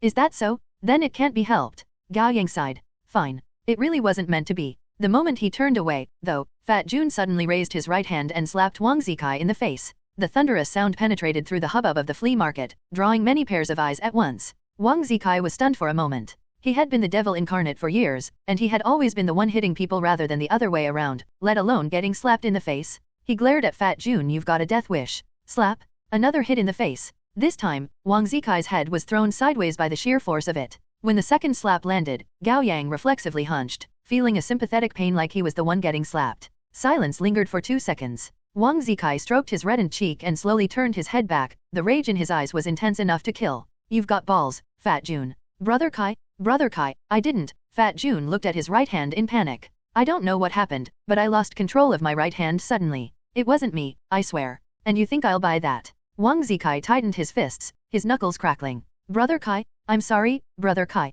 Fat Jun staggered back in fear. It wasn't me, I swear to God. I won't stop until I break a leg or two. Wang Zikai growled and charged at Fat Jun. Fat Jun bolted at once. Help? Help me. Shit. We've got to do something. With a long-suffering look, Officer Huang chased after them. Gao Yang was just about to do the same when a cool, soft hand grabbed his. He looked over. It was the vendor. Follow me. The girl turned around and ran, dragging Gao Yang along. Hey, wait. Gao Yang was going to say something, but the girl was stronger than he expected. Like a pair of tropical fish, the two of them dove through the crowded marketplace swimmingly and rushed out of the haunted house in no time. Finally, Gao Yang found the chance to break out of her grip. What are you doing? Teehee. The girl smiled sweetly and handed Gao Yang the glove. This is for you. For me. Gao Yang questioned his ears. Yeah, in exchange for you riding the Ferris wheel with me. The girl's voice had an upbeat lilt to it. Despite the fisherman hat and the sunglasses covering her face, her excitement and anticipation were apparent. Gao Yang was immediately alerted. There was something very strange and very wrong about the girl. He used lie detection on her. The target did not lie. Gao Yang then accessed the system to make sure that his luck points were accumulating at a regular rate. Although he didn't understand what was going on, he had ascertained that the girl didn't lie, and that she wasn't hostile to him. This wasn't a trap. He considered the glove in the girl's hands and asked for confirmation. Are you really going to give me that? Yes. The girl jumped in excitement and pointed at the Ferris wheel near them. Take that with me? The Ferris wheel. All right. Gao Yang took the glove. No take-backs. Of course. Gao Yang followed the girl as she skipped toward the Ferris wheel. His heart was still pounding with nervousness. Wasn't it a little careless of him to ride a Ferris wheel with a girl he didn't know just for a glove? Gao Yang cleared his throat and asked, What's your name? Me. The girl turned around and pointed at her face. Fresh snow. Fresh snow. Gao Yang went through his mental list of the top 100 awakeners. No matter how hard he thought about it, he didn't remember a fresh snow. I'm Dark Horse of the 12 zodiac signs, Gao Yang introduced himself. He was basically telling the girl to not get any funny ideas since he was someone with the backing of a proper organization. Dark Horse, Fresh Snow muttered before saying seriously, I don't like the name. It doesn't sound nice. Gao Yang paused and smiled awkwardly. Well, I didn't like the name at first, either. Mostly because it sounded too arrogant and would be detrimental to his plan to get stronger while keeping a low profile. Right. Fresh Snow smiled. Most of her fair, palm-sized face was hidden by the fisherman hat and the big sunglasses. Soon, they reached the bottom of the Ferris wheel. It seemed that it hadn't seen any use for a long time. Even if it wasn't broken, there would be no electricity to power it. It's not working, said Gao Yang. Are we still getting on? Yes. Fresh Snow jumped onto the pod nearest to the ground, waving down at Gao Yang happily. I'm getting to the top. Gao Yang was surprised. The girl moved well. She must be quite the formidable awakener. He was glad that he had decent agility, enough for him to climb up the Ferris wheel, at least. However, he couldn't do it as gracefully as the girl did. Using both hands and feet, Gao Yang climbed onto the nearest pod. Following Fresh Snow and jumping between the metal beams of the Ferris wheel, he quickly reached the topmost pod. Fresh Snow opened the door, and the two of them got in. The pod wasn't big, and it was dim. Sitting face to face, their eyes couldn't help but meet. It was more awkward than intimate. At least that was the case for Gao Yang. You're a member of the 100 Rivers Union, aren't you? Gao Yang asked just to fill the space. I'm not. Then the Kylan Guild. Fresh Snow shook her head. No, an unaffiliated awakener. Wrong again. Fresh Snow chuckled and put her legs up, resting her chin on her knees. I'm a ghost. She put it so simply and naturally that Gao Yang wasn't so much shocked but confused. He wondered if he had heard her wrong. Come again. I'm a ghost. Fresh Snow's smile widened. After 2 seconds, Gao Yang laughed along. Nice to meet you. It's my first time running into a ghost. It was Fresh Snow's turn to be surprised. She studied Gao Yang. Are you not afraid of ghosts? I am, Gao Yang said half-jokingly. But my teacher said that I wouldn't stand a chance against ghosts at the moment, so I'm not gonna waste my energy running away. Fresh Snow puffed up her cheeks bemusedly before breaking into a grin, revealing a sharp white canine tooth. Your teacher is right. Well, so we've taken the Ferris wheel. Gao Yang got back to business. Our deal is done, right? Fresh Snow didn't say anything. She tilted her head to look outside at the sky, her eyes distant. Gao Yang wondered if she was regretting the deal. He wasn't sure what he could say, so he looked out of the window as well. Below, the amusement park was an abandoned wasteland, and beyond it was the distant city adorned with specks of light. With heavy clouds covering the moon, the heaven and earth were awash in a dark gray. Why is the Ferris wheel different from the one on TV? Fresh Snow asked, disappointed. Mostly because the power to the amusement park has been cut off, Gao Yang explained seriously. There's no neon light, so it doesn't look good. Fresh Snow leaned toward the window, her upturned nose pressing into the fogged glass. Gao Yang hesitated for a moment. It's better to make sure both parties leave with what they want in a deal. It was clear that Fresh Snow was dissatisfied with the ride on the Ferris wheel. Although it wasn't his fault, it wouldn't hurt to do something within his ability to make her happy. After all, fragrance lingered on the hand that gifted away roses. Do you want to see fireworks? Gao Yang asked. Fireworks. Fresh Snow turned to him and nodded excitedly. Yeah, give me a moment. It's best that you close your eyes first. Okay. Gao Yang opened the pod door. Against the chilling night wind sweeping inside at once, he popped out of the pod and, with a single thought, conjured 2 unstable balls of fire in his palms, hurling them above. All right, open your eyes. Gao Yang returned to his seat. When Fresh Snow opened her eyes and looked out of the pod, the 2 fireballs were slowly descending against the backdrop of the night sky. Due to the unstable energy and the strong night wind, the flames quickly scattered into embers. Although it wasn't as extravagant and enthralling as fireworks, it was still quite the romantic sight. Whoa! Fresh Snow gaped at the display and took off her sunglasses without thinking. Then a strong gust of wind stole the fisherman hat from her head. Her silver hair ran down like a waterfall, upon which the fireworks cast golden specks of light. Gao Yang threw her a glance. The girl had stunning delicate features, graceful silver hair, eyes as red as rubies, and skin pale like that of vampires. Suddenly, Gao Yang was reminded of what War Tiger had told him. I don't have to tell you. You'll know when you see them. I don't want to be all doom and gloom, but if you ever run into them, it means they have decided to kill you, and there's no escaping that. Wait, what's going on? Can the girl really be a ghost, as in a member of specters? A Chinese idiom that means what goes around comes around, but in a strictly positive sense. The crude fireworks of Gao Yang's making slowly dissipated in the night sky as Fresh Snow stared, lost in the sight. So pretty? Then she finally turned to Gao Yang, not realizing that she lost her disguise. Again? I want to see some more. Gao Yang's smile froze, and his face turned ashen. His heart almost stopped beating. A second passed as his brain refused to function. Ring. The phone in his pocket jerked him back to reality. He slowly picked up the call. It was Officer Huang. Where did you go, Gao Yang? Get back here? Something's wrong? A vendor got seriously injured and is still unconscious. Hey, are you listening? Officer Huang, Gao Yang said in a grave, trembling voice. You don't have to return the 0.5 Jinmu. What? Get everybody and run. Gao Yang hung up. He looked up to meet Fresh Snow's gaze. She blinked, her eyes beautiful like rubies. What's wrong? So you really are a ghost, Gao Yang mustered the courage to say, all the while secretly focusing his energy in his palms. I told you. The girl nodded easily with a naive look on her face.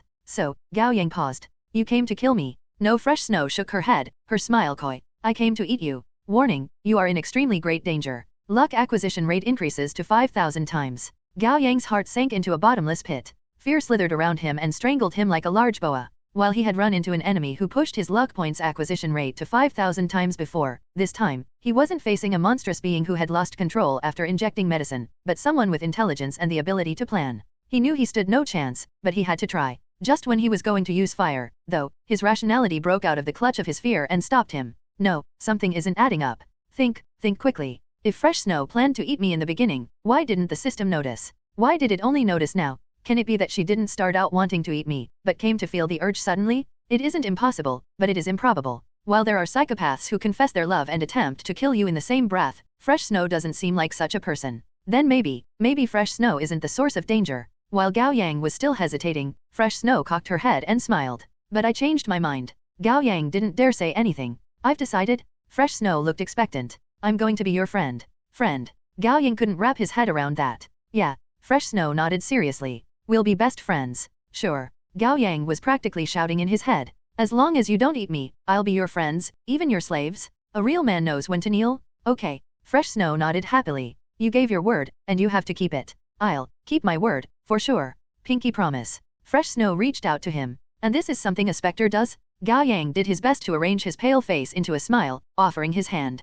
Pinky promise. Pinkies, then thumbs? The promise will last 100 years. Fresh Snow curled her pinky around Gao Yang's and shook it in excitement. Then she pressed her thumb to his. Gao Yang was worried that it would be some kind of evil ritual, contract, or curse, but he didn't dare say no. Afterwards, he didn't feel any change to his body, as if it was a simple pinky promise. We're best friends from now on. Fresh Snow announced giddily, but then her smile dropped. Oh, no, sister's here. Sister, asked Gao Yang. She's here to find me. Fresh Snow shot to her feet in panic and scrambled toward the door. It dawned on Gao Yang that the source of the danger was the girl's sister. I've got to go. Fresh Snow quickly opened the door, her silver hair tousled by the sweeping night wind. At some point, the moon had decided to make an appearance. The clear light illuminated her innocent-looking face. See you next time, Gao Yang. She turned around, her eyes curved into a pair of crescent moons. See you next time. Then Fresh Snow jumped and disappeared into the dark. Gao Yang's face was still stuck in a forced smile. He quickly accessed the system. The 5,000 times bonus no longer applied. He let out a long breath and slowly stood up, looking down from the pod.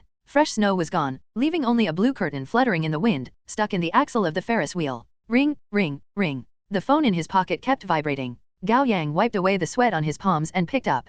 Wang Zikai shouted from the other end of the line, Where are you, bro? Don't panic. I'm coming to save you. Grimacing, Gao Yang pulled the phone away from his ear. That almost broke his eardrum. He said with a wry smile, I'm at the Ferris wheel.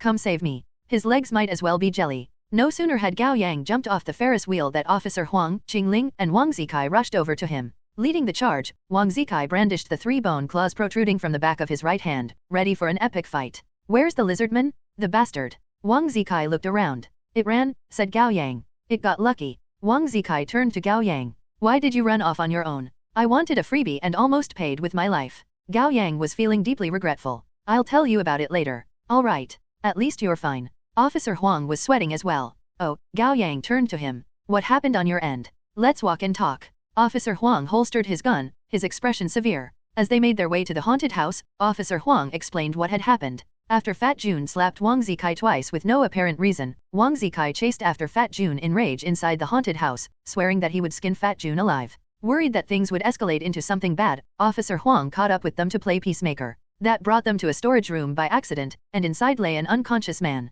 Officer Huang called Chen Ying over immediately. The man was indeed a member of the 100 Rivers Union, and he was the vendor of the shop Gao Yang visited, as Officer Huang found out. And both Gao Yang and the fake vendor were already gone when Officer Huang got there. Unable to find Gao Yang anywhere, Officer Huang called him. In response, Gao Yang simply told Officer Huang to run. That gave Officer Huang a rough idea about what had happened. He grabbed Qingling and Wang Zikai to come to Gao Yang's rescue. Did you get grabbed by the girl pretending to be the vendor, Gao Yang? Officer Huang looked at him. Qingling's attention was on him as well. Who was she? Was she strong? Gao Yang gave Officer Huang and Qingling a look. The three of them slowed down and fell back so that Wang Zikai was some distance ahead.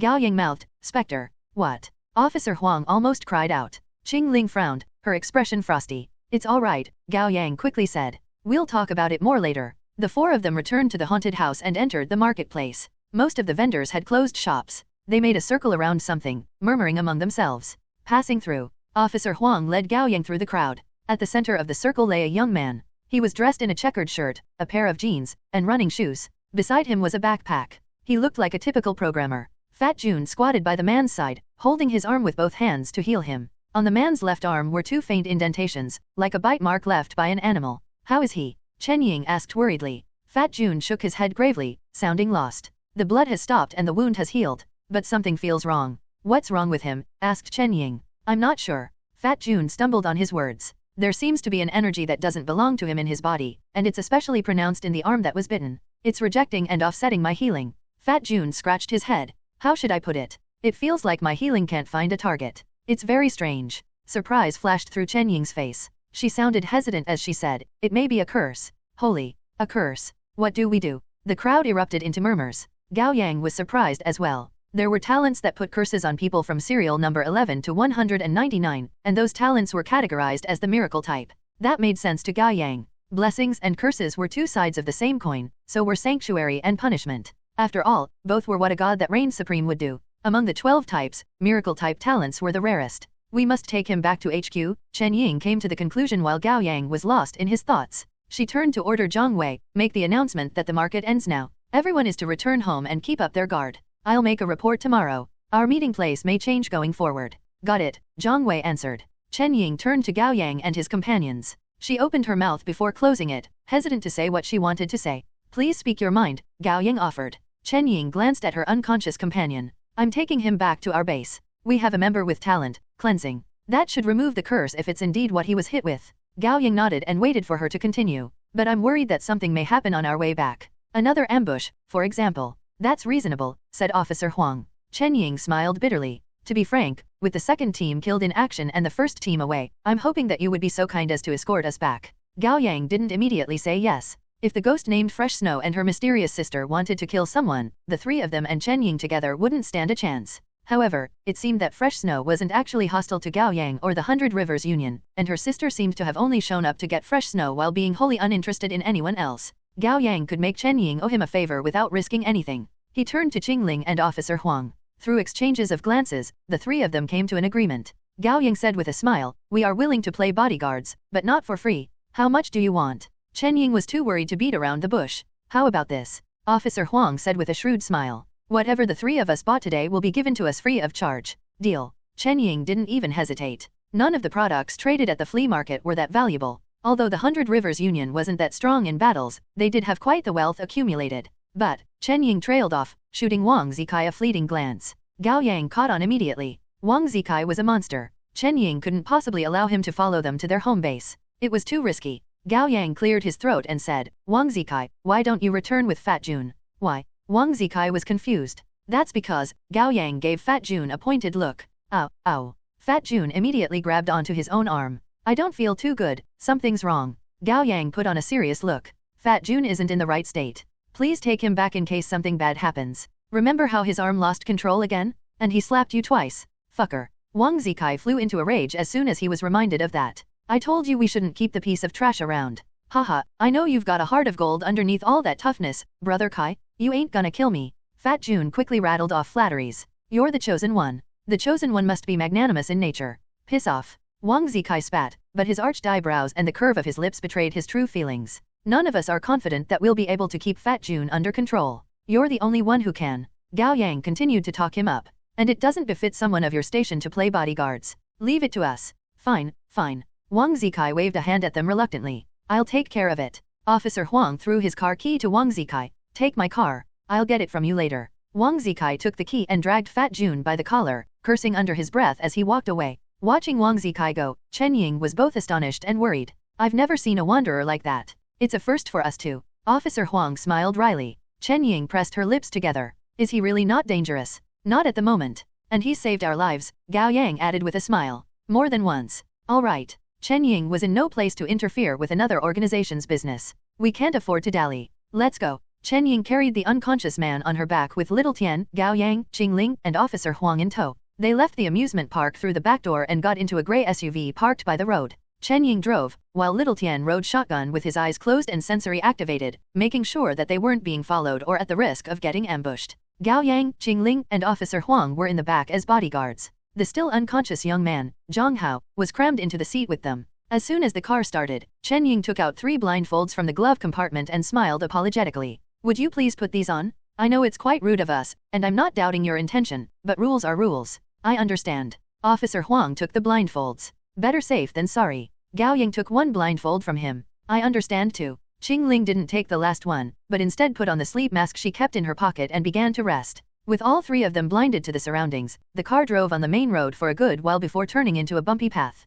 The cicada chirps and frog croaks grew louder and louder, while the car drove softly downhill. Gao Yang could tell roughly that they were somewhere in the southmost suburban area in the Nanji district. We're here, Chen Ying said after 20 minutes. Gao Yang pulled off the blindfold and found the car in a strange-looking car elevator. It descended slowly for about 30 meters. Then the metal door rose to reveal a small parking lot. Once they got out of the car, Chen Ying led them through the quiet and dim parking lot with Zhang Hao on her back. They entered a regular elevator and went further down. Soon, the door opened, and they were led into the main hall of the 100 Rivers Union's headquarters. There were dozens of office desks, arranged in clusters according to tasks. On the desks were computers, potted plants, pillows, folders, books, coffee mugs, and other everyday objects, and around the room were a water cooler, coffee machine, and vending machine selling snacks. It looked like your average company. However, some desks were covered in dust with the potted plants wilted, making it clear that they had been left unattended. They might belong to members who had passed away, or frontline members who didn't stay in the office for administrative work. It was 2 o'clock in the morning. Only 3 young men were left in the office. One was working hard, another was eating instant noodles, and the other was playing a game. They all looked up when they heard the elevator door open. What's wrong, Sister Chen? They tensed up when they saw Chen Ying carrying Zhang Hao with 3 strangers following her. Chen Ying scanned the office and asked urgently, "Where's Shaya?" "She's in the break room," the young man who had been playing a game said. "Call her to the infirmary, Little Tian." Chen Ying turned to walk away with Zhang Hao on her back, and Gao Yang and his companions followed. Entering the infirmary on the side of the office hall, Chen Ying placed Zhang Hao on a surgical bed. She turned to the 3 of them. "Thank you. You may rest in the reception room. It's fine. We'll stay here." Gao Yang didn't want to miss the opportunity to watch another's talent in action. The door opened then, and a woman in her 30s with medium-length hair walked in. She had big eyes, round face, and clear skin. Her baby face made her look more youthful than she was. Under the white coat she wore were an office shirt and skinny jeans, and she was walking on a pair of stilettos. With a serious expression and both her hands in her pockets, she looked experienced and aloof, a stark contrast from her youthful appearance. "What happened?" Shaya asked in a composed, lower voice. Chen Ying said, "Zhang Hao's arm got bitten by something, and he lost consciousness. I suspect it may be a curse." Face darkening, Shaya strode up to the bed. Leaning toward her patient, she lifted his eyelids and shone the flashlight at his eyes for 2 seconds. Then she felt his pulse by pressing a hand to his neck. Her inspection moved to his forearm next, and she took a close look at the faint bite mark. Shaya turned around and opened the door on the side of the infirmary. "Carry him inside." Chen Ying picked up Zhang Hao and entered. Gao Yang exchanged a look with Qingling and Officer Huang before quickly following. The room wasn't large. The square interior was minimalistic with a hexagonal altar at the center, each vertex set up with an unassuming candle stand. Judging from their texture, they seemed to be made with black gold. Gao Yang didn't have to ask to figure out that the candle stands were items for talent amplification. While Chen Ying put Zhang Hao down on the altar, Shaya quickly lit the 6 candles. "Keep your distance." Shaya took off her white coat and rolled up her sleeves while she warned them. They all took a few steps back obediently, keeping their distance from the altar. Shaya took a deep breath and closed her eyes, putting her hands together before her chest while muttering.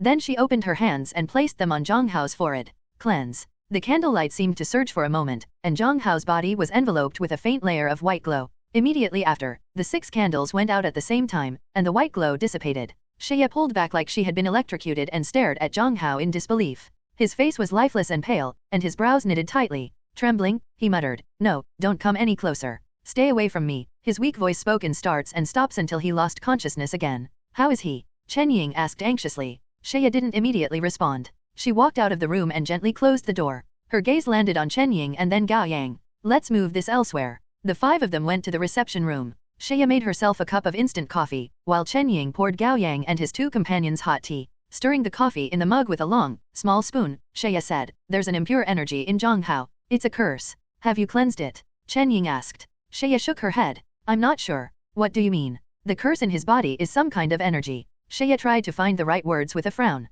It's similar to an awakener's, but different. I'd say it's stranger and more chaotic. Can it be a monster's doing? Chen Ying said in surprise, but then she shook her head and answered her own question. No, monsters can't inflict curses. Who knows? Officer Huang disagreed, holding a disposable cup in his hand. We know very little about monsters. Perhaps the more powerful kinds do have a variety of talents. Chen Ying was quiet. That is a possibility, Gao Yang said in support. He had a guess about what had happened, but it wasn't something he could say with present company. It was obvious that Zhang Hao had been cursed by fresh snow, and fresh snow was 100% a ghost, a member of the specters. War Tiger had said that the specters were awakeners too, but different. No matter how different they were, however, they should have talents if they were awakeners. Shea must not have come into contact with their talents before. That was why she found it so foreign. Anyway, I've done what I can. Shea sighed softly. It's up to Zhang Hao whether he can recover. Chen Ying lowered her eyes with a bitter look on her face. I hope he will. I don't want to lose any more companions. Shea's hands around the mug trembled. She turned to the side, pretending nothing had happened.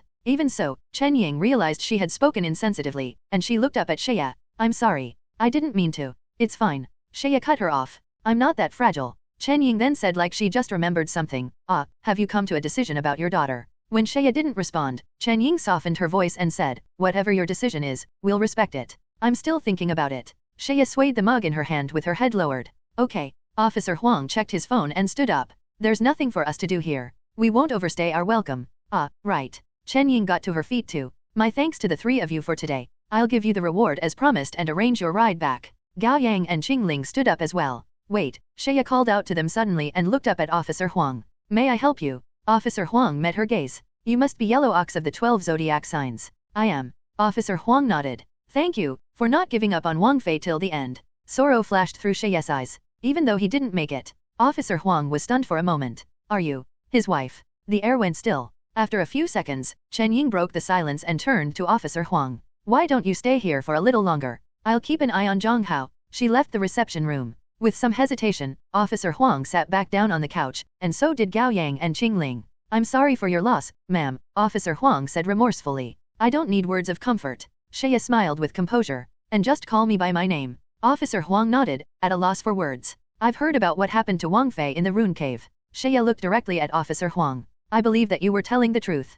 That is exactly the kind of man I know Wang Fei as. He was a good man, as well as a good husband and father. Officer Wang's eyes flickered. There's a question I'd like to ask you, Shea. I hope you don't take offense. Go ahead. Knowing how dangerous the world is, why did you and old Wang choose to have a child? Don't you think it's cruel to bring a child into such a world? Shea didn't say anything for a moment. Instead, she stared down at the cup of coffee in her hands. Officer Huang took out a cigarette by habit, but he didn't light it. To tell you the truth, if I had known that my wife could bear children, I would have avoided getting her pregnant. Now that she's already carrying our child, however, things are different. I'm willing to give my all for the child. Do you understand what I'm getting at? After a brief silence, Shea looked up to meet his eyes. I can answer the question for you. The greater the despair, the more we need hope, Shea confessed. Officer Huang was quiet, while Gao Yang and Qingling looked bemused. Lowering her head slightly, Shea looked at the platinum wedding band on her ring finger. Wang Fei and I didn't really have a choice. We needed hope, needed salvation, needed a purpose to keep holding on. So we had a child. She gave us a new outlook on life. Shea smiled bitterly. I know it's selfish, that it's more arrogance and foolishness than anything. One day, our child may come to resent me, but I don't regret it. Officer Huang shook his head, his eyes glinting with emotions and respect. Thank you. I've gotten the answer I'm looking for. Gao Yang could understand Shea's response logically, but emotionally, he couldn't resonate with her like Officer Huang did. Now that the topic had been brought up, however, there was something he would like to ask. Gao Yang asked directly, Shea, when Chen Ying was talking to you about your daughter, was she hoping that your daughter would awaken? Shea nodded openly. Yes, that's what most members of the organization hope for. Awaken. Officer Huang was shocked. He couldn't understand. She can't be old enough for that. Shea calmly explained, as you know, the 100 Rivers Union consists of weaker awakeners, and we only got to where we are today by banding together. Now that the second team has been wiped out, we need new blood to compensate for the serious blow we suffered. Then find them elsewhere. Officer Huang insisted. Your daughter is still young. This is nonsense. It's easier said than done. Shea shook her head. Awakeners with a higher ranking talent and even those with 2 or 3 talents have all been recruited by the 2 major organizations. The 100 Rivers Union only gets awakeners with talents ranked 100 and lower. She leaned in and continued in an even lower voice, you've heard about it, haven't you? About the bottleneck for leveling up. Officer Huang and Gao Yang shared a confused look. Qingling coolly said, talents after serial number 100 can at most reach level 4. Shea nodded. Really? Officer Huang was surprised. I didn't know that. War Tiger told me during training, said Qingling. Is War Tiger your trainer? Gao Yang grumbled silently, or your personal information broker? Correct. Shea looked regretful. Most members of the union have a talent after serial number 100. No matter how hard they work, they can only get to level 4. Gao Yang was suddenly reminded of his lie detection and lucky. Was level 4 really the limit? He quickly asked, is that proven? There's no guarantee, but, Shea went on to ask, have you ever heard of an awakener with a 100 or lower talent reaching level 5? Gao Yang's heart sank. He had never heard of a case like that. Even so, you shouldn't go for a child. Officer Huang went back to their previous conversation. Shea gave Officer Huang a look. I think differently. If she has to awaken sooner or later, it's better to awaken sooner. Gao Yang thought about it for a moment and agreed, I think the same. It's better to awaken early provided there are adults to protect her. I agree. Qingling was all for awakening. It was no surprise that she would hold the same stance. Shea nodded. There was a flash of conflicted emotions in her eyes. But what I'm debating isn't having her awaken early or later. Gao Yang came to the realization. You're thinking about whether to let her awaken at all. Yeah. Shea looked lost. Sometimes, I wonder if it's better to live as a regular human and lead a life of blissful ignorance. After some hesitation, Gao Yang decided to voice his thoughts. I believed the same when I first awakened. Wouldn't it be better if I had lived my whole life in blissful ignorance, without awakening? He tightened his fists. But now, I think differently. Why? Shea asked. Gao Yang looked at the four of them in turn and asked seriously, what cause do we have to believe that regular, unawakened humans will be able to live their whole lives in peace? Shea fell into deep thought. We know nothing about this world. Gao Yang felt helpless in this regard. Who can say for sure that the rules will remain the same, that monsters won't break the rules one day and kill all humans, or that the world will remain as it is? Livestock never foresee their slaughter until it happens. The room was quiet for a few seconds.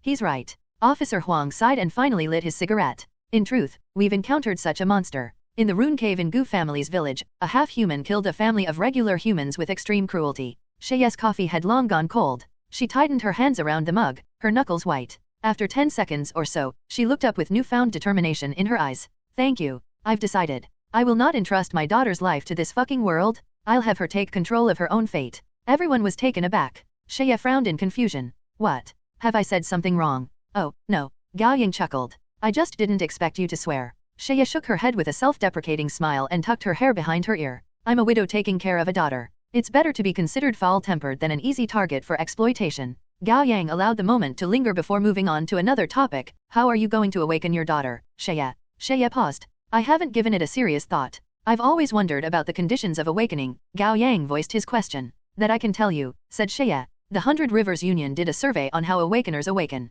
We have a sizable sample, and generally, there are 3 different scenarios. First, one simply acquires a talent one day. Second, one comes to suspect the reality of the world, or is told the truth by an awakener. Third, one witnesses an attack by a monster or becomes a victim themselves. Officer Huang nodded. I'm the first type. I acquired my talent first. Then the second scenario happened. I'm the second type, Qingling said. Then I acquired my talent not long after. Gao Yang sighed. I'm the second type and then the third type. After that, I acquired my talent. Shea took a sip of coffee. According to our study, we speculate that the 3 scenarios are merely the results of the cause rather than the cause itself. There is one important preceding condition. What is it? Asked Gao Yang. Shea hesitated for a second. We've just published an internal report, and the Kylan Guild has basically agreed to share the results soon. It should be fine for me to tell you now. Please just tell us already, lady. Gao Yang was feeling impatient. Shea extended a hand. For a human to awaken, they must come into physical contact with an awakener. Gao Yang stifled a gasp. Right, why didn't I think of that? It's so simple. He turned to Officer Huang. I got into contact with the man said to be mentally ill, and for Qingling, it must be her cousin. What about you? Officer Huang shook his head. I don't know, but given my job, I get into contact with all sorts of people every day. It's very likely for me to run into an awakener without realizing it. That makes sense. Gao Yang lowered his head deep in thought before looking up at everyone. I have another question. How did the first ever awakener awaken then? Shea shook her head. Officer Huang smiled wryly. You're getting ahead of yourself. How long has it been since your awakening? Yet you are so eager to find all the answers to your questions. What are you, the chosen savior in a rush to get your KPI up? Gao Yang smiled in embarrassment. That's a bad habit of mine. I was just like you back then and kept risking myself for answers. Officer Huang clicked his tongue. I was lucky to run into Sir Zhang, or I'd already be 6 feet under, and the weed around my grave would have been 2 meter tall already. Shea didn't know who Sir Zhang was, but she got the gist of what Officer Huang was saying. She nodded in agreement. There are too many mysteries about the world, too many answers that are beyond our ability to reach. Perhaps it's safer for us to learn them later. Gao Yang understood that Officer Huang was worried about him. He nodded and didn't say anything else. Bam! Then the door slammed open, and Chen Ying rushed in. Come with me, Zhang Hao's awake. They all rushed out of the reception room, past the office hall, and into the infirmary. Sitting up on the surgical bed, Zhang Hao looked pale and sickly, his eyes brimming with the panic and anxiety that came after a terrifying experience, and his body wouldn't stop shaking. They stood around the bed. Chen Ying put a hand on Zhang Hao's shoulder and asked with genuine worry, "How are you feeling, Zhang Hao?" Zhang Hao blinked, his breathing uneven. I feel bad all over. I want to throw up, but I can't. If you need rest, I'll talk to you later." Zhang Hao shook his head. "It's okay, Sister Chen. Ask what you need to ask." Chen Ying nodded. "Do you remember who attacked you, Zhang Hao?" Zhang Hao nodded slowly. "I do. It's a cat. Can it be the white cat?" Gao Yang's heart jumped to his throat. He turned to find Officer Huang and Qingling looking his way. They kept silent without the need for verbal communication. "Cat." Sheye frowned. "Was it a monster?" I don't know." Zhang Hao's Adam's apple bobbed with difficulty. "It was a white cat with green eyes. Very pretty. I don't know what breed it was. It was hiding in the storage room. I thought it was someone's pet." "Take your time," Chen Ying reassured him patiently. "It lunged at me suddenly and bit my hand. It hurt," Zhang Hao continued. "Then I blacked out." "Were you having a bad dream?" Gao Yang asked. "Yes. There were many people in my dreams, all faceless. They were chasing me in a long, long tunnel. I was terrified. I kept running and running. Then finally, I woke up." Gao Yang made a pensive noise. That was similar to Fat Jun's dream. Fat Jun had dreamed about being in a subway train crowded with people, and all of them were grabbing at him like they had gone mad. While Gao Yang wasn't an expert in oniromancy, both dreams gave him the impression of suffocation, of oppression, and of being haunted. Gao Yang had thought Fresh Snow was the one that attacked Zhang Hao, but it turned out to be the cat. Were they working together? Or was the white cat a monster Fresh Snow had tamed and kept as a pet? Or perhaps there were other possibilities. Gao Yang had a feeling that he was missing something, but he couldn't put a finger on it. Still, he instinctively knew that he shouldn't keep it to himself, that he had to tell Officer Huang and Qingling. Afterward, Sheye asked Zhang Hao a few questions about his physical condition, making sure that he had stabilized. "Rest well, Zhang Hao, and call me anytime if you remember something." Chen Ying stood up, knowing that she wouldn't get anything else out of him at the moment. They all left the infirmary and returned to the break room. Gao Yang was weighed down by his own thoughts, while Qingling didn't seem to care at all. Officer Huang, on the other hand, was advising Chen Ying seriously. "To tell you the truth, we've run into the white cat before. We don't know yet if it's friend or foe. While I can't tell you the details, please do as I say if you're willing to place your trust in me." "Please go ahead," Chen Ying said, taking his words to heart. "Quarantine Zhang Hao for at least half a month to observe him. That's it." Sheye frowned. "The arm that's bitten may mutate, or perhaps his entire person will. Be ready for it and make the proper preparations." Mutate. Chen Ying wasn't sure she understood. It may transform and lose control, attacking those around him. Then the mutation may stabilize, allowing Zhang Hao to coexist with it. Officer Huang paused. "But I can't guarantee that it'll happen. Worst comes to worst, you may decide Zhang Hao's fate at your own discretion." The implication wasn't lost on Chen Ying. Her expression turned grave. After a moment, she nodded. "Thank you. I understand. It's late. I have work tomorrow, and these two have classes." Officer Wang's forehead creased in exhaustion. "We will take our leave." "Of course. Thank you again." Chen Ying bowed. "I'll walk you out." Gao Yang hesitated before reminding her about what we bought at the market. "Right. My apologies. Please follow me." Chen Ying smiled apologetically. She almost forgot about it since it was so trivial. Still, Chen Ying didn't expect a great organization like the 12 zodiac signs to be so poor that their members would be so hung up on a few coins. It seemed that everyone indeed had their own cross to bear. When the three of them left the Hundred Rivers Union and reached the Shanqing district, the day had just broken. Officer Huang took them to an old noodle shop called 6th Deafman Beef Noodle. The owner was a middle-aged man with a receding hairline. His face was chubby and glinting in the way that spoke of a life of contentment, and his smile was friendly. Officer Huang knew him as a mild-tempered wanderer. "Please enjoy." He served 3 beef rice noodles with fried eggs and glanced at Gao Yang and Qingling. "What did the kids do wrong, old Huang?" "The lovebirds went to an internet cafe at midnight for some alone time, and I ran into them. It's my duty to give them a good talking to before sending them to school." Officer Huang lied deftly. "Well, they look good together." The shop owner chuckled. "Study hard and don't get lost in romance until you're in college, okay?" Gao Yang and Qingling awkwardly nodded. The three of them were starving. They each grabbed a pair of chopsticks and started wolfing down the food. With a few mouthfuls of rice noodles in him, Gao Yang felt his empty stomach fill up with warmth. He decided to tell them about the white cat and Fresh Snow. He would keep quiet about Mad Red since it concerned no one else, but Officer Huang and Qingling had crossed paths with the white cat. The night old man Zhang mutated, the three of them fought it together, and the white cat had seen it all. Last night at the amusement park. Right, I almost forgot. Officer Huang was still diving into his rice noodles. "You haven't told us the details. You should be prepared." Once I tell you, you'll be involved. Unfazed, Qingling poured vinegar into her bowl. Her expression could only be described as devout. Gao Yang had long noticed that she always looked like that when she ate. Go on. We've been through hell together. No need to pull back. Officer Huang sucked in another mouthful of rice noodles.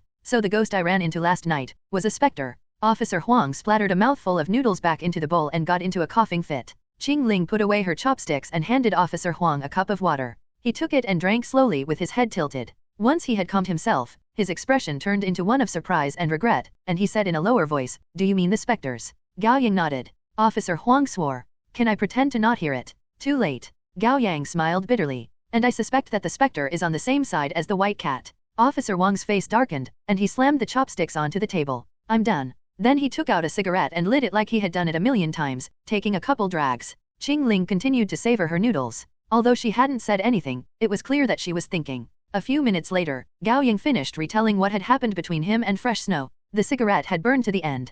Officer Huang smashed it in the glass ashtray and said, "What did I tell you? You're dangerous, kid, and everyone who's close to you is bound to exit stage left early. I'm sorry." Gao Yang smiled apologetically. "I didn't ask for this. I was just complaining, Gao Yang. Don't take it personally." Officer Huang smiled wryly. "After Old Man Zhang, the Gu family's village, and the cattle farm station, we are already on the same boat with our lives tied together. You should have told us earlier." "There's no next time," Qingling said. Feeling warmth filling his chest, Gao Yang nodded. "I promise." "What's next?" Having calmed down, Officer Huang picked up his bowl and started eating noodles again. "I know you. You must have thought about your next move when you told us the truth." Gao Yang looked at his bowl. "I'm actually quite lost as well, but my instinct tells me that the white cat and Fresh Snow aren't hostile to us, at least not at the moment." Qingling poured more vinegar into her bowl. "Or she would have killed us already." "Correct." Gao Yang nodded. "But she must be up to something. The fact that she isn't coming for us right now doesn't mean she won't do it in the future." Officer Huang gave Gao Yang a pointed look.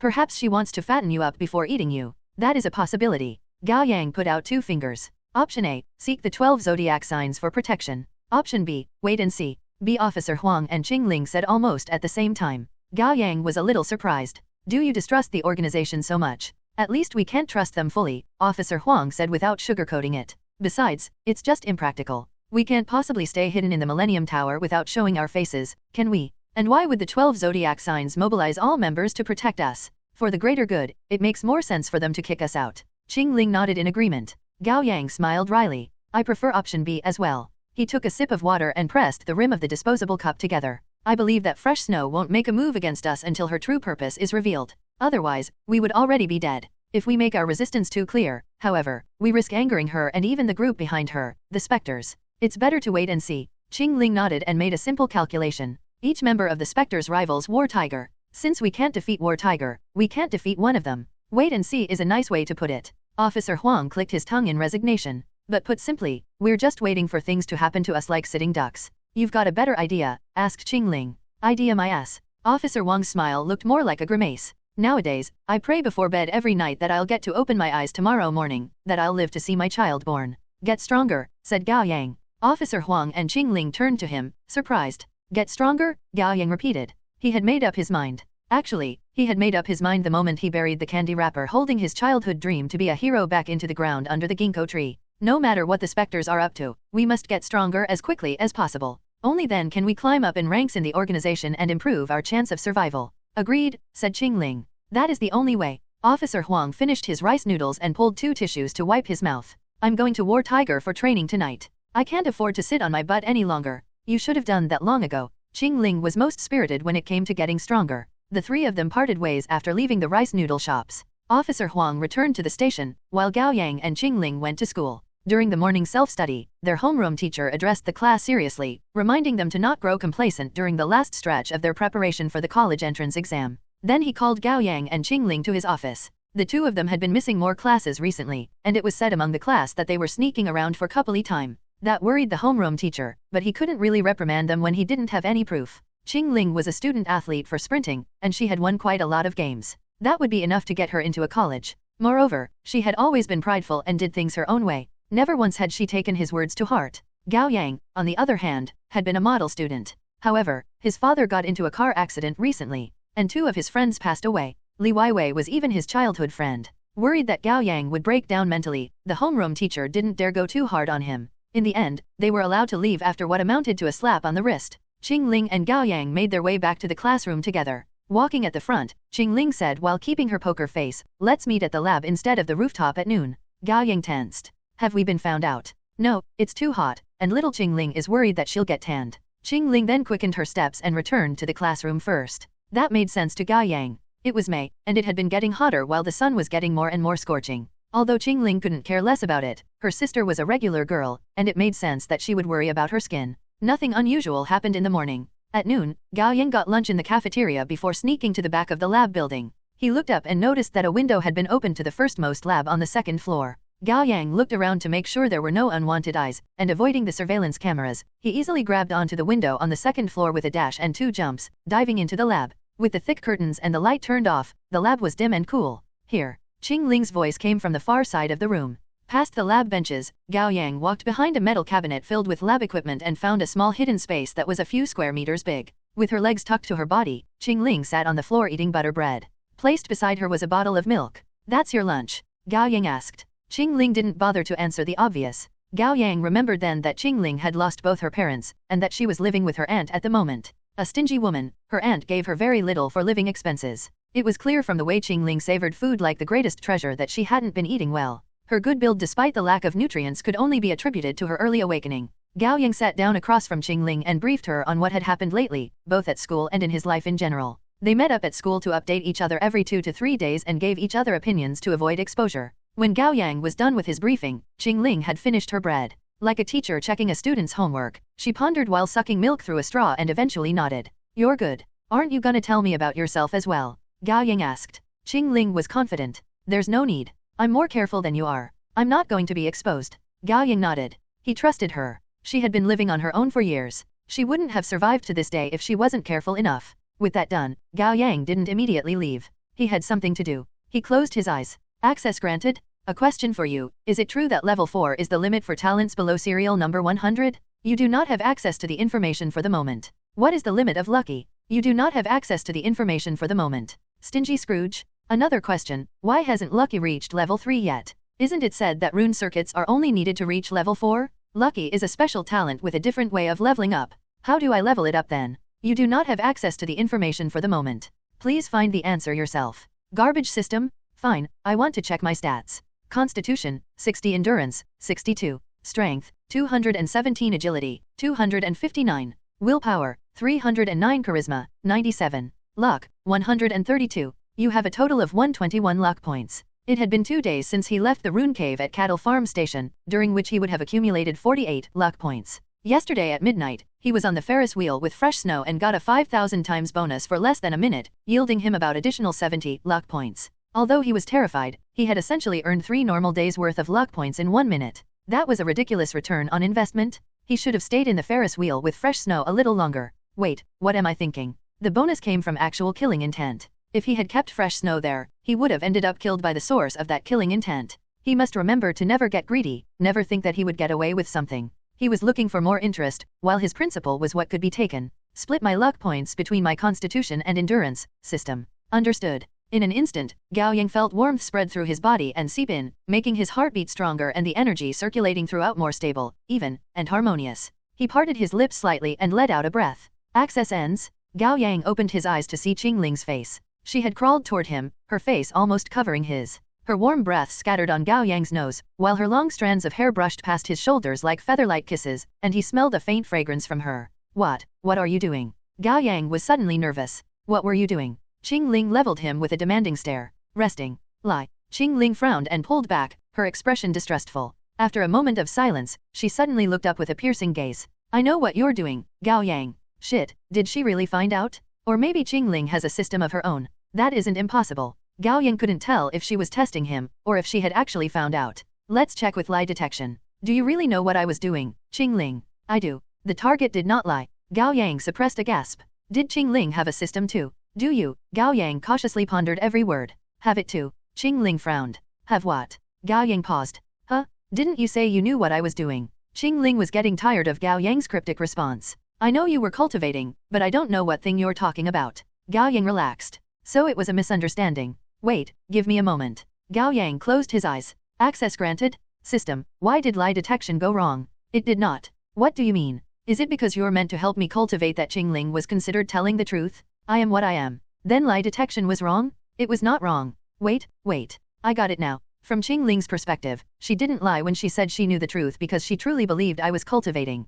Correct. I've been curious about this. Can I use lie detection on myself? For example, can I say, I'm going to be safe today, and the talent will tell me that I told a lie, meaning I will run into danger today? Can I tell my fortune like that? The test will not work. Lie detection can only detect if the target has said something they do not mean. It cannot be used to tell fortunes. The result of the test has no bearing to the objective truths. Alright, I get it now. Even if a madman claims to be God, lie detection will tell me that he didn't lie as long as he truly believes so. Correct. Ugh, there's a reason the talent is lower on the list. Fine. That's it for now. Access ends. Gao Yang opened his eyes and saw Qingling staring at him with an irritated look. Were you cultivating again? No, Gao Yang smiled. Just resting with my eyes closed. Qingling wouldn't let it go. You haven't been training recently, yet you've gotten a lot stronger. How do you explain that? My talent leveled up, Gao Yang made an excuse. People get stronger when their talents level up. A cold glint flashed through Qingling's eyes. She grabbed Gao Yang's hand and tightened her grip. Ow! Sharp pain shot through Gao Yang's fingers.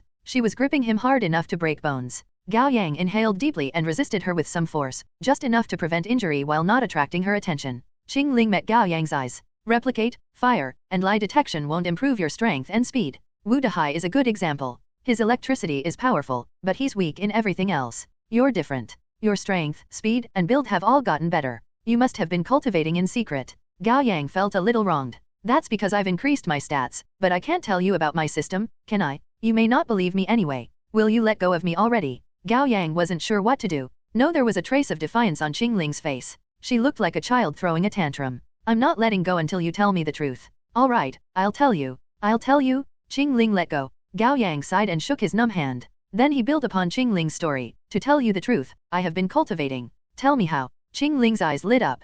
Gao Yang was speechless. She really was obsessed with leveling up. It's not that easy, Qingling. Gao Yang started bullshitting again. Everyone grows stronger in different ways. Cultivation is the right path for me, while training is yours. It's best not to do what doesn't suit you. I want both, Qingling said like it was obvious. Then I'll be able to cultivate while I rest. It's best that you don't get your hopes up. I won't know until I try, Qingling insisted. Alright. Then I'll teach you a cultivation method. Resigned, Gao Yang decided to teach her the cultivation method he had given Wang Zikai. After a few tries without results, she would give up on it herself. Listen to me, the path that can be trodden is not the enduring and unchanging path. The name that can be named is not the enduring and unchanging name. Qingling frowned. Isn't that just Tao Ti Ching? Shit, aren't you a student athlete who never studies? Why do you know that? Turns out only an idiot like Wang Zikai would be this easily fooled. Ahem, that's true, but just keep listening. What follows is different. Gao Yang had no choice but to improvise. My sincere apologies, Mr. Laozi. The nameless, the origin of the primordial. The named, the ancestor of all there is. Gao Yang only got a couple sentences out before Qingling quickly lunged at him and covered his mouth. At the same time, she lifted the thick curtain to cover the two of them with her other hand. In the dim, narrow corner, Qingling was almost on top of Gao Yang. The two of them met eyes, exchanging breaths. Slowly, Qingling let go of Gao Yang's mouth and made a gesture to hush him. Gao Yang nodded softly. Click. There was the sound of a key inserting into lock and turning. Then the door opened, followed by footsteps. Why would you have the key? Asked a girl. A boy said with an excited voice. During our lab class in the afternoon, our teacher gave the key to me. It's quiet, isn't it? There are only the two of us. The boy spoke like the male lead of a cheesy drama. This is a world for only us. Go away, the girl said in a coy tone. I'm not gonna be in a world with only you. Come on, follow me. There's a place there. Their footsteps drew close. Gao Yang's heartbeat quickened, feeling unreasonably nervous. This wasn't a big deal. Worst case scenario, he would be caught getting intimate with Qingling, which was not even worth mentioning compared to the real crises they had been through. Then the footsteps and voices got even closer. There was only a cabinet separating them. Will we stay together in college? The girl sounded sad all of a sudden. Of course. I don't believe you. My mom told me that the day a man can be trusted is the day a pig learns to fly. I'm not those scums who go through girls like clothes. The boy's tone grew angry. Do you know Gao Yang, from the next class? I do. He got together with Qingling immediately after his childhood friend died. What, are you jealous? Jealous? Why would I be? Do you think I wouldn't know? You had been pining after Qingling for the longest time and only turned to me because you knew you didn't have a chance. Who said that? That's not true at all. It is true. You always talk about her every time we chat. What? I was talking about Gao Yang. But then Qingling was brought up. I don't get it. Why do all the boys like her? Yes, she's pretty. Yes, she's got a great body and fair skin. But underneath that beautiful appearance, there's no soul. Yes, she doesn't have a soul. You boys only care about looks. I'm disappointed. Enough already. Would you stop making something out of nothing? Making something out of nothing? Fine, let's break up. Go look for someone who won't do this. Hey, that's not what I meant. Listen. The argument was followed by quick footsteps and then the sound of the door being slammed. Soon, the lab room quieted again. Qing Ling lifted the curtain and got up from Gao Yang's arms, sorting her messy clothes and hair. Gao Yang sat up too and awkwardly straightened his shirt. Don't take it personally, Gao Yang said just to have something to say. You have a soul. A soul will only slow down my blade. Qing Ling straightened her posture and looked at him seriously. Let's pick up where we left off. Pick up what? Gao Yang was lost for a moment. Teach me the cultivation method. Gao Yang almost blacked out. She was still on that? After learning the cultivation method from Gao Yang, Qing Ling had been quiet the entire afternoon, even more so than usual. In class and during breaks, she stayed in her seat. Although she kept her eyes open to avoid attracting attention, her gaze was unfocused, making it clear that she was trying hard to enter a meditative state for cultivation. Gao Yang felt bad about it, but he didn't have a choice. After the evening self-study, Gao Yang received an encoded message from White Rabbit, telling him to visit the base. Qing Ling had been training with War Tiger every night, so Gao Yang met up with her in their usual alleyway, and they each changed into casual clothes. Did the cultivation method work? Gao Yang asked on purpose. Qing Ling shoved her uniform into her bag and answered honestly, no. I told you everyone grows differently. Fighting with War Tiger suits me better. Yay, and my cultivation method is at odds with your training, Gao Yang quickly said to reaffirm her words. If you use my cultivation method and then train with War Tiger, the efficiency will suffer. Qing Ling nodded thoughtfully. She seemed to have accepted it. They went to the underground 6th floor of the Millennium Tower together, and Qing Ling went straight to the Tiger Room. On the other hand, Gao Yang entered the Monkey Room. It was a recreational space with all kinds of gaming rooms and even a movie theater. White Rabbit had told Gao Yang to go straight to the movie theater, but she didn't explain why. Gao Yang opened the door. He had expected to find a home studio, but it was an actual old-school movie theater, only smaller. There was a large projection screen, tiered audience seats, and a film projector in the small room above, from which a beam of light shot through the small window to project image on the big screen. An animated film was playing. It was very old. Gao Yang believed it was called Uproar in Heaven. He had watched it when he was a child. It told the story of the Monkey King running rampant in the Heavenly Palace with his golden cudgel in defiance of the tyrannical authority of the Heavenly Court. After beating up the Heavenly soldiers, he returned to Mount Huiguo to enjoy a life of freedom with other monkeys. Here, Dark Horse. Gao Yang was staring at the projected film when a voice startled him out of his reverie. It was Dragon? He sat in a corner seat dressed in the same everyday clothes he wore last time. With his hair running down his shoulders, he tucked his legs to his chest to fit himself in the chair, his soft facial features and beautiful, heterochromatic eyes giving off an androgynous impression. Gao Yang rushed up to him. Here, sit. Gao Yang sat down beside Dragon, secretly feeling cautious and a little afraid. Although Dragon was on the same side as he was, someone so powerful would naturally inspire fear and awe in others. Sorry for calling you here so late at night, Dragon said gently and amicably. It's fine, said Gao Yang. But I thought you had gone back to hibernating, Captain. Do you wish for me to return to the coffin so much? Dragon was in a good enough mood to joke. Oh, no. It's just that the spy has been dealt with, and given how precious your time seems to be, it should be saved for something more important. Gao Yang mixed truths with flattery. The film entered its climax. The Monkey King escaped from the alchemy cauldron of the Supreme Venerable Sovereign with his newly gained fiery eyes that could spot evils, and he started wreaking havoc without reservation. Dragon seemed lost in the film with his head slightly tilted, and he forgot to respond to Gao Yang. Colorful lights scintillated as they cast on his face. His heterochromatic eyes looked almost inhumanly beautiful, yet there was a childlike innocence to his gaze. Finally, Dragon returned to reality and smiled at Gao Yang. I have watched this film many times, but I still love it. Gao Yang nodded. The Monkey King was also his hero when he was a child. But a friend of mine didn't like the film. Dragon's eyes turned melancholy. He said that if the Monkey King was going to return to Mount Huiguo in the end, why must he go through all the trouble and tribulations? Why didn't he just stay? Gao Yang listened. What do you think? Dragon asked suddenly. Were you the Monkey King, would you barge into the Heavenly Palace and start trouble? Gao Yang focused his mind and steadied his breaths. He wasn't foolish enough to think that Dragon would waste his time talking about a movie with him. This question was an important one. If he gave the wrong answer, it would surely affect how Dragon saw him, and even his fate going forward. However, he didn't have the ability to read minds, and he didn't know what Dragon was thinking. Should he ask Dragon a question instead and try to get a feel of his attitude with lie detection? No, that was a lowly trick Dragon would surely feel insulted by, no different from suicide. Then as usual, honesty would be the best policy. I will, said Gao Yang. Dragon looked at him with calm eyes and an impassive expression. There was no telling whether the man approved of his answer. After a moment, Dragon asked, Why? Gao Yang asked himself the question. Was it because he would be bothered by the Heavenly Court's hubris and arrogance? Was it because he wouldn't tolerate the oppression and derision? Was it because he would feel the impassioned urge to prove himself to the world? Yes, but more than that. The greatest drive to Gao Yang was an instinctual desire and calling rooted in the very core of his soul. Because the heavenly court was there, said Gao Yang. Dragon remained quiet, his eyes glinting. Then he chuckled. White Rabbit spoke the truth. Perhaps we are the same kind of people. Gao Yang wasn't sure what to feel. He asked tentatively, is that a compliment, Captain? It's not a good thing to be like me. Dragon smiled sadly. After a brief pause, he continued, we've gotten 2 rune circuits since you joined, Dark Horse. It's unprecedented. You're our lucky charm. Oh, no, Gao Yang said humbly. I just got lucky. Luck is a part of strength, and an important part at that. True, Gao Yang admitted. 7 rune circuits have now been found. Things will get more turbulent. Dragon sounded a little concerned. The path forward will only be more arduous. Gao Yang nodded. Before I go to sleep, Dark Horse, I have a mission for you.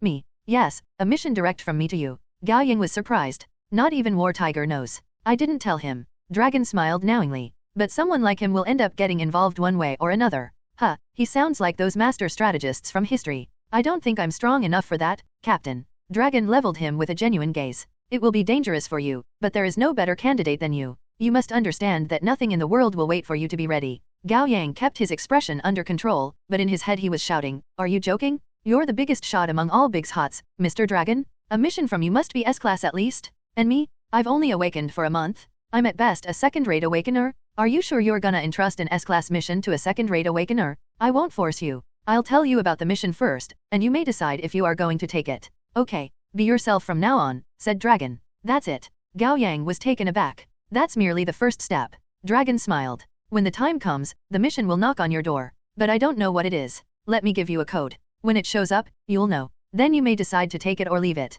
How mysterious. I guess it fits him. Gao Yang nodded. All right. Then he mustered the courage to say, if I take the mission and complete it, Captain, will I be rewarded? Dragon chuckled. Of course. Great. What do you want as a reward? I don't know yet. How about this? I'll grant you a favor within my ability as long as it doesn't go against my principles. Okay, deal. Gao Yang nodded. Although the promise sounded a little empty, someone like Dragon could more than fulfill the kind of wishes Gao Yang would have at this stage. Give me your hand, Dragon said. Here's the code. Gao Yang offered his hand, and Dragon wrote down a few words on his palm. When Gao Yang returned home in the early morning, his mother and sister had already gone to bed. Gao Yang tiptoed across the living room and entered his bedroom, shutting the door behind him. He pulled out a self-help book called Fitness for Prisoners from his bookshelf. The book was very informative about how one could train themselves in limited space, achieving the same result as someone doing weight training in a proper gym. Gao Yang actually bought the book before his awakening. There was a time when he found himself too frail and resolved to get fit, but after flipping through a couple pages, the book ended up collecting dust on the shelf.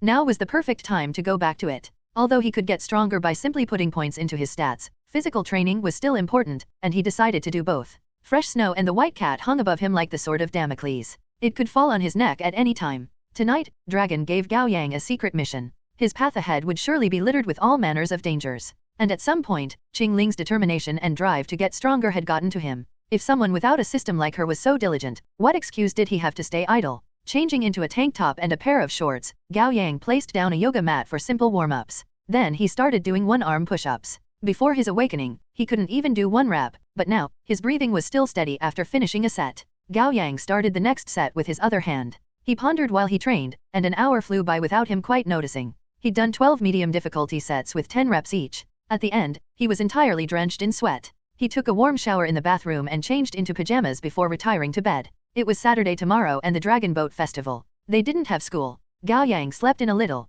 9 o'clock in the morning, his sister Gao Xingxin barged into his room. Up, you lazy ass. Gao Yang opened his eyes and was immediately awake, but he pretended to be half asleep and rolled on the bed lazily with his blanket between his legs. Get up, come on. His sister ran up to his bed and kicked him in the back. Humph. Gao Yang put up his best act. Another 10 minutes. No, 5 minutes. Enough sleep? Wake up already. His sister grabbed his arm with both hands and dragged Gao Yang up with great difficulty. Gao Yang rubbed his eyes and turned to his sister. Her baby fat face puffed up as she pointed at a clear plastic bag by his bed. Inside was a potted jasmine. Delivery came. Someone gifted you flowers. Me. Gao Yang was surprised. Yes? Who gave you that? Gao Yang got off the bed and picked up the pot. There was a small card tucked in. He unfolded it and saw a line written in elegant handwriting. Best regards for the holiday. Gao Yang folded the card. A friend. Friend. His sister didn't like it. What kind of friends give each other flowers for the Dragon Boat Festival? It's none of your business. Gao Yang ruffled her hair and put the potted jasmine on his desk.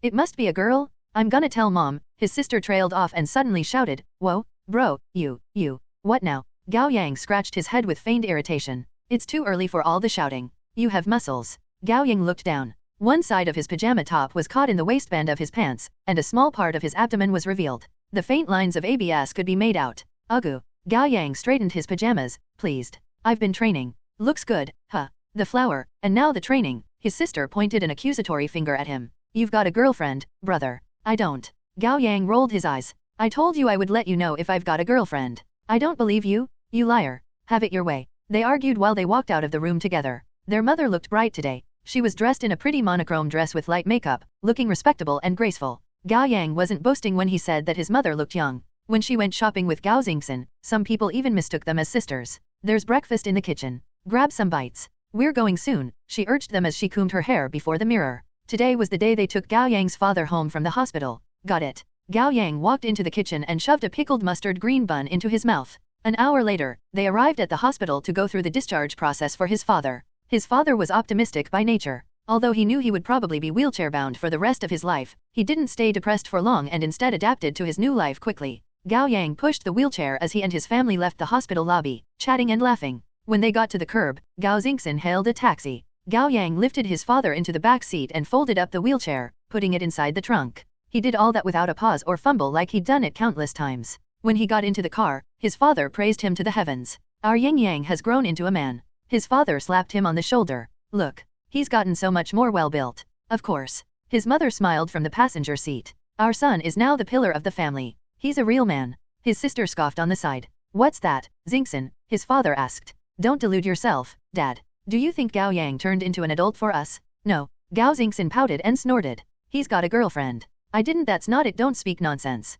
Gao Yang quickly denied it. She doesn't know what she's talking about, Dad, Mom. His father laughed heartily. You should focus on studying for the entrance exam, Yang, but once you graduate, you should bring your girlfriend home to introduce us. His mother chuckled as well. Yang is old enough to want a relationship. But don't cross the line, okay? You have to do things properly. Dad, Mom, I don't have a girlfriend, Gao Yang said, exasperated. Another great surprise was waiting for them when the parents and children got home. Gao Yang's grandmother was there, watching TV from the couch. Granny. Gao Xingxin didn't even take off her shoes before she ran up to the old woman and threw her arms around her. I've missed you. His grandmother stroked her hair and pinched her face. Granny has missed you as well, child. Why didn't you tell us, mother? I could have picked you up. Gao Yang's mother helped him push his father into the hallway. His grandmother chuckled. There's no need. Gao Yang's uncle came to the city for business today, so he brought me along. I've shown you a humiliating side, mother. His father tapped on the wheelchair and said self-deprecatingly. Your son will be a useless man from now on.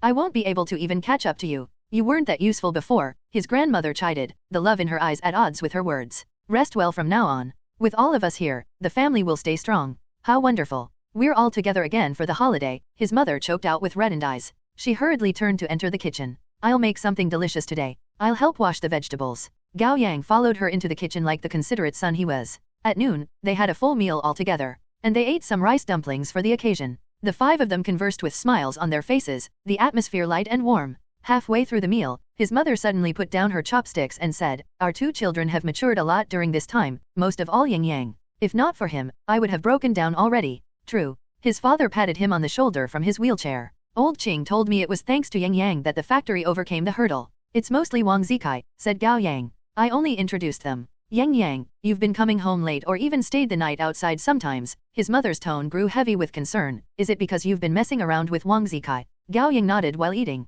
He had gotten used to using Wang Zikai as an excuse. That's not messing around, sweetheart. His father spoke up for him. His mother was displeased. Then what? That's social functions for business. His father gave her an obsequious smile. For business? He's still a student, and studying should be his top priority. His mother sighed heavily. Yang, the entrance exam is coming in a month. You can't start slacking off now. It'll decide your future. What would decide my future had already happened, Mom. It was my awakening. Gao Yang put away his bowl and chopsticks to nod at her reassuringly. Don't worry, Mom. I haven't let all this get to my study. I've actually gotten better grades recently. That's good. His mother relaxed a little. In the afternoon, Gao Yang got some cramming done in the study room. After awakening, his increased stats had made his mind clearer and keener. His memory was thus enhanced, and while he had been a good student before, it had become even easier for him to do well in tests. After dinner, they pushed Gao Yang's father around the neighborhood. His father greeted everyone they met with such optimism that their neighbors weren't sure if they should offer words of comfort. Once they returned home at night, Gao Yang started today's training.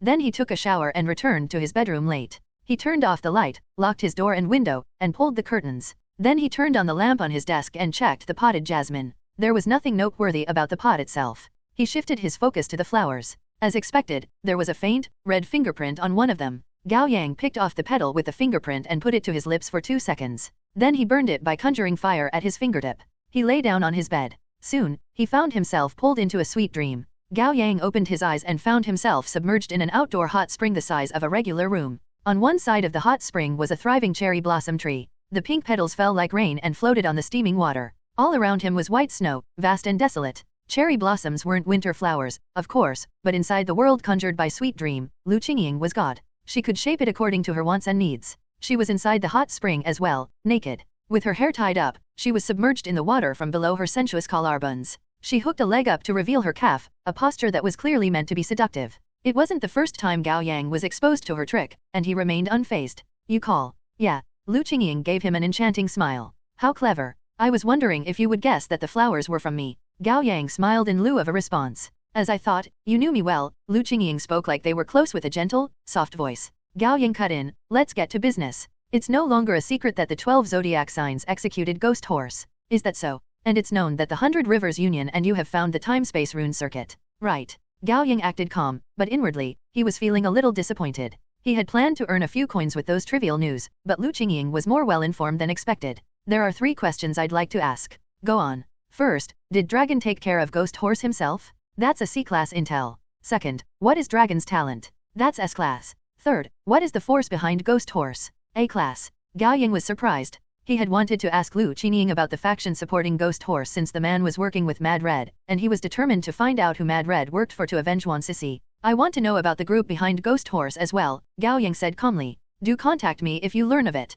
Of course. Lu Qingying smiled. It won't be cheap though. No worries. I'll pay the appropriate price, Gao Yang said in a confidence tone. He would first make her investigate the issue before thinking about price. A thought came to him then. I'll give you something for free. Mad Red, talent, detonation. He belonged to the same group as Ghost Horse when he was alive. You may start with that. Thank you. You're welcome. After thinking about it for a moment, Gao Yang continued, of your 2 other questions, I'd answer only the first one. Ghost Horse was personally dealt with by Dragon. The rest I cannot tell you. Lu Qingying nodded like she had expected it. Deal. C-class intel is worth 3 Jinmu. You may visit my restaurant anytime to get your reward. Gao Yang was filled with complicated feelings. The 12 zodiac signs paid him only 5 Jinmu after all the life risking he did for them, yet giving the woman a useless piece of information earned him 3 Jinmu. Still, he must be careful. The fact that Dragon had personally dealt with Ghost Horse did reveal a few things. First, it meant that Dragon took the matter seriously. Second, it proved that Dragon was powerful enough to easily resolve the matter. Third, it signified that the 12 zodiac signs were ready to face their enemy. All those were things the 12 zodiac signs wanted the outside world to know though. Gao Yang had merely helped spread the message a little faster. He believed it didn't constitute betrayal. Then let's finish things here tonight. Gao Yang was about to close his eyes when Lu Qingying called out to him. Wait. She smiled. I caught a hint of emotion earlier. It seems that you are dissatisfied with some aspects of your organization. Let me guess. Is it about authority, resources, relationship, or pay? This woman? Gao Yang admitted openly, yes, I am a little dissatisfied with the pay, but it makes sense for me to be paid less since I'm new. Lu Qingying nodded with a smile, her beautiful eyes glinting. I visited you today for another matter. I wonder if you're interested. Tell me what it is first. Would you like to work for someone else? Gao Yang hid his surprise. Seriously? Am I that well known already? I've only joined for what, a month? Yet I'm already getting headhunted? Thank you, but it's not something I'd consider at the moment. I've guessed as much, but I suggest you meet up with them to see what they have to offer at least. It'll be a chance for you to find out how another organization treats their members, which wouldn't hurt. That doesn't seem like a good idea. Don't worry. You'll be meeting up in my dream without leaving a trace. You won't be able to see each other's faces, and your voices will be modulated. She smiled faintly and added, he doesn't know about our exchange of information. And you're free to deny that you've accepted the meeting afterward. We'll meet in the dream. Gao Yang asked in surprise. You can do that. I humbly present to you what level 5 sweet dream is capable of. It was amazing for a talent to reach level 5. Gao Yang knew that there was a bottleneck to overcome for a talent to reach level 4, which would require the matching rune circuit. And past level 4, leveling up was no longer a matter concerning rune circuits. It was entirely up to the individual. At the moment, the highest a talent had reached was level 7. It was said that there was still room for the talent to develop, but it was terribly difficult. That was why the current consensus was that the max level for a talent was level 8. Gao Yang sorted through his thoughts. I can't trust you fully yet. Who knows if you'll betray me? That hurts. Lu Qingying didn't look hurt at all. She glided a delicate finger through the surface of the water, causing ripples along the way. Well, since I've agreed to help, how about I tell you their offer on their behalf? That I don't mind. Here's the basics. The monthly pay is 30 Jinmu. You're allowed priority to any rune circuit other than the miracle rune circuit. You have access to all new weapons and equipment owned by the organization. Office romance is allowed. You may deal with any monster as you see fit. And you may negotiate for other conditions in person. What the hell? It was so obviously a counter to what the 12 zodiac signs offered. In comparison, the 12 zodiac signs might as well be a group of monks starving themselves on purpose. Gao Yang nodded slightly. Got it. I'm sure you've guessed what organization it is. Lu Qingying smiled. Let me know if you're interested. I have a question, said Gao Yang. Why would an organization like them be interested in a newbie like me? I had the same question. Lu Qingying smiled. Don't take this the wrong way. I don't doubt your abilities, but you keep quite the low profile from what I know. You haven't attracted too much attention. That's what I think. I have an explanation for that, and I can tell you for free. Gao Yang looked up at her. It's said that someone made a recommendation. Gao Yang frowned. Let's end things here. Gao Yang closed his eyes. Access granted? There were 3 formal organizations in Li City, the 12 Zodiac Signs, the Kailan Guild, and the 100 Rivers Union. It wouldn't be the Union. They couldn't afford to make such outlandish offers. That left the Kailan Guild. The pay alone was 10 times the pay offered by the 12 Zodiac Signs, and that would amount to 360 Jinmu per year, which meant he would earn 720 Jinmu in 2 years, more than the cost of Wu Dehai's 600 Jinmu prosthetic arm. Moreover, Wu Dehai's arm was most likely one of the Kailan Guild's equipment for frontliners she had mentioned, which would be accessible to Gao Yang as long as he joined. Wouldn't that be several times more impressive than the tactical glove he bought at the flea market? In the unawakened world, it was essentially an offer of tens of millions of annual income with a bonus of a villa, an expensive car, and employee stock options. And he would have taken it in a heartbeat were it a simple job offer. However, the world he found himself in was one of awakeners. There were hidden threats, unknown schemes, and unpredictable dangers all around. He couldn't be more careful. At the moment, what concerned Gao Yang most was the one who recommended him. Who could it be? Someone from the 12 zodiac signs? That wouldn't make any sense. But he didn't know any other awakeners outside of the few members of the 100 Rivers Union he had crossed paths with, and not only did they not know him properly, they were in no place to make a recommendation to the Kailan Guild. It couldn't be the Spectre, Fresh Snow, could it? The Spectres were said to be living nightmares for all awakeners, and the two sides were mortal enemies. Wait, could it be that while the Kailan Guild acted like the righteous head of the Woolen, they had been secretly colluding with the evil sect that was the Spectres?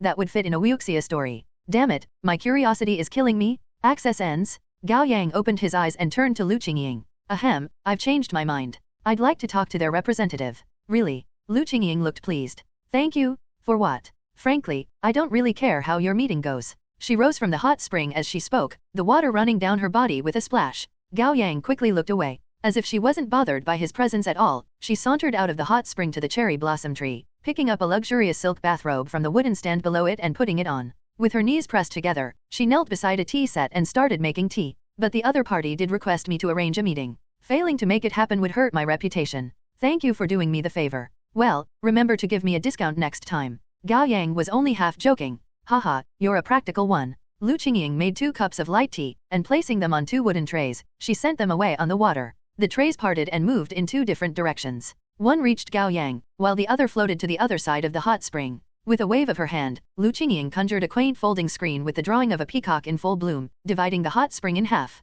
Are you ready? Asked Lu Qingying. I am. Gao Yang took a deep breath to clear his head. Lu Qingying snapped her fingers. The steam rising from the hot spring thickened at once, and soon, a figure emerged on the other side of the screen. Talent, sweet dream. It lives up to its reputation. The voice had been modulated to sound like the average man. Nothing about it stood out. You're too kind, Lu Qingying said. Her voice was as soft and captivating as ever, but there was a hint of reservation and deference to it. It seems the guy is quite the big deal, Gao Yang thought. And judging from his remark, this seemed to be the first time the man had ever dealt with Lu Qingying. Of course, there was the possibility that he was putting up an act. His headhunter seemed to be the straightforward type. Stretching his shoulders a little, the figure behind the screen said, I'm Black Tortoise, one of the 4 elders of the Kailan Guild. A pleasure to make your acquaintance. Dark horse of the 12 zodiac signs, Gao Yang said, compelled to match the man in projecting importance. The pleasure is all mine. The 4 elders of the Kailan Guild were, respectively, the Azure Dragon, the White Tiger, the Vermilion Bird, and the Black Tortoise. Gao Yang had heard from Wu Dehai that all 4 of them had talents among the top 10 on the list. They rarely made an appearance and led the Kailan Guild as core members. Basically, they held positions similar to that of War Tiger in the 12 zodiac signs. Has Miss Lu explained the purpose of this meeting? Asked Black Tortoise. She has. And your answer? I'm still considering it. Gao Yang couldn't reject the man outright. Otherwise, him accepting the meeting would be no different from toying with him. After a moment of silence, Black Tortoise said, to my knowledge, you have only joined the 12 zodiac signs for less than a month. That is true. So you can't be loyal to the organization already. I won't say I'm loyal to them, Gao Yang said while choosing his words carefully, aiming to make himself sound dignified. It's a mutually beneficial relationship. You're young, Black Tortoise said approvingly, but you're more mature than I expected. Gao Yang didn't say anything to that. The man continued, a clever bird chooses the right tree as home, and a wise official chooses the right master to follow. The Kylin Guild will be the better choice for you. He sure was confident. As expected of a member of a major organization, they had the power to back the confidence up. I don't know your organization at all. Knowing is a two-way effort. What title are you offering?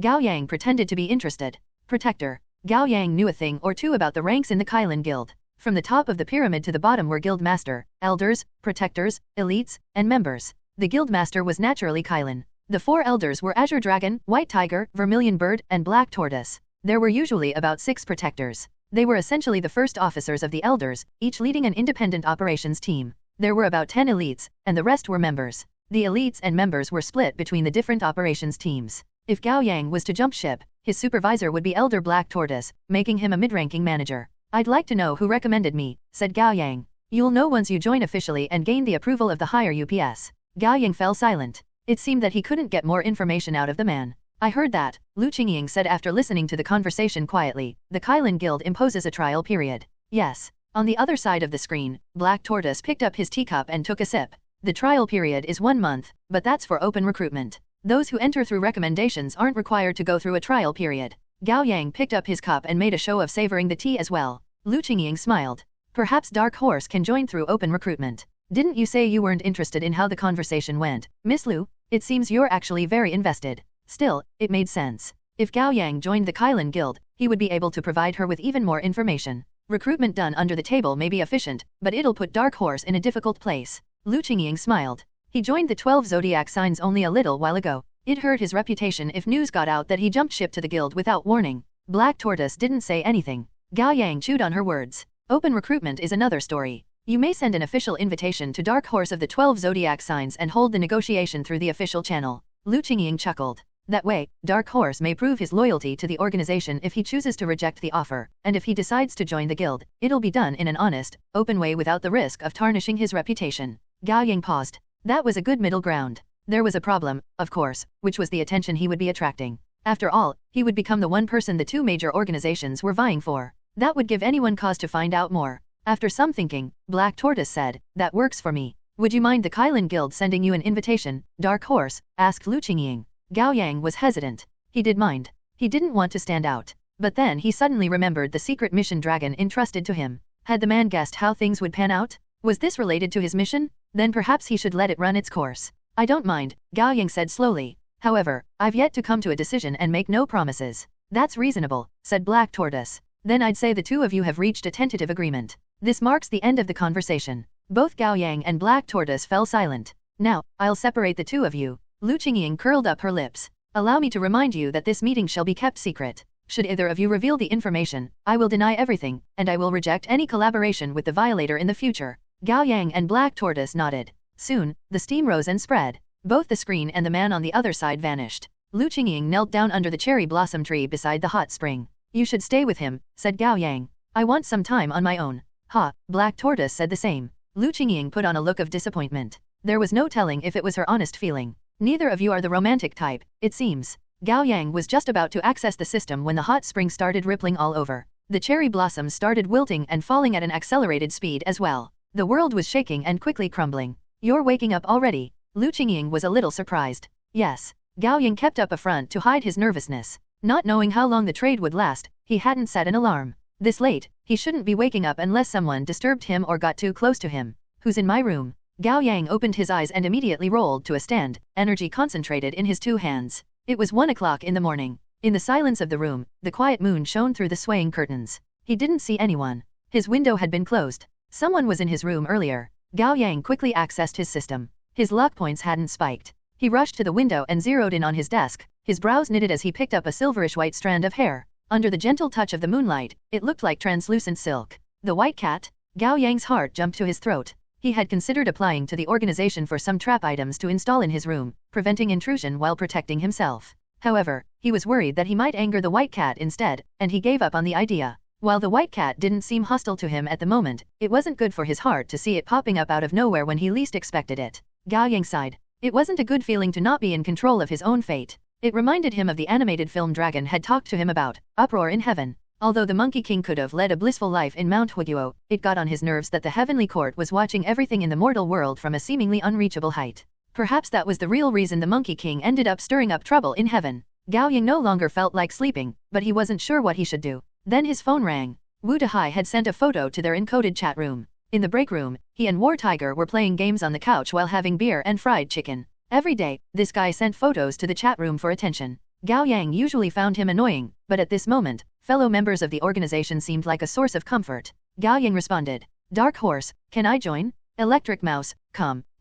True brothers play games until sunrise? White Rabbit, you're still up. Dark Horse, can't sleep. Aren't you up too? White Rabbit, well, unfortunately, I stumbled on a real good novel right before bed. Next thing I know, it's already early morning. Electric Mouse, what novel? Let me see. White Rabbit, it's written by someone called Violent Waves, titled My Buddy is the Chosen One. The relationship between the two very good friends is amazing one. Electric Mouse, no thanks. Electric Mouse, come on. Dark Horse, Teacher War Tiger is a total noob. He can't even beat me when I have a robotic arm. War Tiger, help, my disciple? 3 o'clock in the morning, Gao Yang rode the private elevator to the underground 6th floor and entered the rabbit room. Inside the break room, War Tiger and Wu Dehai were still playing a game on the couch. It looked like a fighting game. Gao Yang walked in just in time to see a large K.O pop up on the screen. War Tiger had a chicken bone in his mouth while he held a controller and insisted, the combos don't make sense in this game. No excuse for being a noob. Wu Dehai stood on the couch, his voice impassioned. You've lost 30 times in a row? You have to honor your word and take me and Qingling to the next mission. It'll be my chance. Wu Dehai. War Tiger sighed and shook his head. Don't you understand that you're never getting Qingling? Why? Wu Dehai insisted. She's the only girl who agreed to let me touch her. Well, it didn't actually happen, but still. War Tiger scoffed. Do you really think of Qingling as someone who will do anything to get stronger? Wu Dehai paused. Is she not? War Tiger knocked him in the head with the controller. Think with your thick head. If Qingling really is that kind of person, why hasn't she let you or other perverts have their way yet? Wu Dehai gaped. That's right. Why? Because little Qingling would reject the advances for her. Gao Yang cut in with a smile. No matter how many times it happens. Bingo. War Tiger nodded approvingly. For survival and power, Qingling, the dominant personality, has abandoned many things. But her other self, little Qingling, has helped protect what she shouldn't give up as a regular girl. No matter how close you think you've gotten to success, little Qingling will always take a stand when necessary and kick you as far away as possible. Wu Dehai opened his mouth, but didn't know what to say. So, War Tiger spread his hands. Little Qingling is a part of Qingling. You have to make her accept you before Qingling will.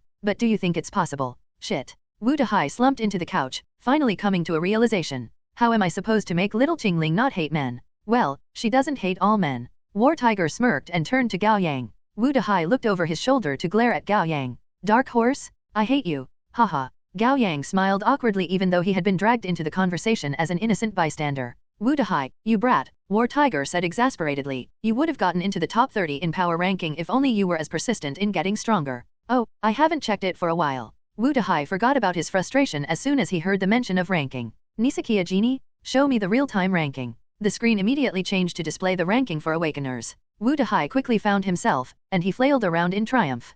54th, I've made a big leap. War Tiger didn't seem surprised. Well, our organization did find the time-space rune circuit. And after surviving the ambush, you got the most advanced prosthetic arm, courtesy of the Kylin Guild. All that has boosted your fame. Gao Yang quickly found that Qingling, Officer Huang, and he had entered the top 70. But don't let it get to your head, Wu Dehai. War Tiger crossed his arms. Below the top 30, the ranking is all based on empty fame. It has very little to do with actual power. Of course I know that. Wu Dehai then muttered, but fame will help me get girls. Gao Yang's eyes lit up as he checked the top 10 on the list. Teacher War Tiger, both you and Captain have moved up a spot. Oh, is that so? War Tiger smacked his lips at the screen. Well, that proves how important people consider the time-space rune circuit. Yeah, we almost died to get it. Thinking about the strange space still made Gao Yang shudder and gave him chills. He went through the top 10 Awakeners again with more care. 10th, Vermilion Bird. 9th, White Tiger. 8th, War Tiger. 7th, Black Tortoise. 6th, Azure Dragon.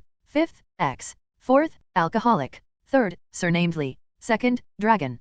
First, Kylan, surnamed Li, was the head of the 100 Rivers Union. It was certainly a very unassuming name. Alcoholic and X didn't seem to belong to the three major organizations. They must be prominent unaffiliate awakeners. Among the 12 zodiac signs, Dragon and War Tiger claimed 2 spots of the top 10, while the Kylan Guild claimed the rest of the 5, making their dominance in the field clear. Haha, Wu Dahai cackled. Every time I check the top 10, I feel like I'm visiting a zoo. War Tiger chuckled as well. Well, if you guys get into the top 10 as well, it'll be an actual zoo. War Tiger's phone rang. He picked it up and glanced at the screen, his gaze darkening. Who can it be at this hour? Asked Wu Dahai. It's an encoded message. War Tiger made some clicks on his phone. A moment, I'll connect through Bluetooth. Soon, War Tiger's phone screen was projected on the big screen before them. It was an invitation from the Kylan Guild. Fucking hell? Gao Yang almost screamed out loud. Aren't you working too efficiently, Kylan Guild? Don't you ever sleep?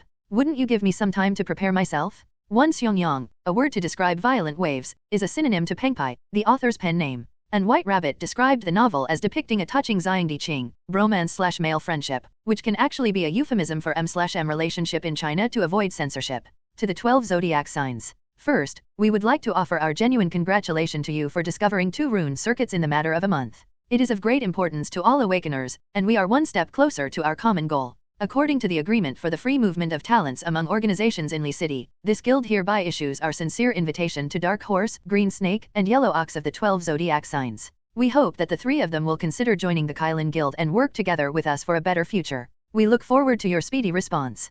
Kylan Guild. June 4th. Wu Dahai read through the invitation word by word and slapped his thigh, exclaiming, "Holy shit! Crazy? The Kylan Guild is openly recruiting you? Talk about honor." Gao Yang knew this was coming, but he didn't expect Qingling and Officer Huang to be included. Well, there were 3 possibilities. First, Black Tortoise did want the 2 of them too. Second, they were a smokescreen for Black Tortoise to cover up the fact that he wanted Gao Yang. Third, Black Tortoise hoped to achieve his goal by applying pressure, the subtext being, "I'm asking for 3, but you should at least give me 1. Otherwise I'll consider it an insult, and I won't be as polite next time." Haha, how interesting. War Tiger crossed his legs and rested his feet on the tea table, a bemused expression on his face. Leisurely, he took a sip of beer. Then his phone rang. It was White Rabbit. She had received the encoded message as well. War Tiger unlocked his phone and put her on speaker. Her yells immediately rang through the room. Kylan Guild, the thursing XXXXXXXXX. Who do they think they are? What disgusting XXXXXXX? They fancy themselves the boss? I'll XXXXX their XXXXXXXXXXX. Gao Yang and Wu Dahai gaped. This was the first time they heard White Rabbit curse, and the number of swear words she got in as well as the sheer variety were honestly quite impressive. White Rabbit was in charge of human resources for the 12 zodiac signs. The headhunting must have hit her most sensitive nerve. "Calm down, Rabbit," War Tiger reassured her simply. "Calm down? How am I supposed to be calm? They're openly after our members? All 3 of our newbies? What, are they just gonna render all my hard work this year useless?" War Tiger placated her. "That's a little unfair. Didn't you get Heavenly Dog from the Kylan Guild as well? That's not the same." She raised her voice even further. Heavenly Dog was still in his trial period, and he was thinking about jumping ship because he didn't like the Kylan Guild. Only then did I approach him. I play my role with impeccable ethics. War Tiger thought about it and said, "Well, why don't we give the 3 of them some time to decide for themselves?" No. White Rabbit was ready to kill a man. "None of them are leaving, or I'll break their legs. And you talked about your work ethics. I don't care. All right. Go back to your bromance novel." War Tiger hung up and turned to Gao Yang. "What do you think, Yang Yang?" Gao Yang hid his guilt under a mask of nonchalance. "Not interested." "Really?" War Tiger curled his lips. "It's the Kylan Guild. Putting aside all other matters, the pay they offer must be several times higher. That's not all." Wu Dahai looked envious. "There are so many beautiful girls there, and they allow office romance." "Then why don't you go?" asked Gao Yang. "I'd like to, but they didn't invite me, did they? If I go, I'll be the lowliest pawn." Wu Dahai huffed from his nose. "I'd rather be the head of a chicken than the tail of a phoenix." "Got it." War Tiger put an arm around Wu Dahai's neck. "Heize, my boy, Uncle Tiger doesn't like how you put it." "Ow, ow." Wu Dahai cried out. "Chicken? Is that how you see the 12 zodiac signs?" No. Wu Dahai begged for mercy with his face flushed. "I misspoke. I'm uneducated. I made a mistake. Please spare me, Uncle Tiger." War Tiger let go of him and threw him a disapproving glance. "Besides, you ain't the head of a chicken in the 12 zodiac signs. At best you're the chicken butt. If you go to the Kylan Guild, you're gonna be the phoenix's poop." Came morning, Gao Yang went to school. The self-study session and the rest of the morning passed uneventfully. At noon, Gao Yang secretly met up with Qingling in the second-floor lab for information exchanges. Gao Yang made sure to bring a lunchbox to the cafeteria to get Qingling 3 vegetable dishes, 1 protein dish, and a meaty chicken leg. Qingling didn't turn his offer down. With great seriousness and awe, she finished the lunch Gao Yang prepared for her. The chicken leg was so big that she got oil all around her mouth. Gao Yang stifled a laugh and gave her a napkin. She cast the chicken bone away, wiping her mouth before wiping her fingers. It was cute how seriously she went about it. Once she was about done, Gao Yang asked, "What do you think about the Kylin Guild's offer?" "I'm not going," Qing Ling said decisively. "Why?" Qing Ling's reasoning was simple. "I can keep getting stronger following War Tiger, but it may not be the case at the Kylin Guild." "True." Gao Yang nodded. It was a very Qing Ling answer. "What about you?" "I'm still considering it." "What is there to consider?" Qing Ling frowned, feeling a mix of confusion and displeasure. "Well, as you said, the strong rule over the weak in this world, and the Kylin Guild is stronger than the 12 zodiac signs," Gao Yang said in a half-joking tone.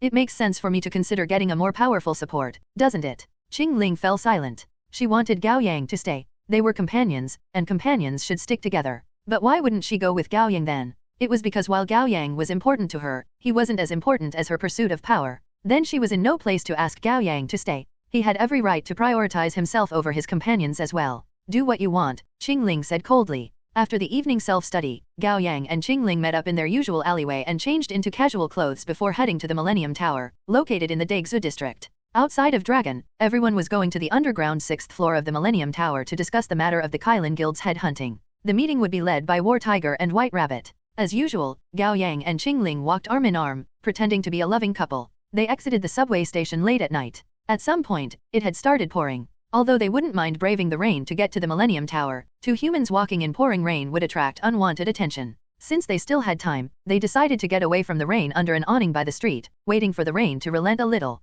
As soon as they got some shelter, a song started playing inside the flower shop behind them. It was a song by the King of Milk Tea, Zhou. "What is most beautiful isn't the rainy day, but the awning we have found shelter under." 1. Gao Yang awkwardly cleared his throat and looked to the side at Qing Ling. Her dark hair was drenched, the tip of the strands dripping droplets of water on her fair neck and collarbones. She took out a rubber band from her pocket and gathered her hair with both hands to tie it into a high ponytail. Gao Yang noticed on her wrist the twin bracelet she bought back in the haunted house market. "Does it work, the twin bracelet?" Qing Ling didn't say anything, but her hardening expression made it clear that she hadn't yet overcome the obstacle on her path to leveling up. Gao Yang shut his mouth out of consideration. "Hey, why are you staying out there? Come on in." The glass door behind them opened, the wind chimes clinking. Gao Yang and Qing Ling turned around, surprised. "One Jaichu's secret?" The young woman standing inside the flower shop was dressed in a patterned apron, her brunette curls cascaded softly down her shoulders. She was a gentle but stunning beauty. Songstress. Gao Yang recognized her at first glance. Then he looked up at the signboard.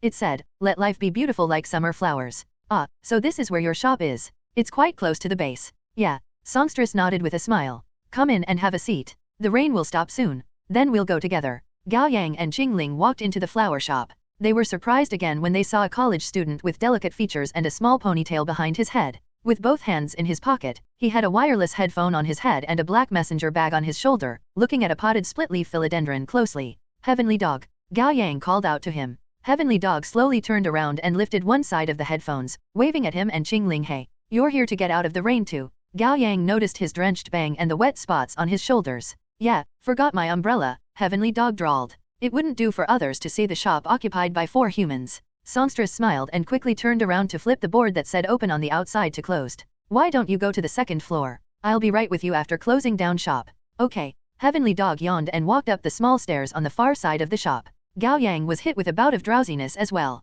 They really had to avoid talking to Songstress too much. The 2nd floor of the shop was actually a mezzanine level with 2 bedrooms and 1 living room. The living room was renovated in the style of a cozy coffee shop with wooden floor, beanbag sofa, rugs, potted creepers, window walls, and a bar. They sat down on the sofa. Neither Heavenly Dog nor Qing Ling were the talkative sorts, and the 3 of them exchanged glances without saying anything. Soon, Songstress walked up. She gave them a smile and made a gesture telling them that she would be making coffee. Then she moved to the bar to do just that. After a moment, Gao Yang initiated a conversation with Heavenly Dog. "Do you come to Songstress shop often, Heavenly Dog?" "On holidays, I buy flowers for my mother." After a pause, Heavenly Dog added, "She likes flowers." "Ah, that's so." Gao Yang didn't want to waste his time beating around the bush too much, so he got to the point. "I heard that you used to be a trainee at the Kylin Guild." Heavenly Dog slumped into the sofa with his eyes slightly narrowed. "Yeah, I awakened during my freshman year in college. The Kylin Guild approached me then." "Why didn't you stay?" "I don't like it," Heavenly Dog said concisely.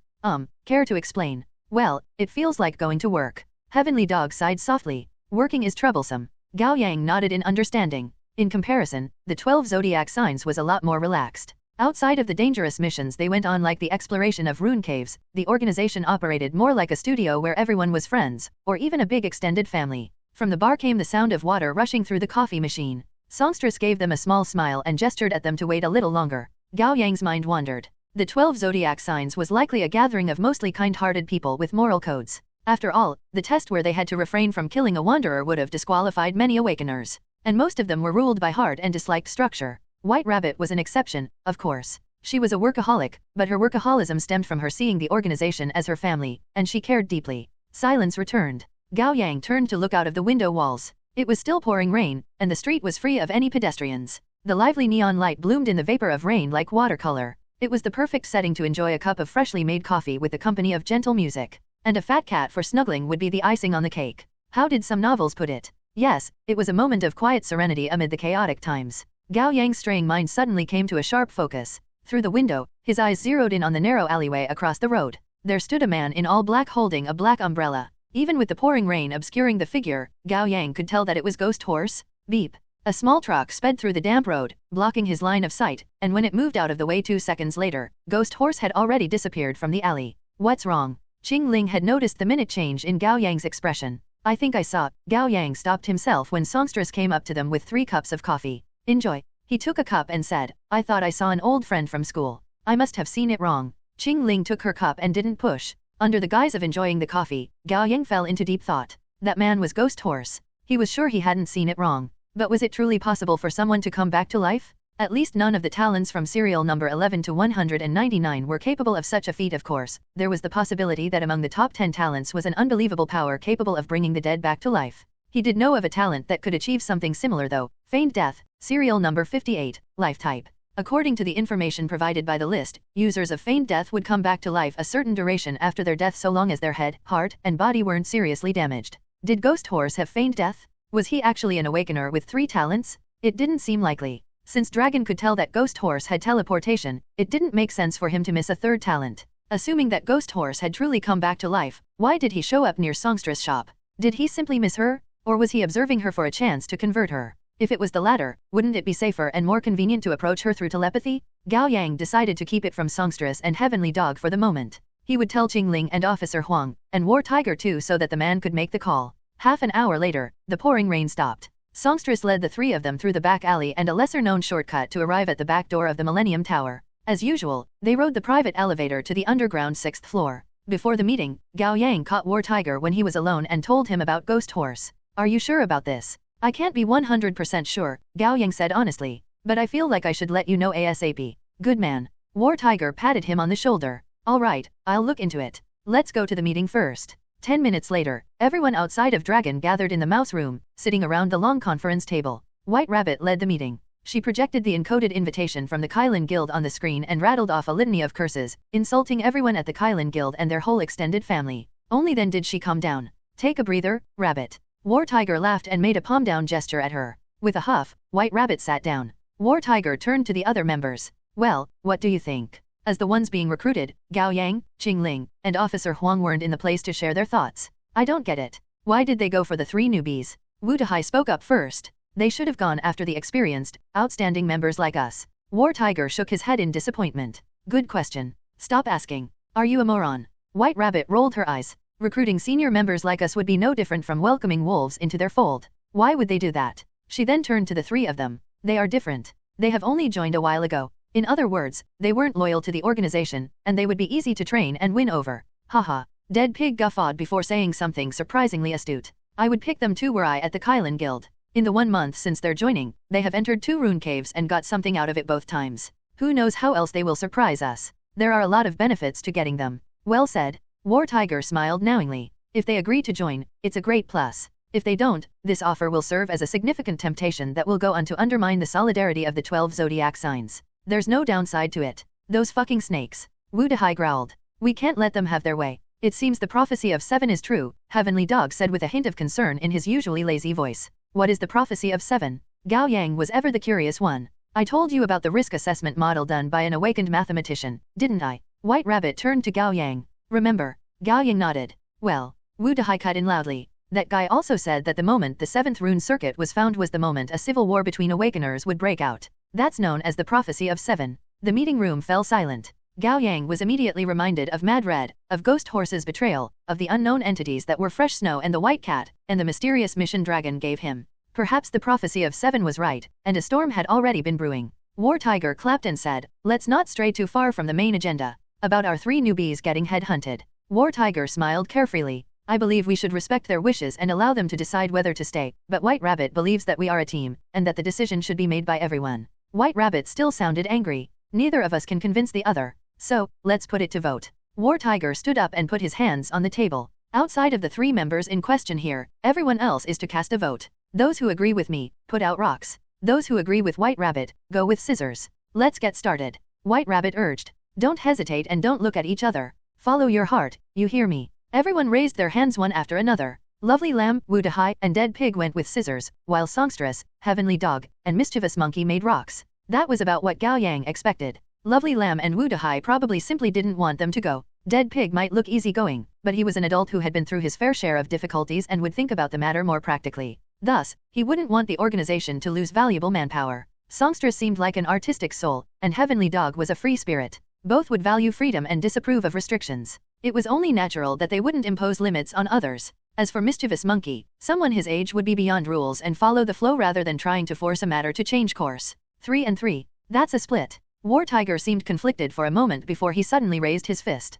"I vote myself." "I vote myself too." White Rabbit quickly made a scissor. "That's 4 to 4. Have you forgotten something, Rabbit?" War Tiger reminded her with a grin. Gao Yang was the first to come to the realization. Teacher War Tiger is the vice captain, and according to the rules, the votes of captain and vice captain are weighted in a split vote, each considered 1.5 votes. "That's right, haha." War Tiger put his hands on his hip and stuck out his tongue at White Rabbit. "I win." At that moment, everyone had to wonder if the middle-aged man had the mental maturity of a 3-year-old. White Rabbit tamped down the urge to punch him and inhaled deeply to calm herself. "Fine. It's the result of a vote. I'll accept it." She turned to Gao Yang, Qingling, and Officer Huang. "Whether you're going to leave or stay is up to you." She immediately turned to stalk out of the meeting room and slammed the door shut. It seemed that she didn't want to face the results that were to come. "No rush. You should sleep on it and give me the answer tomorrow." War Tiger clapped. "All right. That's it for today. You're dismissed." 3 o'clock in the morning, Officer Huang offered Gao Yang and Qingling a ride home. Officer Huang drove out of the Millennium Tower, but instead of going straight to their homes, he stopped at an old street in the neighborhood.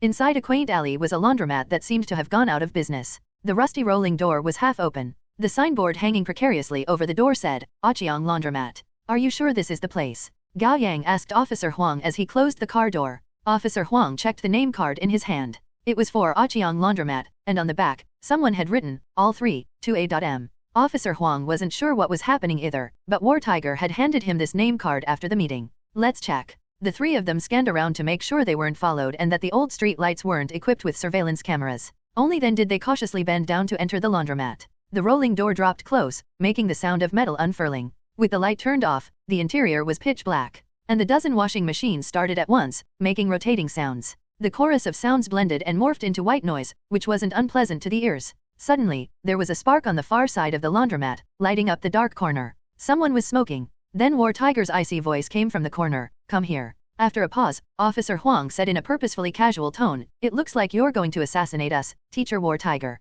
"Yeah, I don't even dare approach," Gao Yang agreed. "I'll give you 3 seconds, said War Tiger. "If you don't come here, I'll go to you." The 3 of them walked up to him. Only when he was close enough did Gao Yang get a good look at War Tiger. Awash in shadow, the man sat on a blue-weathered plastic stool dressed in a pair of shorts and a wife-beater. He smoked leisurely with his legs crossed and his back pressed to the wall. "Do you know why I called you here?" asked War Tiger. "For the headhunting thing?" asked Gao Yang. "That's right. What do you think?" War Tiger took a drag and slowly exhaled the smoke. "Uncle Tiger isn't the devil, but I hate liars. Understand?" Loud and clear. Officer Huang was quick to swear allegiance. "I'm not going to the Kylin Guild." "Because?" asked War Tiger. "Because I believe in the future of our organization more. Spare me the empty words. And the base is close to both my home and my workplace," Officer Huang said seriously. "The Kylin Guild's base is too far." "Well, I suppose it counts as a reason." "What else?" "You've agreed to help me figure out my wife's pregnancy." "Yes, and I will do everything I can to help you. Just wait for good news." War Tiger waved him away.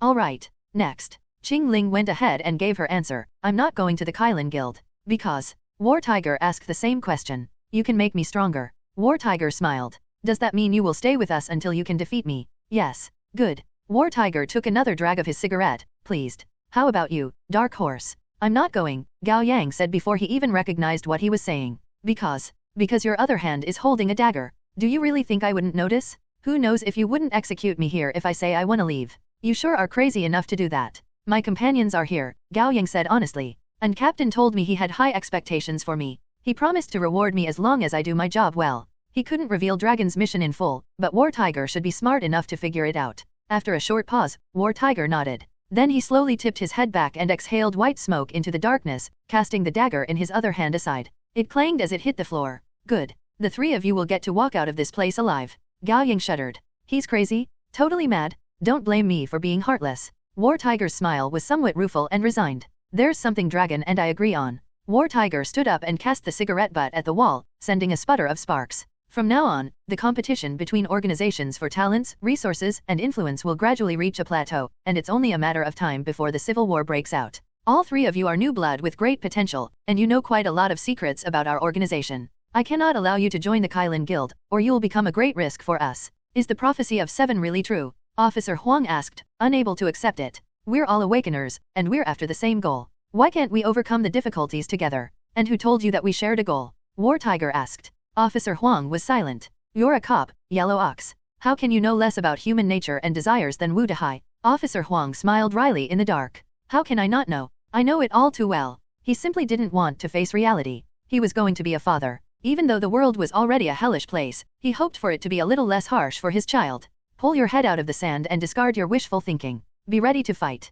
War Tiger raised his voice. The 12 zodiac signs will not be the first to open fire, but we will not be the first to get hit. Since you've chosen where your allegiance lies, you will stay true and steadfast. Got it. The three of them nodded. War Tiger then said, there's another reason I asked you to come. What is it? Asked Gao Yang. Among the three of you, War Tiger said in a low voice. At least one will join the Kylin Guild. What? Officer Huang was caught off guard, but it didn't take long for him to figure out what the man was suggesting. Do you want one of us to be a spy? Gao Yang spelled it out for him. Yes, War Tiger said. We'll seize this chance to plant someone in the Kylin Guild. Officer Huang sucked in a breath. You're asking us to go on a suicide mission, Teacher War Tiger? It's the Kylin Guild we're talking about. It hadn't been long since the matter with Ghost Horse was settled. Although he was an enemy, he served as a good example for them. He had been laying low with great caution for so many years, yet he still ended up exposed. It would only be more difficult to be a spy in the Kylin Guild. Rather than walking on high wire, it would be akin to walking on a strand of hair. I'm not going. If you want me to go, I'd rather you kill me now. Officer Huang didn't even bother to think of an excuse. I'm not going either. Qing Ling was also determined. I want to get stronger. How about you, Yang Yang? Don't call me Yang Yang. Every time you use the cringy nickname, it's because of something bad. Gao Yang swallowed his words and after some deliberation, he decided it was too much of a risk to play spy. I don't want to go either. Alright, War Tiger said like he had expected their answers. I admit it is a little too much. How about this? You won't be a spy. Simply stay in the Kylin Guild and observe. When you've gained the trust of the guild and when the right time comes, you'll decide if you're gonna play the proper role of a spy. If the right time never comes, Gao Yang asked. 2 options. War Tiger extended 2 fingers. First, resign and come back to the 12 zodiac signs. Second, continue to lay low and wait for the right time to come. War Tiger continued, bottom line is we must have someone planted in the Kylin Guild. It's fine if you don't act as a spy, but you will be our eyes and ears. Officer Huang thought for a moment before shaking his head. I'm sorry, teacher. My answer is still no. I'll go, said Gao Yang. Gao Yang. Officer Huang called out in surprise. Are you out of your mind? This is not a joke. I'm not out of my mind. I've thought things through. Gao Yang smiled at Qing Ling and Officer Huang. You stay with Qing Ling. I won't be a spy, but I'll be an observer in the Kylin Guild. Gao Yang agreed because he recalled the mission Dragon gave him. For some reason, he had a feeling that the mission had something to do with this. Qing Ling had talked to Gao Yang about it in the morning, so she wasn't too surprised by his decision, and she didn't say anything. Little Yang Yang. War Tiger patted him on the shoulder. I'll miss you, for real. But truth be told, you are the best candidate. To play this role, you need to be brave and strategic, and you must know to be patient and lurk around like a worm. You are a grade A lurker. Gao Yang suppressed a snort. Was that supposed to be a compliment? But let me be clear about one thing. I'll be an observer and nothing else, Gao Yang said. You can't force me to do any espionage. I'm not stealing confidential documents, assassinating people, or collaborating with your mission on the inside. Don't worry. War Tiger made him a promise. The Kylin Guild is a rival of ours rather than an enemy. It won't come to that just yet. Gao Yang joked. All right. I'll consider this a training period at a big corporation. Good, War Tiger said approvingly. You have to look at the bright side. When am I going? You're a high school student and have to go to class during the day. How about tomorrow evening? I'll give you a ride. That soon. Gao Yang was surprised. He had thought he would be given a few days for some training and maybe swear an oath. Then he would have a proper send-off with his companions. After all, there was no telling when he would get to return. He didn't expect War Tiger to so decisively give him away tomorrow. Soon. War Tiger shook his head with a smile. Others have been setting up the board before the prophecy of the seven was even known. We're lagging behind way too much. It's time for us to adjust our rule to not make a move until a move is made against us. With awakening came a boost in stamina. It wasn't a big problem to skip sleep for a night. Gao Yang, Qingling, and Officer Huang were in no mood to go home and retire to bed. When the dawn was going to break, they went to the 6th Defman beef noodle. They each ordered a bowl of beef rice noodle with fried egg and dug in. Halfway through the meal, Officer Huang put away his chopsticks and said disapprovingly, "I still think you're being too rash, Gao Yang. If all three of us stood our ground earlier, War Tiger wouldn't have forced us." Qingling didn't say anything, but it was clear from the little change in her expression that she agreed with Officer Huang. Maybe so. Gao Yang laid down his chopsticks as well. He couldn't tell them about the secret mission from Dragon, so he opted to give them an awkward smile. "Do you remember what you said before, Officer Huang?" "What?" "You said that I was dangerous, and that staying near me would bring an early death." Officer Huang smiled wryly. "I didn't mean it seriously. Why would you take it to heart?" "Because you may be right." Gao Yang thought of Li Weiwei, Wan Sisi, and Old Wang. A wave of sadness crept up to him. "I'm afraid we won't get to eat rice noodles together after this." "Nonsense." Officer Huang cheered him up. "The support of an organization is temporary, while companions are for forever. Remember, we are on the same boat no matter where you are." Touched, Gao Yang nodded in response. Then for the first time since he knew them, he advised them like an adult would a child, "Keep close to War Tiger, Qingling, Officer Huang. Take care of yourselves and stay alert." Qingling's hand stopped for a moment with noodles between her chopsticks, and she said with steel in her voice, "Worry about yourself." Gao Yang said self-deprecatingly, "Don't worry." As War Tiger said, "I'm a grade A lurker." Qingling dropped her chopsticks suddenly and looked up to meet his eyes. "What?"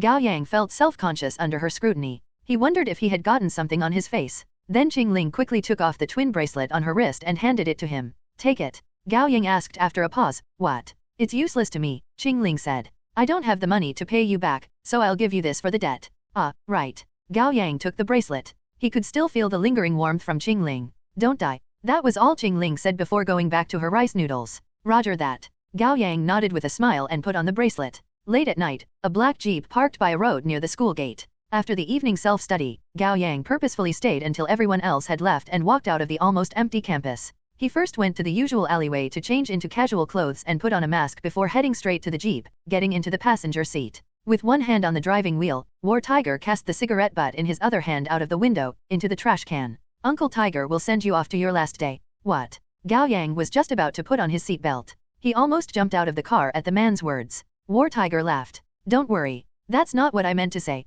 I mean I'm sending you off on your last day with us." "Right." Gao Yang's heart was in his throat. His soul almost left his body. War Tiger started the car and stepped on the accelerator. The jeep sped through the night. War Tiger said in a low voice, "You told me yesterday that you might have seen Ghost Horse. I went to the cemetery to check his grave today." Gao Yang's eyes glinted. "And the body's gone," War Tiger said with a dark look on his face. As expected, he hadn't seen it wrong. "It seems very likely that Ghost Horse has been brought back to life." War Tiger glanced at him. "That's another merit on your record. I really will miss you." Gao Yang looked up at the man's profile as he drove. "There's a favor I'd like to ask you, Teacher War Tiger." "Go on." "Both Qingling and Officer Huang have saved my life, and they were the ones who guided me into the world of awakeners."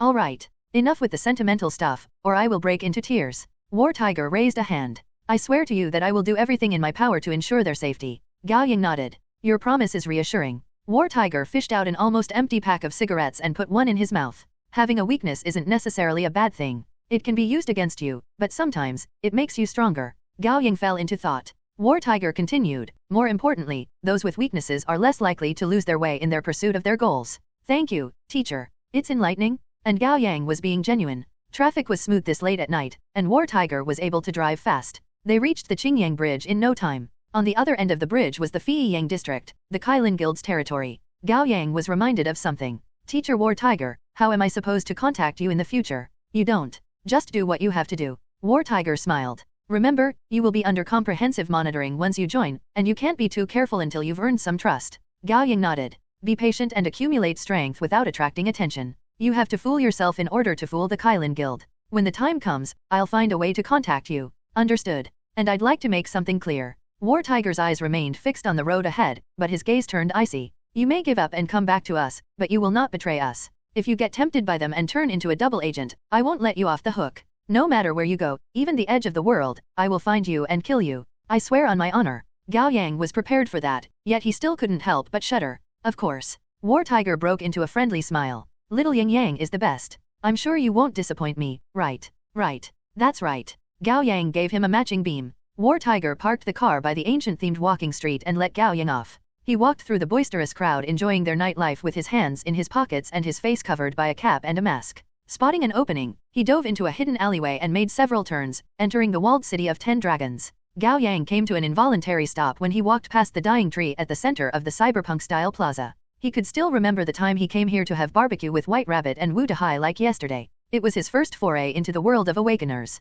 He checked his phone and saw that he had been kicked out of the encoded chat group of the 12 zodiac signs. It was done by White Rabbit. Not knowing the truth, she must hate his guts now. Gao Yang smiled bitterly and put his phone back in his pocket, walking toward the brightly lit building on the side. It was the Black Tortoise branch of the Kylan Guild. Past the revolving door, the front desk was still manned by the two young women dressed in black and white kipeo respectively. Greetings. This is the Black Tortoise branch of the Kylan Guild. How may we help you? Dark Horse, formerly of the 12 zodiac signs. Gao Yang took off his mask and did his best to speak in a low, steady voice. Here to join the guild. A moment, please. The woman in black leaned in to check the computer. She got back to him soon. Ah, that's right. It is registered in the system already. The woman in white took a look and turned back to him with a smile. Mr. Dark Horse.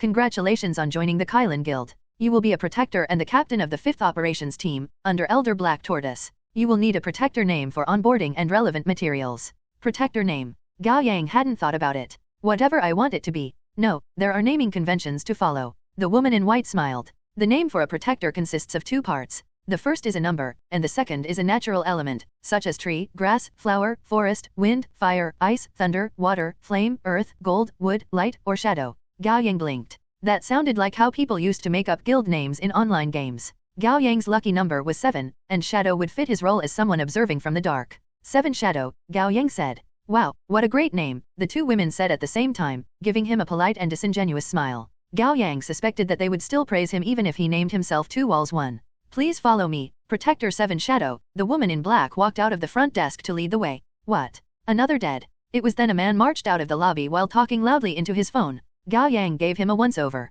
The man seemed to be about 190 centimeters tall too, built burly like a bear and densely packed with muscles under the gray t-shirt and jeans. He had a full head of hair and his body was covered in thick hair as well. He also had a bushy beard. From a distance, he looked like a large gray bear. With his phone in hand, he shouted at the front desk, "Where's Live Snake? Why isn't he picking up? I'll contact him for you." The woman in white immediately took out her phone. Forget it. The man glanced at Gao Yang and narrowed his eyes. Where did the kid come from? He's our new. Ah, the new guy, the man interrupted roughly. Good. Do you drive? Get the car for me. Oh. The man turned to leave but turned back when he remembered something. You got a new code name? You can't use your old one. 7 Shadow, Gao Yang responded. After half a second, the man shouted at the women at the front desk, "What are you two doing? Why didn't you explain the rules to him?" He then patted Gao Yang on the shoulder. You may not know the rules since you're new, young man. Let me tell you. You are free to eat whatever you want, but you must not name yourself whatever you want. You ain't got the right to call yourself 7 Shadow yet. Understand? The women at the front desk seemed troubled.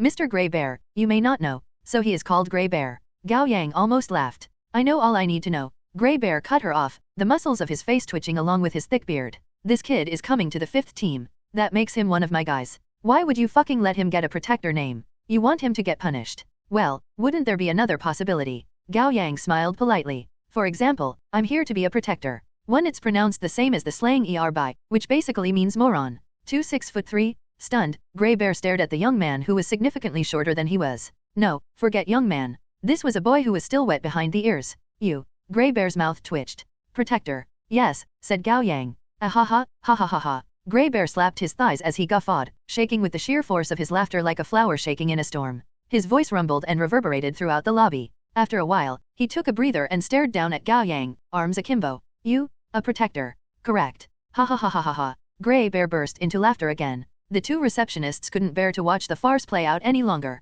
Thankfully, the one in white kipeo got a call then. With a sudden change of expression, she jogged up to Grey Bear and said, "A call for you, Mr. Grey Bear." Ha ha, ha ha ha. For me? Who is it? Grey Bear took the phone, still laughing so hard that he had trouble breathing. The receptionist said, "Elder Black Tortoise." The laughter died in an instant. Grey Bear reflexively wiped his hands on his jeans and took the call with deference. Elder Black Tortoise. Yes, he's arrived. Yes, of course, of course. You don't have to worry. He ended the call and returned the phone to the receptionist. Then he turned to Gao Yang and sniffled awkwardly, scratching his head because he didn't know where to put his hands. After a few seconds, he offered Gao Yang a hand with an obsequious smile. Nice to meet you, Captain 7 Shadow. I'm the vice captain of the 5th Operations Team, Grey Bear. Nice to meet you. Gao Yang nodded and purposefully didn't take his hand. His situation was different now. As a protector, he had to act like a mid-ranking leader. Sir Black Tortoise told me to show you around. However, a case came up, and I have to go at once. Grey Bear was conflicted. When Gao Yang didn't say anything, he quickly explained, my day job is a police officer.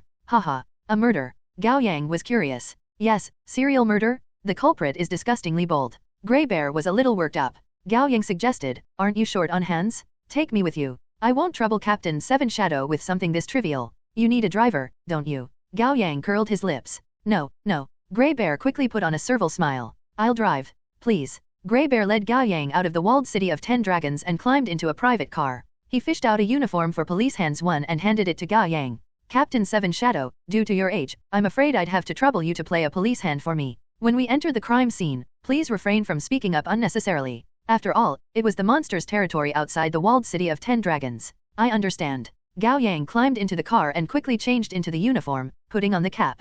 Grey Bear focused on driving and stopped talking. With his uniform buttoned up and straightened, Gao Yang accessed the system. He could now do it without closing his eyes. Access granted. Status screen. Constitution, 121 Endurance, 122. Strength, 217 Agility, 259. Willpower, 309 Charisma, 97. Luck, 132. You have a total of 86 luck points.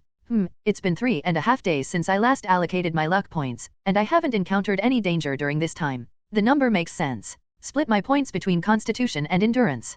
Constitution, 164 Endurance, 165. Strength, 217 Agility, 259. Willpower, 309 Charisma, 97. Luck, 132. We're good. Access ends. In an instant, Gao Yang felt his body heating up. A concentration of warmth bloomed in his chest before spreading to the rest of his body in tandem with his heartbeat, injecting every muscle and every bone with newfound energy and vitality. And perhaps due to his physical training, the benefits the points allocation brought seemed more significant and lasting. His body was able to better accept and consolidate the increased stats. I didn't expect you to be interested in my case, Captain 7 Shadow, Grey Bear said after a while just to break the silence. Gao Yang didn't immediately respond. He hadn't tagged along on a whim. On one hand, spending time with Grey Bear alone would give him a chance to ask him about the Kylan Guild. On the other hand, murder investigation might end up getting him in danger, a more moderate one, and he would be able to accumulate luck points quicker. At the moment, Gao Yang planned to spend his points on constitution and endurance rather than luck and talent comprehension until the two stats reached at a decent level. Since Gao Yang didn't say anything, Grey Bear opted to explain the case. The murder is quite troublesome though. The serial killer's MO is extremely cruel, and this is their 6th victim. Gao Yang nodded. He knew that given his age, he would be subject to doubt for taking on the role of protector and team captain in the Kylan Guild. It would be akin to a transfer student becoming the class president as soon as they entered the school. It was only natural for the classmates to be doubtful. That left Gao Yang with one option. He had to play it cool and show it to everyone that he was not to be trifled with. From now on, he would be the mysterious and aloof type. Tisk, the victims are all monsters anyway, grumbled Grey Bear. It was obvious that Grey Bear was more interested in matters about awakeners. He asked tentatively, Captain 7 Shadow, I heard that your previous organization forbids unjustified killing of wanderers. Yes. But why? Grey Bear didn't understand. If someone newly awakened has an offensive talent, how are they going to reach level 3 if not through killing monsters? What do you think? Gao Yang asked. Well, Grey Bear did give it some thoughts. They can kill monsters in rune caves or kill other types of monsters, but the cost is way too high. It doesn't make sense. There are a lot of rules that don't make sense in the 12 zodiac signs. Gao Yang purposefully expressed grievances for his former organization. Haha, that's right. The Kylan Guild is the best. Of course, Gao Yang said with an impassive expression. Captain. Grey Bear glanced at him through the rearview mirror, curious. May I ask about your age? Does it matter? Of course not. Grey Bear smiled apologetically. This mouth of mine just won't stop after it gets started. Tell me more about the case. Gao Yang decided to start with the serial murder. It would be too obvious if he asked the man about the Kylan Guild immediately. Oh, okay. There's no connection between the victims. It looks completely random. Judging by the murder scenes, though, the culprit seems to be a fanatic of some evil cult. Gao Yang nodded. Anyway, it's quite creepy. You will see soon. Grey Bear made a full rotation with the driving wheel and turned into an old district. After a few minutes, the car stopped at a messy alleyway that had seen better days. The worn street sign at the alley said, White Apricot Alley. Inside were pink signboards for bathhouses, massage parlors, beauty salons, and health services too. Gao Yang glanced at Grey Bear. With a knowing smile, Grey Bear said, yeah, it's that kind of place. The latest victim seems to be a regular visitor. Their conversation was interrupted by a young officer emerging from the alley. His stature was small, but well-built. His skin was tanned, his hair shaved, and his eyes bright and intelligent. Here you are, Uncle Xiong. He offered Grey Bear a cigarette. I've quit. Grey Bear waved a hand at him. They spotted a shadow in my lungs in my last health check. You should smoke less too, young Lu. Haha, I'm still young. Officer Lu grinned. I'll quit after 2 years. He then turned to Gao Yang.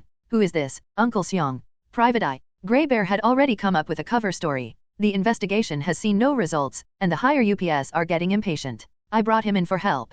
Perhaps he'll lead us to a breakthrough. Got it. Officer Lu quickly handed Gao Yang a cigarette. Well met, sir. May I ask for your surname? I don't smoke. Thank you. Gao Yang pressed a fist to his mouth and coughed, lowering the pitch of his voice. No need for the honorific. I'm Jin Tianese. You may call me Mr. Jin 3. Of course, Mr. Jin. Officer Lu turned around to take the lead. This way. Please follow me. In China, in addition to the regular police force, there are also auxiliary police, Fujing, and police hands, Xiejing. The auxiliary police are basically contracted officers, while the police hands aren't actually police officers, but helpers hired temporarily to fulfill certain needs. 2. These are the kinds of establishments that often serve as a front for sex workers. 3. A play on the young detective Kindaichi from the Kindaichi case files. In the Chinese rendition of the name, Kindaichi is pronounced Jintianyi. Gao Yang and Grey Bear followed Officer Lu into the White Apricot Alley. It was so narrow it felt like the walls were closing in on them, and the haphazard clusters of signboards glowed with neon light. Under their feet were all kinds of garbage and dirty puddles. The air was filled with the pungent smell of cheap perfumes. Women wearing skimpy outfits and thick makeup stood outside their shops, smoking while watching Gao Yang and the 2 officers walk along the alley, their expressions lazy and numb. Soon, Officer Lu reached a massage place at the end of the alley called Authentic Thai Massage. Outside the door were restriction lines and an officer standing guard. Grey Bear showed the officer his badge, leading Gao Yang into the establishment. Inside, the light was dim, and they found themselves surrounded by a gaudy pink. The front room for welcoming customers had a tea table and a couple cheap sofas. On the table were edible seeds, snacks, and braised food. The cigarette butts in the ashtray were all covered in vibrant lipstick. A few scantily clad women were being questioned by the police with their heads lowered. One of them was an older woman. Her body had long lost its youthful figure under the extravagant red dress. Framed by her permed hair, her face was covered in thick foundation, creased and cracked by her wrinkles. She was obviously the owner of the massage parlor. With a name-brand handbag in her right hand and a lady cigarette in her left hand, she kept rubbing her chest and vehemently protested in a husky voice, I don't know anything. The customer came for a massage, and I sent him a few of our ladies. But he was dissatisfied with all of them and kicked them out. It was so busy that I didn't have the time to humor him, so I decided to let him be. Half an hour later, I opened the door to the room he was in, and holy mother of God, I almost had a heart attack. Are you the owner? Grey Bear went up to the woman. The owner gave him a leery wink. Greetings, officer. You must be their captain. Please call me Little Luo. Grey Bear didn't play along. Given our age, I'll call you Sister Luo. Why don't you show us the crime scene? Oh, no. The owner freaked out. It's the last room on the 3rd floor. Please go ahead on your own. I'd sooner die than subject myself to the sight again. All right. Stay here. I'll come back to talk to you. Grey Bear turned to go up the stairs. Gao Yang and Officer Lu followed. Past the narrow, twisty stairs that violated all sorts of safety regulations, they reached the 3rd floor. The place was a renovated old building. The years of neglect filled the air with a smell of rot and decay mixed with the fragrance of massage oil. It was a strange smell to say the least. Officer Lu briefed them on the victim. His name is Duangang 1. Duangang. Grey Bear snorted. What a great name. Officer Lu continued. He was 43, single. He ran a phone repair service in the neighborhood and frequented establishments like this, but it was his first visit to this particular shop. Estimated time of death was an hour ago. The cause of death was a stab in the chest with a dull item, resulting in excessive blood loss from the heart. Gao Yang and Grey Bear made it through the dim hallway as they listened and reached the room at the very end. The wooden door was slightly ajar. Grey Bear walked up to carefully open it, and immediately, they were assaulted with the pungent smell of blood and gore. Grey Bear reflexively covered his nose, while Gao Yang held his breath. He could now easily do so for a couple minutes. Inside was a massage room about a dozen square meters big. There was no window, and cast in a pink light, the walls were covered in posters for erotic films that left little to imagination. On the massage bed in the center lay a man in his underwear. He was overweight with dark complexion and visible pores, and he lay prone with his limbs splayed and his head drooping from the edge of the bed. His open mouth was filled with black blood, and his pupils were dilated. His face was twisted in fear, but not to an inhuman extent. His chest was a bloody mess with a half-meter-long black iron stake protruding from it. From the wound, his blood spread evenly across his upper body, drenching the bed and the floor with wet, viscous red. There were signs of resistance. The bottles of massage oil on the small table had been thrown to the floor, and the crude closet in a corner of the room was broken. Notably, on the wall that the victim's head was pointing toward, his blood had been used to draw a pattern on top of the mess of erotic movie posters. It was a circle. Surrounding it were sharp lines that could be light or fire, and at the center of the circle was a vertical eye. As Grey Bear said, it looked like a symbol for some evil cult, giving off an ominous feeling of bad omens. Just to be safe, Gao Yang quietly accessed his system to make sure his luck points were accumulating at a regular speed before slowly walking into the room. He had seen quite a lot of dead monsters before, some in a worse state than this man, so he wasn't too bothered by the scene. The inexperienced Officer Liu, on the other hand, had to work hard to maintain his composure, but his pale face belied his calm front. Gao Yang checked the dead body carefully. Under the nails was ash, most likely from the wall. He probably got it when he was struggling. His expression was one of terror, but with a trace of confusion. It seemed like he had seen something horrifying that he couldn't comprehend. It's the psycho serial killer, Grey Bear concluded when he saw the pattern on the wall. That's left in every crime scene. Gao Yang asked calmly. Yes, Officer Liu was the one who answered. We looked it up and couldn't find a source. Experts speculated that the killer is likely a psychopath or a fanatic following a new cult. Gao Yang inspected the pattern and the circle at the center in particular. He didn't share any of his thoughts. A few minutes later, the three of them walked out of the room. As they went down the stairs, Grey Bear asked Officer Liu, "Are the results for fingerprints out?" "They're all fingerprints from those working here, and none on the victim's clothes. No suspicious traces or substances were found at the scene either." "Has the surveillance footage been checked?" "Yes. The place doesn't follow the usual safety measures. The front room on the first floor is the only place with cameras." Officer Liu thought for a moment. "And the windows on the second floor don't have security bars." Grey Bear nodded. "Which means the killer may have entered the room through the windows and snuck away after committing the crime." "It's possible," Officer Liu said. "But we haven't found traces for that on the windows either." They returned to the front room on the first floor. Sister Liu was still appealing to the officer's understanding. "What should I do? After what happened, how am I supposed to run this business in the future?" "Business? You may forget about it in the foreseeable future." Grey Bear gestured at the woman. "Tell your people to pack up shop and come to the station to give statements." "Wait," Gao Yang called out to Grey Bear. Grey Bear quickly turned around. "7, Mr. Jin, what have you found?" Gao Yang didn't deem that a response and instead took a step toward the owner. "How has the business been, Sister Luo?" "Good, good. We've been fully booked every evening." Sister Luo sounded proud. "Our girls are experts at giving massages. They have all been trained professionally." "Massage?" Grey Bear snorted. "That's all they do." Sister Luo was unfazed. "Of course. This is a legitimate massage parlor." "Do you keep books?" asked Gao Yang. "Oh, I do. But I'm not good with computers, so I write everything down instead." "Please show me," said Gao Yang. Grey Bear didn't understand why Gao Yang would ask to check the account books, but he believed the young man must have a few tricks up his sleeves to become a protector as soon as he joined, and at such a young age. So Grey Bear played along. "Go. Fetch it for Mr. Jin." "Of course." A moment. Sister Luo turned to enter the back room. Soon, she returned with a thick account book. Gao Yang took it and flipped through a few pages, paying special attention to the dates. He looked deep in thought. Then he closed the account book and returned it to Sister Luo. "That's it for me." Gao Yang didn't let it show, but he had come to a hypothesis. One, his name is pronounced the same as, which means a serial work, be it novel or comics, going on hiatus. When Gao Yang and Grey Bear left the White Apricot Alley, Grey Bear couldn't help but ask, "Did you find something, Captain?" Gao Yang said cryptically, "I have some theories, but they still need work." Grey Bear nodded, waiting for Gao Yang to continue. But instead, Gao Yang checked his phone. It was 2 o'clock in the morning. "I have to return to the Black Tortoise branch. There are still some administrative procedures to take care of. I'll drive you." "It's fine. Go do your work." Gao Yang played the firm leader. "Tell the 5th team to be at the Black Tortoise branch tomorrow past midnight. We're having a short meeting." "Understood. But past midnight?" "Well, I'm still a high school student who has classes during the day and self-study in the evening. I'm only free after that. Don't ask questions. I have my reasons." "Of course." Grey Bear smiled. "Then I'll go back to the station, Captain." "Wait," Gao Yang added. "Bring me a dossier of the previous victims. Copies will do." "Okay." Grey Bear got into his car. "This kid seems to know what he's doing," he thought. "He must be the real deal." He trusted Elder Black Tortoise's judgment, at the very least. At midnight, Gao Yang returned to the Black Tortoise branch in the walled city of 10 Dragons. In the brightly lit lobby, the 2 receptionists were still on shift. 7 Shadow. The receptionist in black kipao walked up to him. "We've been waiting. Do you have time for the registration now?" "I do." And that was what Gao Yang returned for. "Okay. Please follow me." She led him to an office and opened a cabinet with a key, taking out a formal contract. Gao Yang spent some time going over it.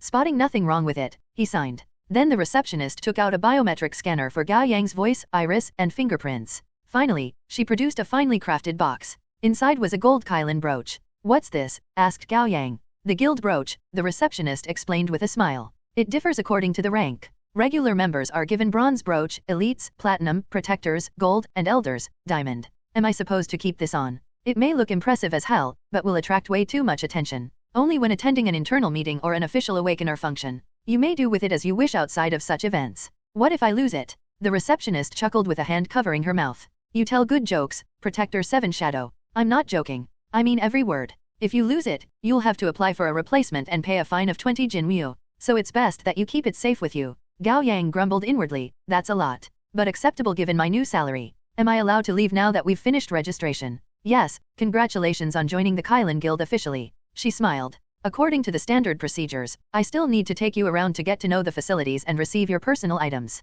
Now, it was midnight. Anytime. She gave him an easy smile with no trace of exhaustion. All right. Then take me on a tour.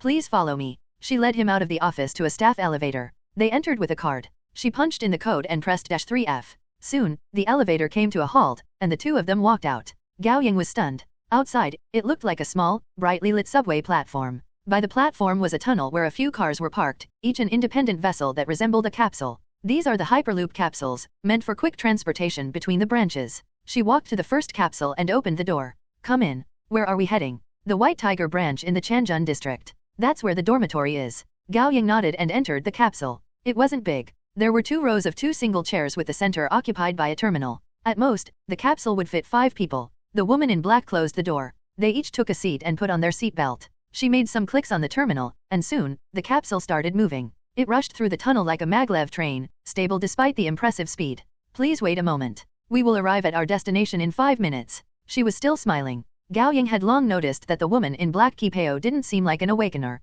She acted so perfectly proper that she was more like an AI. That was only his subjective impression of her, of course. What's your name? Gao Yang asked. Xiaoya, she said. Are you a cutie? Gao Yang tested her with a jargon. What's a cutie? She looked confused. It seemed that she was a wanderer. Gao Yang was taken aback. Is it really okay for the Kylan Guild to employ wanderers for basic services? How long have you been working at the Kylan Guild? Xiaoya blinked, a look of confusion flicking through her face. I don't remember. It's been a long time. Don't you have a home to go back to? The Kylan Guild is my home, she said without thinking, like it was the standard response. Where's your family? The Kylan Guild is my family. The feeling of discrepancies grew. Then Gao Yang noticed a flash of light on the side of Xiaoya's face. On her temple, which had been covered by her bang, was a light green tattoo that looked like a web. Or it would be more accurate to call it a brand. Realization dawned on Gao Yang. He speculated that it was a summon-type talent, meant to control living beings with weak will for one's own uses through brainwashing. However, such power must be limited in duration and range. Gao Yang looked down to observe her. Under her long sleeve, there was a sturdy black gold bracelet on her wrist, and on the bracelet was the same web-like pattern. Gao Yang would have gasped if he could. The Kylan Guild was certainly in a league of its own. They had reached a terrifying height with the use of talents and black gold items. Rumble. Soon, the capsule slowed to a stop. We've arrived. Xiaoya released the seatbelt with a smile and opened the door. Gao Yang followed her to the platform and then the member-exclusive elevator. She again punched in the code and pressed 50F. The elevator ascended quickly without pause, reaching their destination in less than 1 minute. The two of them walked out into a hallway paved with red carpet. On both sides were the rooms. It looked like a high-class hotel. Floor 45 to 51 are for members of the guild. Xiaoya led the way in the front. Don't worry. There's airtight security measures in place as well as added protection implemented with guard-type talents. The safety is guaranteed. Soon, Gao Yang was led to room 5007. Xiaoya stepped to the side of the door and smiled at Gao Yang. This is your room. You may unlock it with your fingerprints. Gao Yang placed his right hand on the sensor. Beep beep. Identity confirmed. Welcome. The door opened. Gao Yang entered his room. Standing outside, Xiaoya bowed with her hands clasped on her abdomen. It's late. I'll leave you to rest. Please call the front desk if you need anything. The staff of the White Tiger branch will provide you with any services you so require. Okay. Before closing the door, Gao Yang added, I almost forgot. Would I be able to take the capsule train back myself? Gao Yang asked. Xiaoya answered, yes. The control is simple. You may unlock it with your fingerprints. However, there will be a record for every trip. Okay. Thank you. Gao Yang closed the door and turned around to turn on the light. He was immediately stunned speechless. His dorm room was a luxury apartment flat that was at least 500 square meters big. The far side was an open fan-shaped window wall, beyond which was a small bathing pool. Gao Yang turned to enter the walk-in closet. There were clothes for a variety of occasions, including suits, casual clothes, training clothes, operation clothes, and outfits for stealth missions. The sleeves were all printed with an inconspicuous Kylan pattern. There was also a rectangular metal cabinet. Gao Yang opened the door, his eyes lighting up. There were guns, magazines, daggers, basic medicines, and support items, a full inventory of everything one would need. At the 12 zodiac signs, they were only allowed to carry these weapons and items on missions, and they had to submit a report on how much they had used afterward. At the Kylan Guild, on the other hand, these were nothing but everyday necessities like bottled water placed by the bed in hotels, replaced the next day when finished. Gao Yang clicked his tongue and shook his head. He could only describe the way the guild did things with one word: flex. He took some time to look around the flat and made sure there weren't any hidden cameras or bugs. Then he made a decision. He took out his phone and sent his mother and father each a message, telling them that he would be spending the night at Wang Zikai's place. Of course, they most likely wouldn't see the messages until tomorrow. Wang Zikai had become his go-to excuse these days, and it worked every time. Gao Yang opened a couple taps to fill the bathing pool with warm water. Walking on the soft rug barefooted, he got a can of iced cola from the fridge and took off his clothes, drinking the cola while he enjoyed a hot bath and the view of Li City at 3 o'clock in the morning. Gao Yang was reminded of the successful people in movies. This must be how their lives were. Their jobs and high salary were the envy of other people. They were allowed to boss around their subordinates. They lived in luxurious houses. And if they had a beautiful lady as their wife, that would truly make them the top 1% of all. Wait, what are you thinking, Gao Yang? This is only your first day joining the guild, and you've already let the money and luxury get to you? What a disappointment. You must remain strong-willed and not lose sight of your goal. You're here to be a potential spy, not to enjoy the benefits. And can you really afford to enjoy this? Remember the White Cat? Fresh Snow? The faction behind Mad Red? Remember the now resurrected Ghost Horse? The Crimson Tides? The Gates of Closure? And the mysterious and terrifying Pride Monsters, Life Monsters, and Death Monsters? How about the mist world of mysteries and cruelty? Gao Yang took a deep breath and slowly composed himself. Still, the bath is so nice. Ah, the cola no longer seems enough. I think, I'm a bit hungry. There's spam in the fridge, I think. I should make instant noodles and pan-fried 2 slices of spam. Alright, let's. After enjoying a late-night snack that filled him with guilty pleasure, Gao Yang got less than 3 hours of sleep before going to school. He spent his morning self-study resting with his eyes closed. Nothing unusual happened. Then he spent the morning doing test papers since they no longer had classes with the entrance exam coming up. At noon, Gao Yang had lunch at the cafeteria. He purposefully made a detour to the back of the lab building when he walked past it, looking up at the lab on the 2nd floor. The window was half open. After some hesitation, Gao Yang turned away. He and Qing Ling belonged to different organizations now. Although they were still in the same class at the same school, it would be too suspicious for them to meet up in private. It was best to avoid it. In the afternoon, Qing Ling was absent from class. She must have skipped the rest of the day in favor of training at base. After the evening self-study, Gao Yang went home and explained to his family why he had spent the night at Wang Zikai's place again. His father was the only one in support. The rest of his family were worried. Gao Yang acted like he was taking their scolding to heart, when in truth he was already thinking about the next time. Then late at night, once he made sure that his family had fallen asleep, he headed to the walled city of 10 Dragons in the Feiyang district on his own. During the 1 month he was with the 12 zodiac signs, he had learned quite a few things. For example, White Rabbit had told him that being late by a few minutes would lend him importance. Gao Yang paid attention to the time and waited until he was 3 minutes late. Then he walked into the Black Tortoise Tower and entered the assigned meeting room. All members of the 5th team had arrived. Good. Gao Yang was pleased. As expected of a large organization, the members were punctual. There were 5 people inside. Grey Bear sat on a single sofa dressed in military-style casual clothes and a newsboy cap. The platinum Kylan brooch on his chest was especially eye-catching. On the long sofa across from him sat 2 young men and 1 young woman. The man on the left was dressed in all black. One side of his hair was shaved, while the other side was longer and dyed with highlights of different colors. His ear was lined with silver rings like a display stand, and his face was covered in thick gothic makeup with the lips the color of pork liver. It wasn't a style Gao Yang appreciated, but he had to admit it was unique and memorable. The man sitting in the middle looked a lot more mundane. He seemed to be in his 20s, dressed in white shirt, khaki cropped pants, and casual dress shoes with a pair of black, thick-rimmed glasses. He looked neat, bookish, and a little shy. The girl on the right was physically small. Drowning in the loose, boyish t-shirt and denim overall, she looked even more petite. Her brunette hair was cut into a puffy bob, and she seemed lost in the mobile game she was playing with her legs tucked up.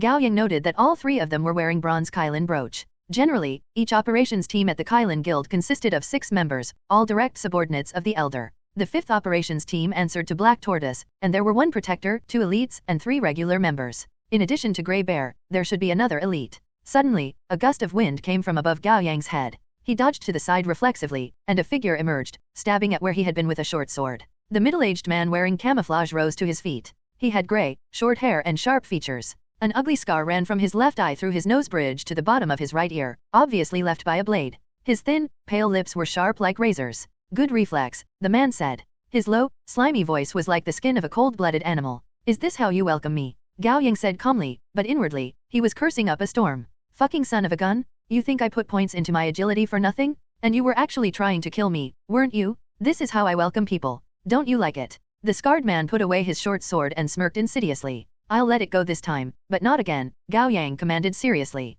Although he might not be able to defeat the man in a fight, he had to come out strong. Ha! The scarred man's eyes glinted. Gao Yang had won some respect from him. That's how Lithe Snake is. Grey Bear stood up.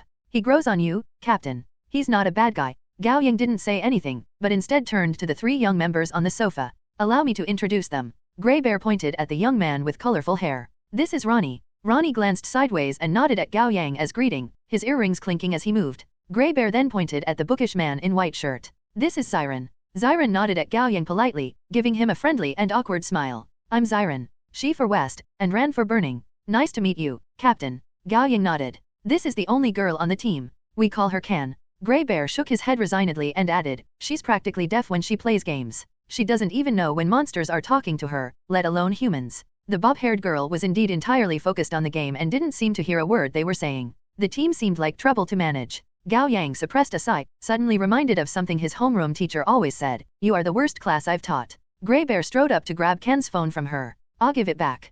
Ken screamed like a startled squirrel, brandishing her teeth and nails to get back what was hers. I'm about to win. The crystal on the other side is gonna blow up.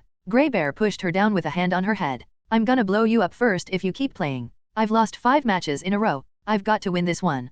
Captain's here. Grey Bear shouted. Huh? Really? Where? Ken looked around nervously like she had just come to her senses, her eyes meeting Gao Yang's. Oh boy. Ken flung herself back into the sofa, tucking her chin inward so much that she got triple chin. New captain, is pretty hot. This girl is pretty likable when she isn't lost in games, Gao Yang thought contently. Perhaps I should show her more favor going forward. Ahem. Gao Yang cleared his throat. I'm 7 Shadow, your captain from now on. Yay. Ken raised a fist happily. The others greeted him one after another. Do you play Honor of Kings, Captain 7 Shadow? I play Amin de Chiao. Ken took her phone back from Grey Bear and skipped her way to Gao Yang's side. Let's add each other as friends. Stop fooling around. This is work time. Grey Bear grabbed Ken and threw her back onto the sofa. Gao Yang suppressed a laugh and maintained his poker face. I have a mission for you tonight. Really, Captain? I thought we would meet and have a meal together, then topping it off with a gaming session at an internet cafe. Ken cried out, sprawling on the sofa upside down. You're driven? Lithe Snake leaned against the door with his arms crossed. Interesting. Xiren adjusted his glasses and pursed his lips. Gao Yang couldn't tell if he was excited or worried. Ronnie didn't say anything either, his thick gothic makeup covering any emotion he might or might not be showing. A mission now. Grey Bear was surprised. Should we report to the higher up first, Captain? That won't be necessary yet. Gao Yang turned to Grey Bear. Have you brought the dossiers for the serial murder? I have. Grey Bear turned to pick up the envelope on the sofa. Here it is. Gao Yang sat down on another seat and laid the documents inside the envelope on the tea table. There were photos taken at the crime scenes of the previous victims, as well as the victim's personal information. The others curiously approached. Ken squatted by the tea table. Given her small stature, she was able to rest her chin on the table and popped her head up. Whoa, that's bloody. So violent. It's the 6th case for the serial murder, Grey Bear said, troubled. The commissioner has been after my hind. Having 2 jobs at the same time is really difficult, Uncle Seong, Xiren said considerately. Playing house with wanderers, Lithe Snake said snidely. What a waste of time. Grey Bear huffed. The world would be a chaotic mess if all awakeners discard the pretense we collectively uphold. I agree. We know nothing about monsters. It's better not to go against their rules. Who knows what the price will be. Ronnie finally broke his silence. Despite his edgy appearance, he had a strange way of splitting his sentences to a somewhat comedic effect. I think differently about that. Xiren's eyes lit up, and he adjusted his glasses again. I believe there are many discrepancies in the world that we should continue to explore. Enough? Stop already. Grey Bear didn't want to get them started. You two won't shut up once you start talking about the mist world. I've gotten quite tired of it. Gao Yang was actually interested in the topic. He would talk to the two about it when the opportunity came up. Now, though, they had business to attend to. If he hadn't speculated wrong, he would be able to prove himself to his team and establish his authority tonight. Eyeing the photos of specific parts of the dead bodies, Gao Yang focused on their eyes and fingers. After going through the 6 victims, he looked up and asked, have you noticed a commonality between them? Well, I think, Ken bit her lower lip and said with feigned seriousness. They all died terribly. Just keep your mouth shut if you don't have anything to contribute. Grey Bear smacked her lightly on the head.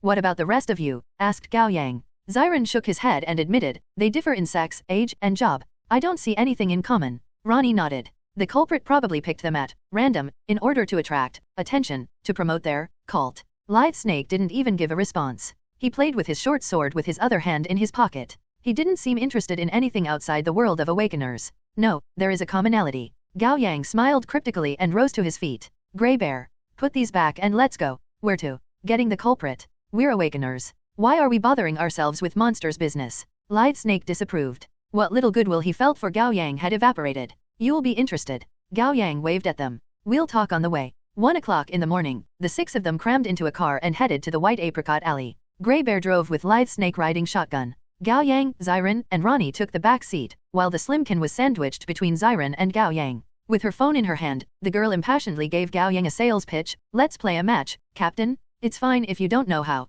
I'll carry you. I played a Chiao really well. If you keep talking about personal matters, I'm gonna throw you in the trunk. Grey Bear's threat was only half in jest. Fine. Ken gave up reluctantly. Captain, Grey Bear said. I've told Officer Liu to keep the crime scene under control with a team. All right. Will you explain now, Captain? Xiren was curious. What do the victims have in common? How did you narrow down the suspects? Gao Yang didn't keep up the mystery longer than necessary. Change your perspective, and you'll find the commonality easily. Have you considered that the culprit may be a monster? The car was silent for a moment. Then Ken said with visible confusion, of course it'll be a monster, Captain. What else can it be? Grey Bear was disappointed as well. Their captain had been all cryptic for so long, only to say something so obvious in the end. He was wondering how he should make his feelings known in a roundabout way when realization dawned on him, and he jumped.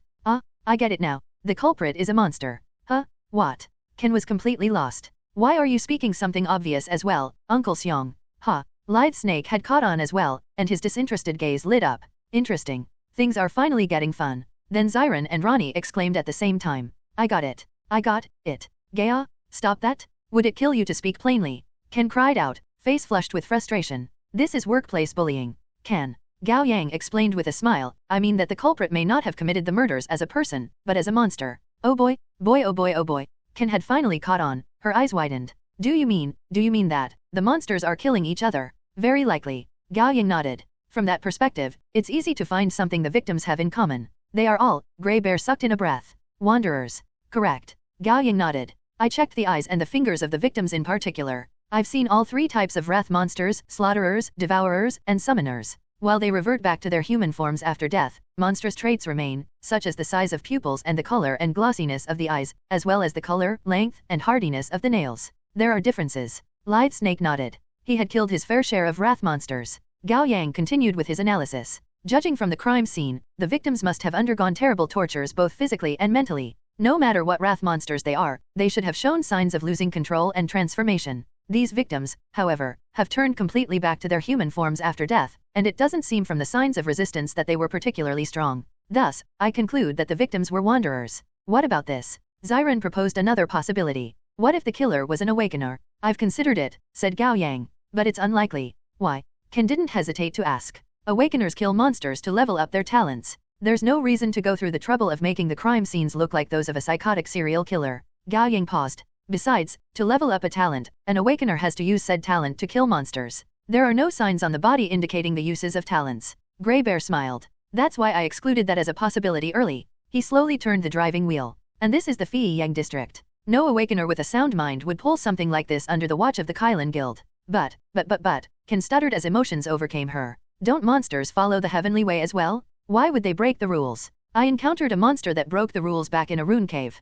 Gao Yang was talking about the Gu family's village. After mutating, a half-human went against the heavenly way and killed regular humans, so it isn't impossible that a monster would kill their own kind for some unknown reason. The others fell silent. The conclusion was challenging their preconceived notions of the world. Have you figured out the culprit? Grey Bear believed Gao Yang must have an answer given how confident he sounded. I'm not certain yet. And Gao Yang wasn't. But he did believe that it was worth a shot to follow up on his speculation. Who? Someone we met yesterday. The owner. Grey Bear blurted out. Gao Yang nodded. True. The victim died in her establishment, and she was the first to find the body. She is a prime suspect. Grey Bear spoke as he thought. But we've interrogated her, and we found no evidence related to her. Evidence is for people. We treat monsters the awakener way. All right. Grey Bear nodded. Then he looked up at Gao Yang through the rearview mirror. But how did you come to suspect her, Captain? Did you notice something about the pattern? Asked Gao Yang. What about it? The circle at the center. What's wrong with it? The stroke was made clockwise from the top. Grey Bear narrowed his eyes in thoughts before breaking into a smile. Do you mean for the majority, the circle would be drawn counterclockwise? Is that so? Ken had been listening with rapt attention. She quickly drew a circle on the palm of her left hand with her right. Oh, that's true. I did it counterclockwise. That's usually the case for a right-hander, Zyron chimed in. It's the case for me. And the circle of the pattern is drawn clockwise. Grey Bear grinned in pleasant surprise. The culprit is very likely a lefty. Gao Yang smiled. Yeah, I wasn't too sure, but I took a chance and asked the owner for the account book. It's usually the case for small businesses like hers to keep handwritten records. He turned slightly and said, I looked at the dates in the account book. The zeros are all done clockwise. Grey Bear was satisfied. Their new captain proved his competence. That's not enough to guarantee that she's the culprit. Lithe Snake cut in. Lefties are common. It's all right. I'll know as soon as I ask her. And lie detection is meant for times like this. He took his whole team with him just in case. Although he now had an 80% chance of defeating a wrath monster on his own, accidents happened, and as the team captain, he could call on his team to come with him for safer leveling up. He would be a fool to not take advantage of his position.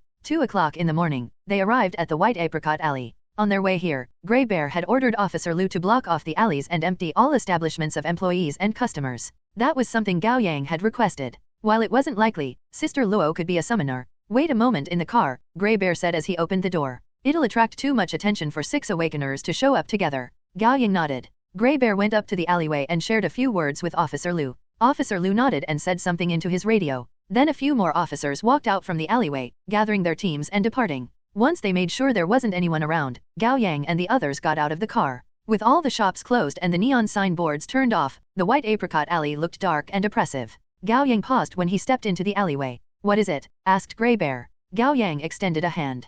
Come on. Put your hand on mine. What for? Lithe Snake looked confused. This is our rule, Gao Yang ordered. Just do it. Whoa, it's getting me pumped up.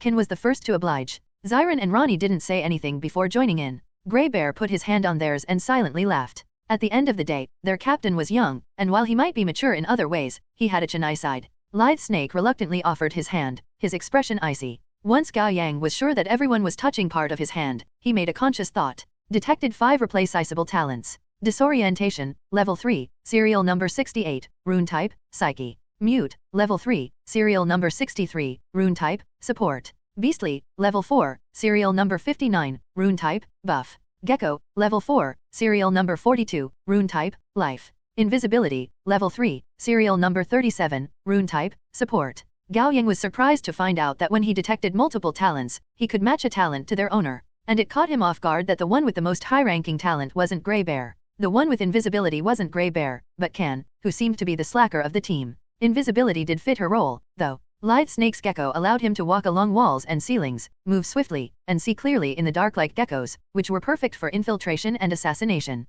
Moreover, he could regrow his limbs once he lost them and had excellent regenerative power, making him a hybrid of warriors and assassins. Grey Bear's Beastly, as the name suggested, allowed him to transform into a great beast, significantly increasing his explosive power, damage output, and defense. He was the tank of the team. Zyron's Mute allowed him to make everyone within a certain range unable to use talents for a certain duration, which was similar to how the silence debuff worked in games. Used well, it could be clutch in a battle, but Gao Yang remembered that there were many restrictions. And given that the talent worked on both friends and foes and it being level 3 at the moment, it wouldn't be too useful yet. Ronnie's talent was Disorientation, which inflicted psychic damage through special screams and rendered everyone in the effective range disoriented. Again, it didn't differentiate between friends and foes. Ken's Invisibility, while useful, didn't last long at level 3. And Ken didn't have any other talent, which was a shame. If only she had Ghost Horse's teleportation in addition to invisibility, she would be one hell of an assassin. All that analysis happened in seconds. Gao Yang then replicated level 4 Gecko from Lithe Snake. May the odds be in our favor, Gao Yang declared as cover.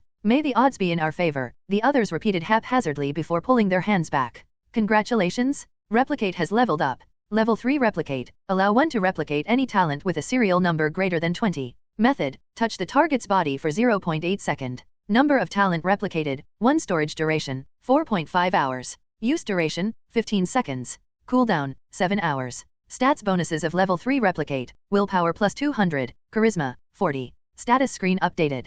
Constitution, 164 endurance, 165. Strength, 217 agility, 259. Willpower, 409 charisma, 77. Luck, 132. Gao Yang stood still with his eyes squeezed closed, his breathing quickened and his face flushed. The pleasure of leveling up almost pushed him to climax. It was all he could do to not let it show. Come on, Captain, Ken called out to him, looking over her shoulder. Gao Yang opened his eyes and exhaled deeply before quietly catching up to them. Deep into the alleyway was the Thai massage parlor. The signboard was off, but the interior was still lit up with warm light like it normally would be. Gao Yang stopped a short distance from the massage parlor and ordered, Xiren, Ronnie, and Can, keep watch on the alleyway and don't let anyone through. Grey Bear, Lied Snake, come with me. Okay, no problem. They each took on their assigned role. Gao Yang accessed the system to check his luck points. Then with composure, he headed to the massage parlor with his two teammates following behind him. When they entered, Sister Luo was sitting before the counter with half a cigarette in her mouth, flipping through the account book with a gloomy expression.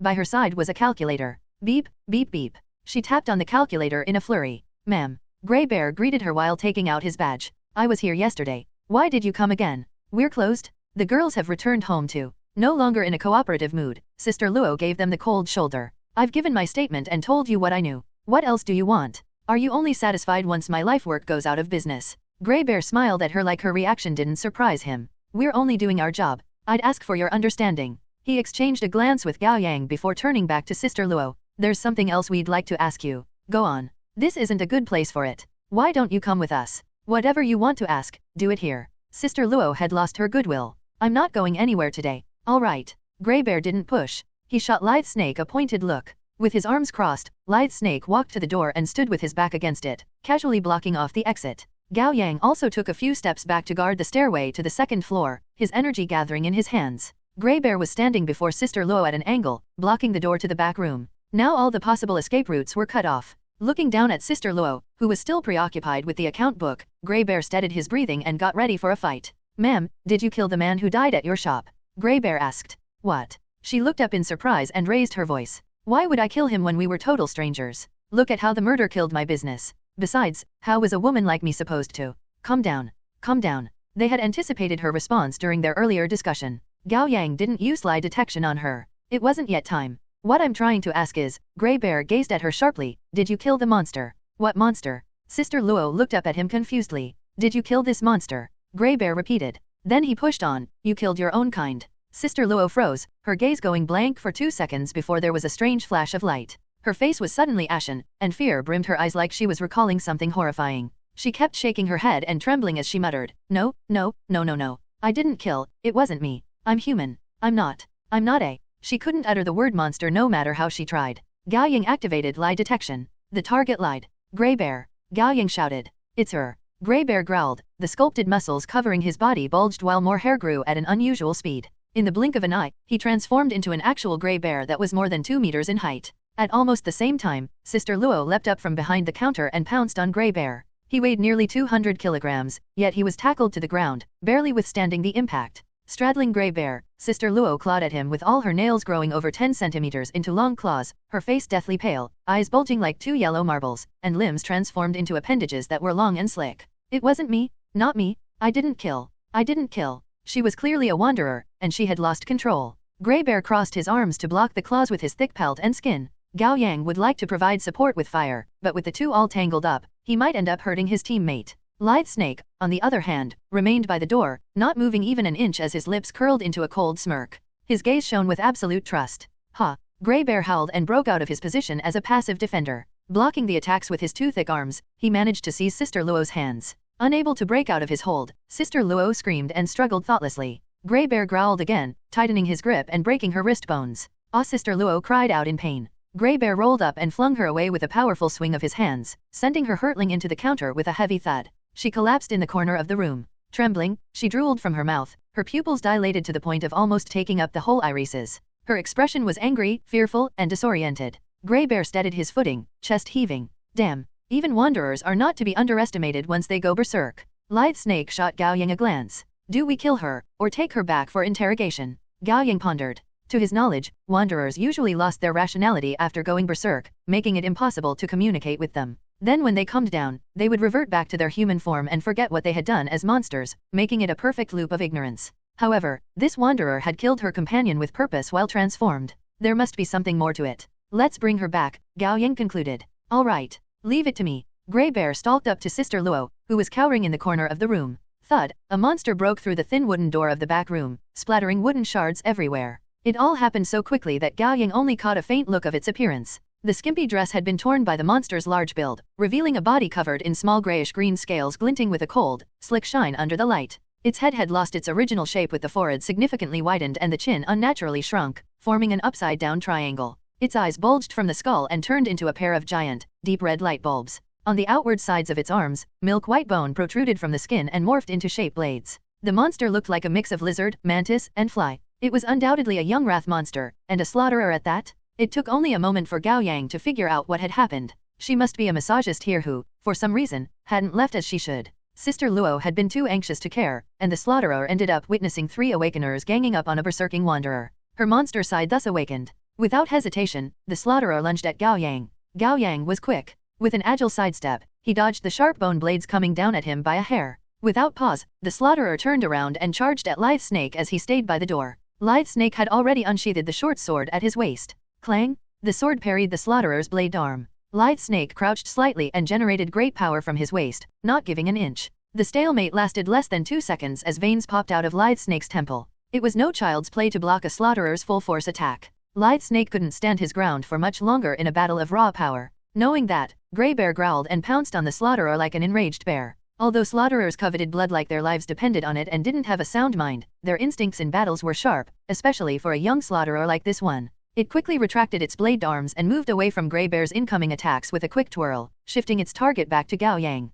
Fire! Gao Yang wasn't going to give it a chance to get close. 2 torrents of fire shot out of his hands and devoured the slaughterer. Ah! It screamed as the flames blazed. With a swift jump, it held onto the ceiling fan above it. It swung with great power and leapt toward Grey Bear, landing on his broad shoulders. Then it raised both arms, crossing and swinging the bone blades at Grey Bear's neck to decapitate him. Swish, swish, swish. Lithe Snake's 3 daggers came just in time, 2 hitting the slaughterer in its hard face without leaving a wound, while the last buried into one of the monster's red, light bulb-like eyes. Splash! Thick blood splattered. The slaughterer stopped attacking with a pained scream. With a cry, Grey Bear seized the opening to raise his arms and grabbed the heels of the monster standing on his shoulders. He brought his arms down, slamming the monster hard onto the floor. Gah! Holding fast, Grey Bear then swung the slaughterer toward a wall with a scream. Then he slammed it into the tea table, the sofa, and the floor. Bam! Thud! Clang! During those 30 seconds, the slaughterer was a ragdoll at the mercy of Grey Bear's whims, slamming into all kinds of things and rendering the room a ruin of broken furniture and objects.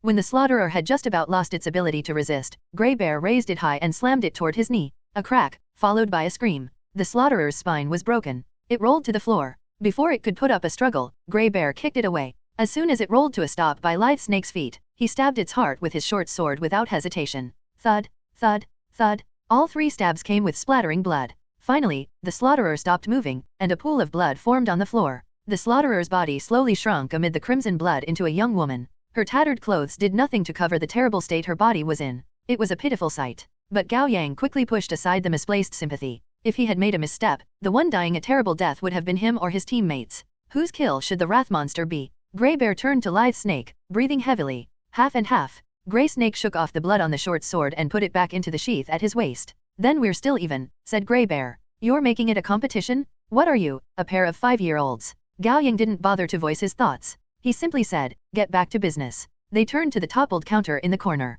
To their surprise, Sister Luo had gone missing. Although their fight with the slaughterer had lasted no longer than a minute, the 3 of them had been highly concentrated and couldn't afford to spare a glance at the subdued wanderer. It was clear that Sister Luo had rushed out of the front door. They quickly followed. Outside the door, the left led to a dead end, while the right led to the exit. However, the alley should be under their teammates' watch. The trio keeping watch ran up to them. Are you all right? Xiren was worried. We heard fighting. Killed a slaughterer, Lithe Snake said concisely. A wanderer ran off, said Grey Bear. Did you see it? No. Ken raised her hand seriously. We didn't even see a fly. Gao Yang had guessed as much that Sister Luo wouldn't have run toward the exit. He quickly turned around and made it to the dead end of the alleyway. The wall was 4 meters tall. In the dim light, Gao Yang was just about to conjure fire to take a good look at the wall, but Lithe Snake beat him to it with his night vision. There's fresh blood on the wall. Must be the wanderer. Lithe Snake easily climbed onto the 4-meter-tall wall and crouched down. There's also blood on the edge. She went to the other side. With a double jump, Gao Yang reached the top of the wall as well.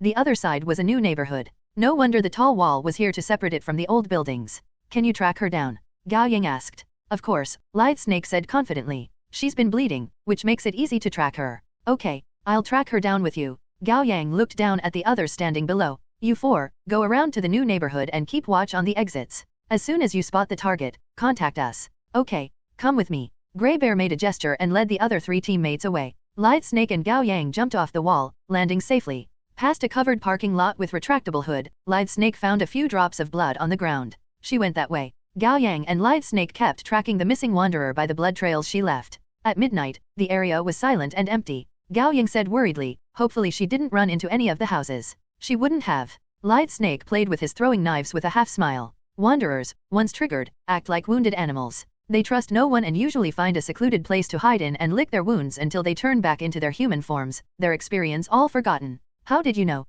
Gao Yang asked and quickly frowned. Did you kill wanderers often? Lithe Snake's gaze turned derisive. I have no interest in wanderers, but I know an awakener whose idea of a fun time is torturing wanderers. He gave me a tour of his wonderland. It might as well be hell. Gao Yang fell silent, his chest filled with a repulsive feeling he couldn't put into words. He summarized many traits of the wanderers. I learned them from him. Lithe Snake paused and turned to walk onto a nearby lawn. Crouching down and taking a look, he waved Gao Yang over. Gao Yang approached and saw droplets of still wet blood on the grass. She's near. Gao Yang and Lithe Snake crossed the lawn to the cluster of new buildings in the northern part of the neighborhood. These buildings had yet to be handed over to the buyers. With no residents, the area was silent. The two of them walked up to the wall and spotted blood on a metal fence gate. The wanderer went in. Lithe Snake shot Gao Yang a glance. Gao Yang looked through the fence gate. On the other side was a small traditional market. This late at night, the market was of course empty. The stand and shop owners would only come in when the morning came. The two of them carefully vaulted over the gate. The market was an enclosed space structured like a courtyard house. All the shops on the sides were closed with metal rolling doors. At the center were blocks of cement platforms, meant for the stands to be set up on. The platforms were filled with vegetables covered by tarpaulins. There were also cages for fowls chained and locked together. When Gao Yang and Lithe Snake walked past the cages, the chickens and ducks clucked and quacked at them. The market wasn't that big. The two of them soon ran its parameters once. Lithe Snake pointed at the other exit, where a locked rolling door was. In other words, Sister Luo must not have left the market. She was still somewhere inside. Gao Yang nodded silently to let him know he understood. Gao Yang believed he and Lithe Snake should be able to easily flush out Sister Luo and subdue her. Still, it was better safe than sorry. He decided to call the rest of the team over. Since the operation was one they initiated on their own, they didn't get equipment from the guild, and thus they weren't equipped with radios. Gao Yang had to use his phone to send Grey Bear a message, at the market north of the neighborhood. Tell everyone and come ASAP. Grey Bear was closest to the market. He made it here in less than a minute. Due to his size, he made quite the noises when he vaulted over the metal fence gate. You got her? Grey Bear asked. No, but she must be inside. Gao Yang believed the 3 of them should be enough and decided no to wait. Take the only exit here, Grey Bear. Lithe Snake and I will flush her out. Then he added after a pause, remember, don't kill her. We want her alive. Without the need to discuss it, Gao Yang and Lithe Snake each took a side and slowly stalked toward the cement platforms at the center. They shared a glance and each grabbed a corner of one tarpaulin cover. It was too dark.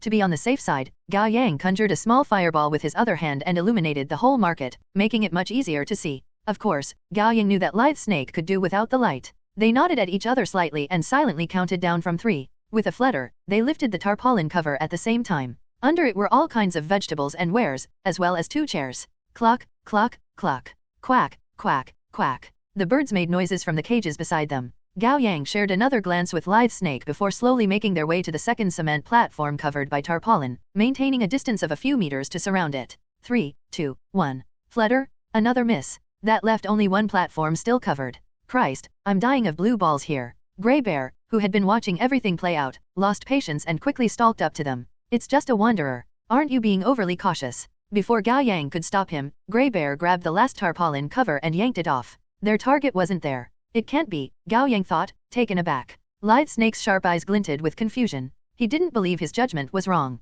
Grey Bear looked around and said as a friendly jab, hey, did you too lose the wanderer? Gao Yang didn't say anything, feeling embarrassed. Still, he wasn't the expert tracker here. The one whose reputation was on the line was Lithe Snake. Yeah, as long as I don't feel embarrassed, the only one embarrassed will be my teammate. It must be here. Lithe Snake was displeased by the doubt thrown his way. Then find it. Grey Bear raised his voice. Suddenly, a fishy smell permeated the air. Or it would be more accurate to say that the place had always smelled fishy, but it became even more pronounced now. Behind Gao Yang was a water tank housing a sizable school of fish. They suddenly started swishing about, releasing a more pungent smell into the air. Watch out. Gao Yang sprang to action, pushing Grey Bear to the side while using the counterforce to throw himself the other way. Splash! A figure leapt out of the water tank with a bone chopper for slaughtering pigs, the blade thick and sharp with a honed tip.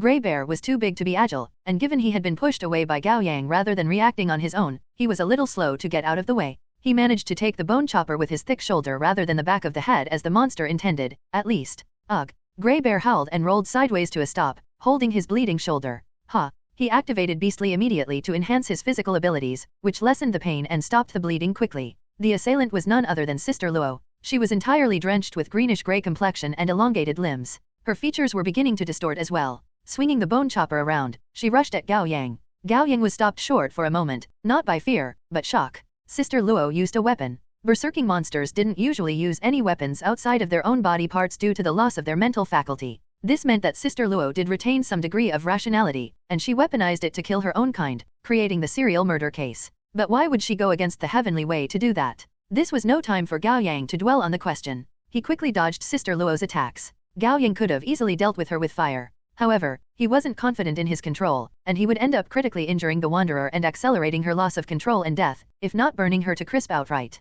Gao Yang quickly conjured an unstable fireball and hurled it at Sister Luo. It scattered into embers and waves of heat as soon as it hit her, but Sister Luo had been staying in the fish tank. With her body entirely drenched, the intimidation tactic didn't work. She kept chasing after Gao Yang while swinging the bone chopper, and Gao Yang kept retreating and dodging, grabbing the cages to block the attacks every now and then. The startled chickens and ducks skittered around while their feathers flew in the air. Swish, swish, two throwing knives sunk into Sister Luo's arm, seizing an opening. And thud, the heavy bone chopper fell to the ground. Sister Luo quickly looked over at Lithe Snake, who wasn't far from her. Her bulging eyes were filled with rage and despair. She dashed toward him. Lithe Snake slowly drew the short sword at his waist and waited for Sister Luo to get close. Don't kill it, Gao Yang reminded him. I know. Lithe Snake smirked. Bang! The gunshot startled everyone. The pitch-black market was lit up for a fleeting moment before plunging into darkness again. Sister Luo froze mid-charge. She hadn't yet collapsed from the shot in the chest. Staggering, she continued forward. Her mind seemed to clear for a moment.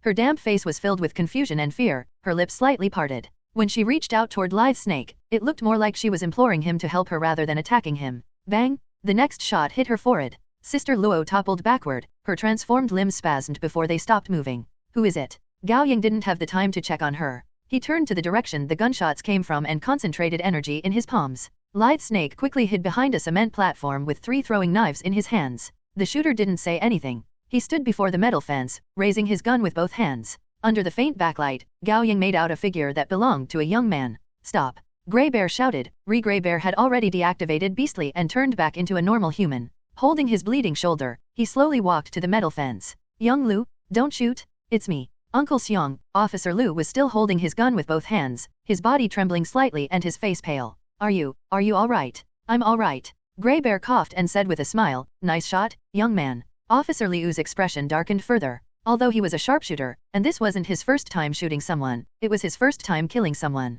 Is she dead? Officer Liu sounded overwhelmed and remorseful. I saw her attacking you. I didn't have the time to think. Grey Bear patted him on the shoulder reassuringly. You did the right thing. Recognizing Officer Liu, Gao Yang and Lithe Snake stepped out from their covers with their weapons put away. Instead of approaching the man, they stayed by Sister Luo's body to make sure that Officer Luo didn't get a look at her until all traces of her transformation disappeared, and only her human form remained. In the end, Gao Yang opted to grab a tarpaulin cover to conceal her body. Only then did the two of them approach the officer. You're Jin Tianese. Officer Liu was shocked to recognize Gao Yang. Why are you here, Mr. Jin? I came to get the killer with Officer Xiong, said Gao Yang. The serial killer. Officer Liu's eyes lit up. The one I killed was the culprit. Yeah, it was getting dangerous. Thank God you made it here in time. Despite blaming Officer Liu for messing things up, Grey Bear offered words of encouragement. After all, he was playing the police officer here rather than an awakener. Why are you here? Lithe Snake asked coolly. That was what Gao Yang was going to ask. Oh, right.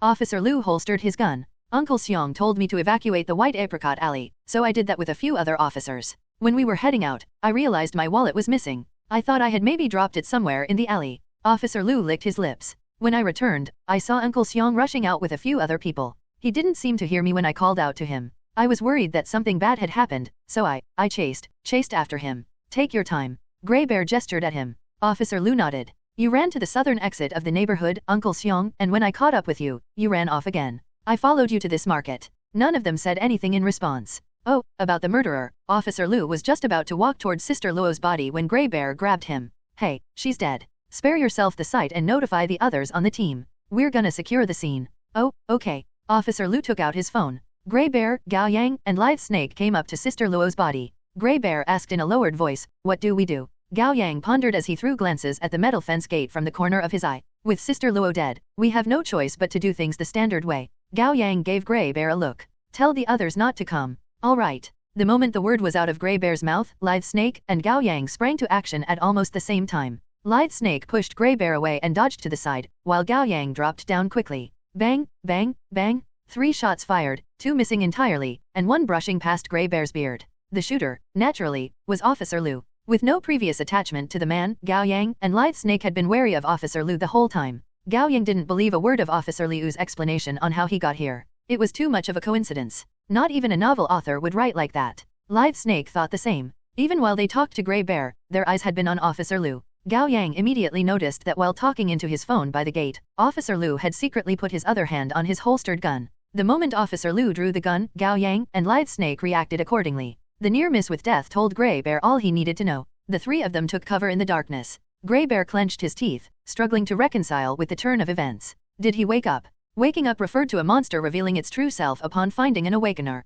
I'm not sure, Gao Yang said quietly in the dark. It doesn't feel right. No matter if Officer Lu was a delusion monster or a wrath monster, he should have trusted his own body more and attacked the humans immediately after waking up, not resorting to schemes. Yet Officer Lu played dirty. He first killed Sister Luo to make it seem like he was trying to save the 3 of them, lulling them into a false sense of security. Only when they were some distance away from him and in the right shooting range did he attack, aiming to kill all 3 of them in one fell swoop. To maximize gains and success at the lowest price and risk to their knowledge, that was an exclusively human way of thinking. The 3 of them fell silent. In the pitch-black market, they were well hidden, while Officer Lu was out in the open. Gao Yang gestured at Grey Bear and Lithe Snake, telling them to stall for a moment rather than counterattacking immediately so that they could learn more about Officer Lu. Haha. Officer Liu's voice came from the metal fence gate. You were quick to catch on. Are you a man or a monster? Grey Bear still found it hard to believe. He called out with his back pressed to a cement platform. What do you say, Uncle Xiong? Officer Lu asked. His voice had lost all warmth, leaving only chillingness. It doesn't have to be this way, young Lu, Grey Bear implored, pained. It really doesn't. We can pretend that nothing happened. All right. I think so too. Do you know, you're the one I respect the most in the department. You're a father figure for me. Why don't we talk this out?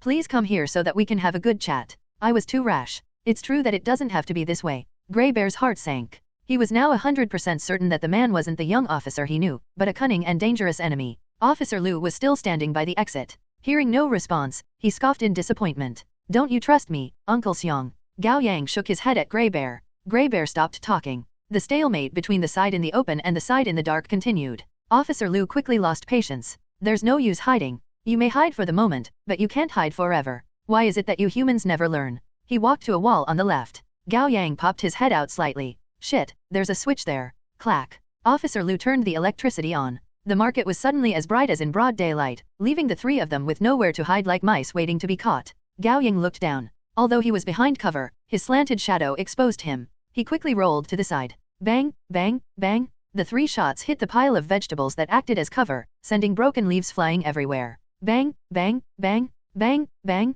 bang, bang, bang, bang. The series of shots forced Lithe Snake and Grey Bear to come out of their hiding places. Gao Yang counted. All 15 bullets had been fired. He didn't hear the sound of the magazine being replaced. He took a deep breath and stood up from behind a shelf. Lithe Snake and Grey Bear had revealed themselves as well. The 3 of them stared at Officer Lu. With a smile, Officer Lu cocked his head lazily with the emptied gun dangling from his finger. He cast it aside with a flick of his wrist. Come at me together. Gao Yang's heart skipped. How powerful must the man be for him to be so arrogant? Then a system alarm rang in his head. Warning, luck acquisition rate increases to 2,000 times. Gao Yang sighed in relief. That's it. That wasn't too bad. The threat was essentially as big as Mad Red. Even in the past, he managed to defeat the man with some difficulty. Now that he had grown and had the help of 2 experienced teammates, he believed his odds of winning were good. Still, he had to be cautious. A misstep could be lethal. Officer Lu didn't act like the typical monsters, and Gao Yang had to deal with him differently. Staring at the officer not far from him, Gao Yang contemplated his strategy.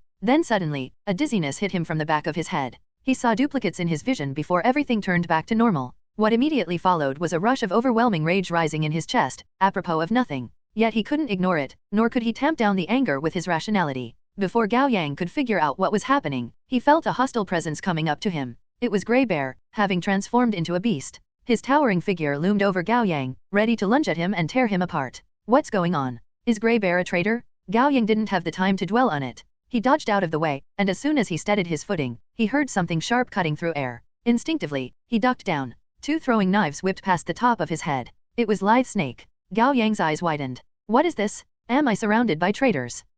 Then Grey Bear continued to attack, but his target had shifted from Gao Yang to Lithe Snake. And Lithe Snake responded in kind, drawing his short sword to make a quick swing at Grey Bear. Blocking the slash with a thick, strong arm, Grey Bear seized the opening to grab Lithe Snake by the arm and hurled him away, but once thrown, Lithe Snake made an agile flip midair and attached himself to the wall like a gecko. He tilted his head to glare daggers at Grey Bear, his eyes filled with pure rage and killing intent, rationality forgotten. Are you out of your mind? Gao Yang yelled. As soon as the words were out of his mouth, however, his heartbeat quickened, and the anger accumulating in his chest grew in intensity. A thought came to him, unbidden and unexplainable, yet impossible to resist. He was to kill Grey Bear and Lithe Snake. No, he must kill everyone around him. The last remaining part of his rational mind compelled him to turn to Officer Liu. The man's eyes were glowing a chilling, eerie blue. It was a talent. Seed of Resentment. Seed of Resentment, serial number 55, Psyche type. It allowed one to control the emotions of their targets through eye contact, drawing the targets into an inescapable pit of rage and making them kill each other. The longer the eye contact, the longer the effect lasted.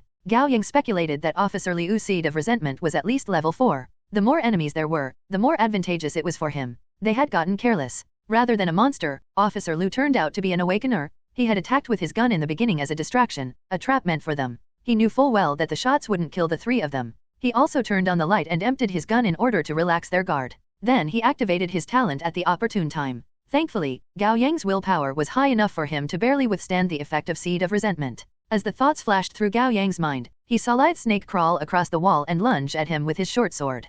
Gao Yang grabbed a basket of cabbages and hurled it at him, forcing him to cut it to pieces instead. Without pause, Gao Yang rushed toward Grey Bear. Grey Bear had already lost his control to his bloodlust. Opening his vice-like arms, he brought them together toward Gao Yang. Gao Yang ducked down to dodge it and twisted his waist to step to the side, stealing Grey Bear's gun from him. Bang, bang, bang. He fired thrice at Officer Liu, who took cover behind a cement pillar. Lithe Snake and Grey Bear stopped attacking at once, their expression shocked and confused like they had just woken up from a vivid dream. It was as Gao Yang expected. Seed of Resentment required concentration. Once the concentration was broken, the effect would be terminated as well. His talent is Seed of Resentment. Gao Yang shouted. Don't meet his gaze. Grey Bear and Lithe Snake immediately caught on, and after an exchange of glances, they each took a side and rushed toward the cement pillar Officer Liu was hiding behind, flanking him with a pincer movement. Gao Yang stayed where he was, conjuring fire in his hands. With all 3 of them launching an attack from 3 different directions, Officer Liu couldn't possibly activate his talent to control all of them with only one pair of eyes. As expected, Officer Liu turned to the biggest immediate threat, Grey Bear. But Grey Bear was ready for it. He quickly paused to cover his eyes, shielding himself from the talent. Officer Liu then turned to Lithe Snake, but Lithe Snake's throwing knives arrived before the man did and flew toward Officer Liu's eyes. Caught off guard, Officer Liu hurriedly bent back to dodge out of the way, but one of the knives managed to cut his eyelid. Crimson blood gushed out and blurred his vision. He regained his balance, but before he could even scream in pain, Lithe Snake was already in his space, stabbing at his throat with a short sword. Thud. Officer Liu caught the blade, letting it penetrate through his palm with splattering blood. That took Lithe Snake by surprise. He didn't expect their enemy to give up on dodging altogether. The moment of hesitation allowed Officer Liu to tighten the hand being penetrated and yank the short sword out of Lithe Snake's grip, pulling Lithe Snake toward him by a man's width at the same time. Manipulating the short sword pierced through his palm, Officer Liu made a backhanded swing. Swish! Although Lithe Snake had made an impossible move, the blade still caught and cut off 2 of his right-hand fingers. Expression dark, Lithe Snake pushed aside the sharp pain coming from his hand and jumped backward, all the while throwing 2 throwing knives from his left hand.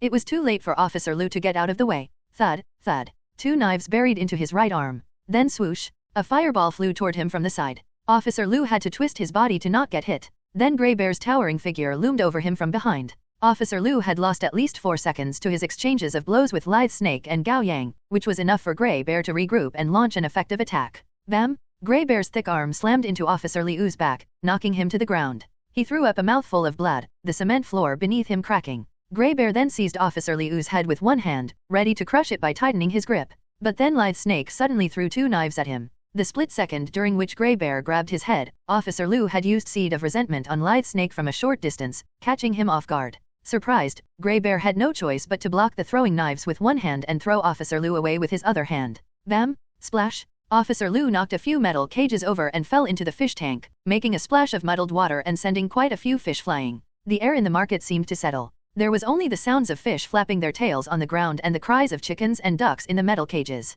The fight had come to a calm, for now.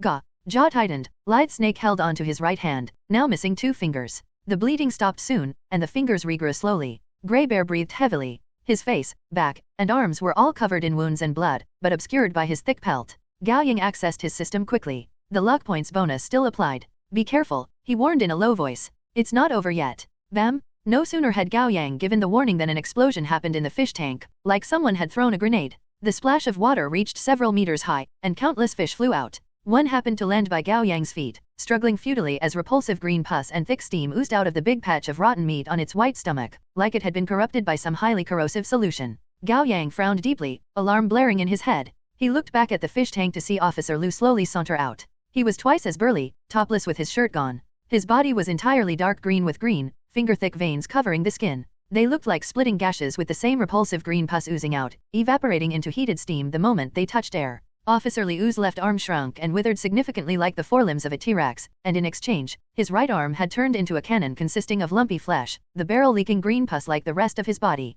His head had changed shape with his left eye raised to his forehead and his right eye dropped to his cheek like the flesh had melted. Now toothless, his mouth opened wide to the joints of his jaw, connected to the green veins covering his entire body. What has he become? Grey Bear was shocked, and at the same time, there was the sorrow he had pushed to the bottom of his heart. Only a few hours ago, the young man had been his subordinate and junior. He was an energetic and considerate colleague who always lifted the mood of those around him. It's now a monster, Lithe Snake said with certainty. That's right. Gao Yang had come to a conclusion. A freerider took over. Officer Lu must have been an awakener in the beginning. Then he fell victim to a freerider at some point and became host to the parasitic monster. Whether the man and monster had coexisted in peace or clashed as enemies was a mystery that would never be solved. One thing was for certain though, Officer Lu had chosen to take the monster's side, going so far as to surrender his entire body to the freerider. But why? Due to the weight of his now cannon-like right arm, Officer Lu had to stalk slowly toward the 3 of them with his back hunched. Every step he took, he left a corrosive, dark green footprint on the ground. His eyes seemed possessed if they could even still be called eyes. Green pus dripped down from his toothless mouth as he muttered something intelligible. Gradually, Gao Yang became able to decipher the murmur. O omniscient and omnipotent heavenly God-bearer, the great and merciful overlord of all, forgive my ignorance and purify my blood. Save me from this weakness and these sins of mine. Grant me the sacred blood and great power. I swear to forever follow you, submit to you, devote myself to you. I will give you my all and follow you to the blissful other world. Warning, luck acquisition rate increases to 3,000 times. It's coming, shouted Gao Yang. Gar. Officer Liu's cannon arm fired a deadly green ray, the terrifying power cutting through space in a vertical arc. Gao Yang, Lithe Snake, and Grey Bear quickly jumped to the sides. Gao Yang felt as if the world had dimmed for a second. Then a strange, sharp sound assaulted his eardrums. When he picked himself back up, the asphalt ground of the market, as well as the cement platforms and wares, had already been split in half by the deadly ray. The hollow was half a meter wide with highly corrosive pus covering the cut surfaces. Gao Yang felt a numbness spreading through his scalp. What manner of monster is this? Isn't it a bioweapon?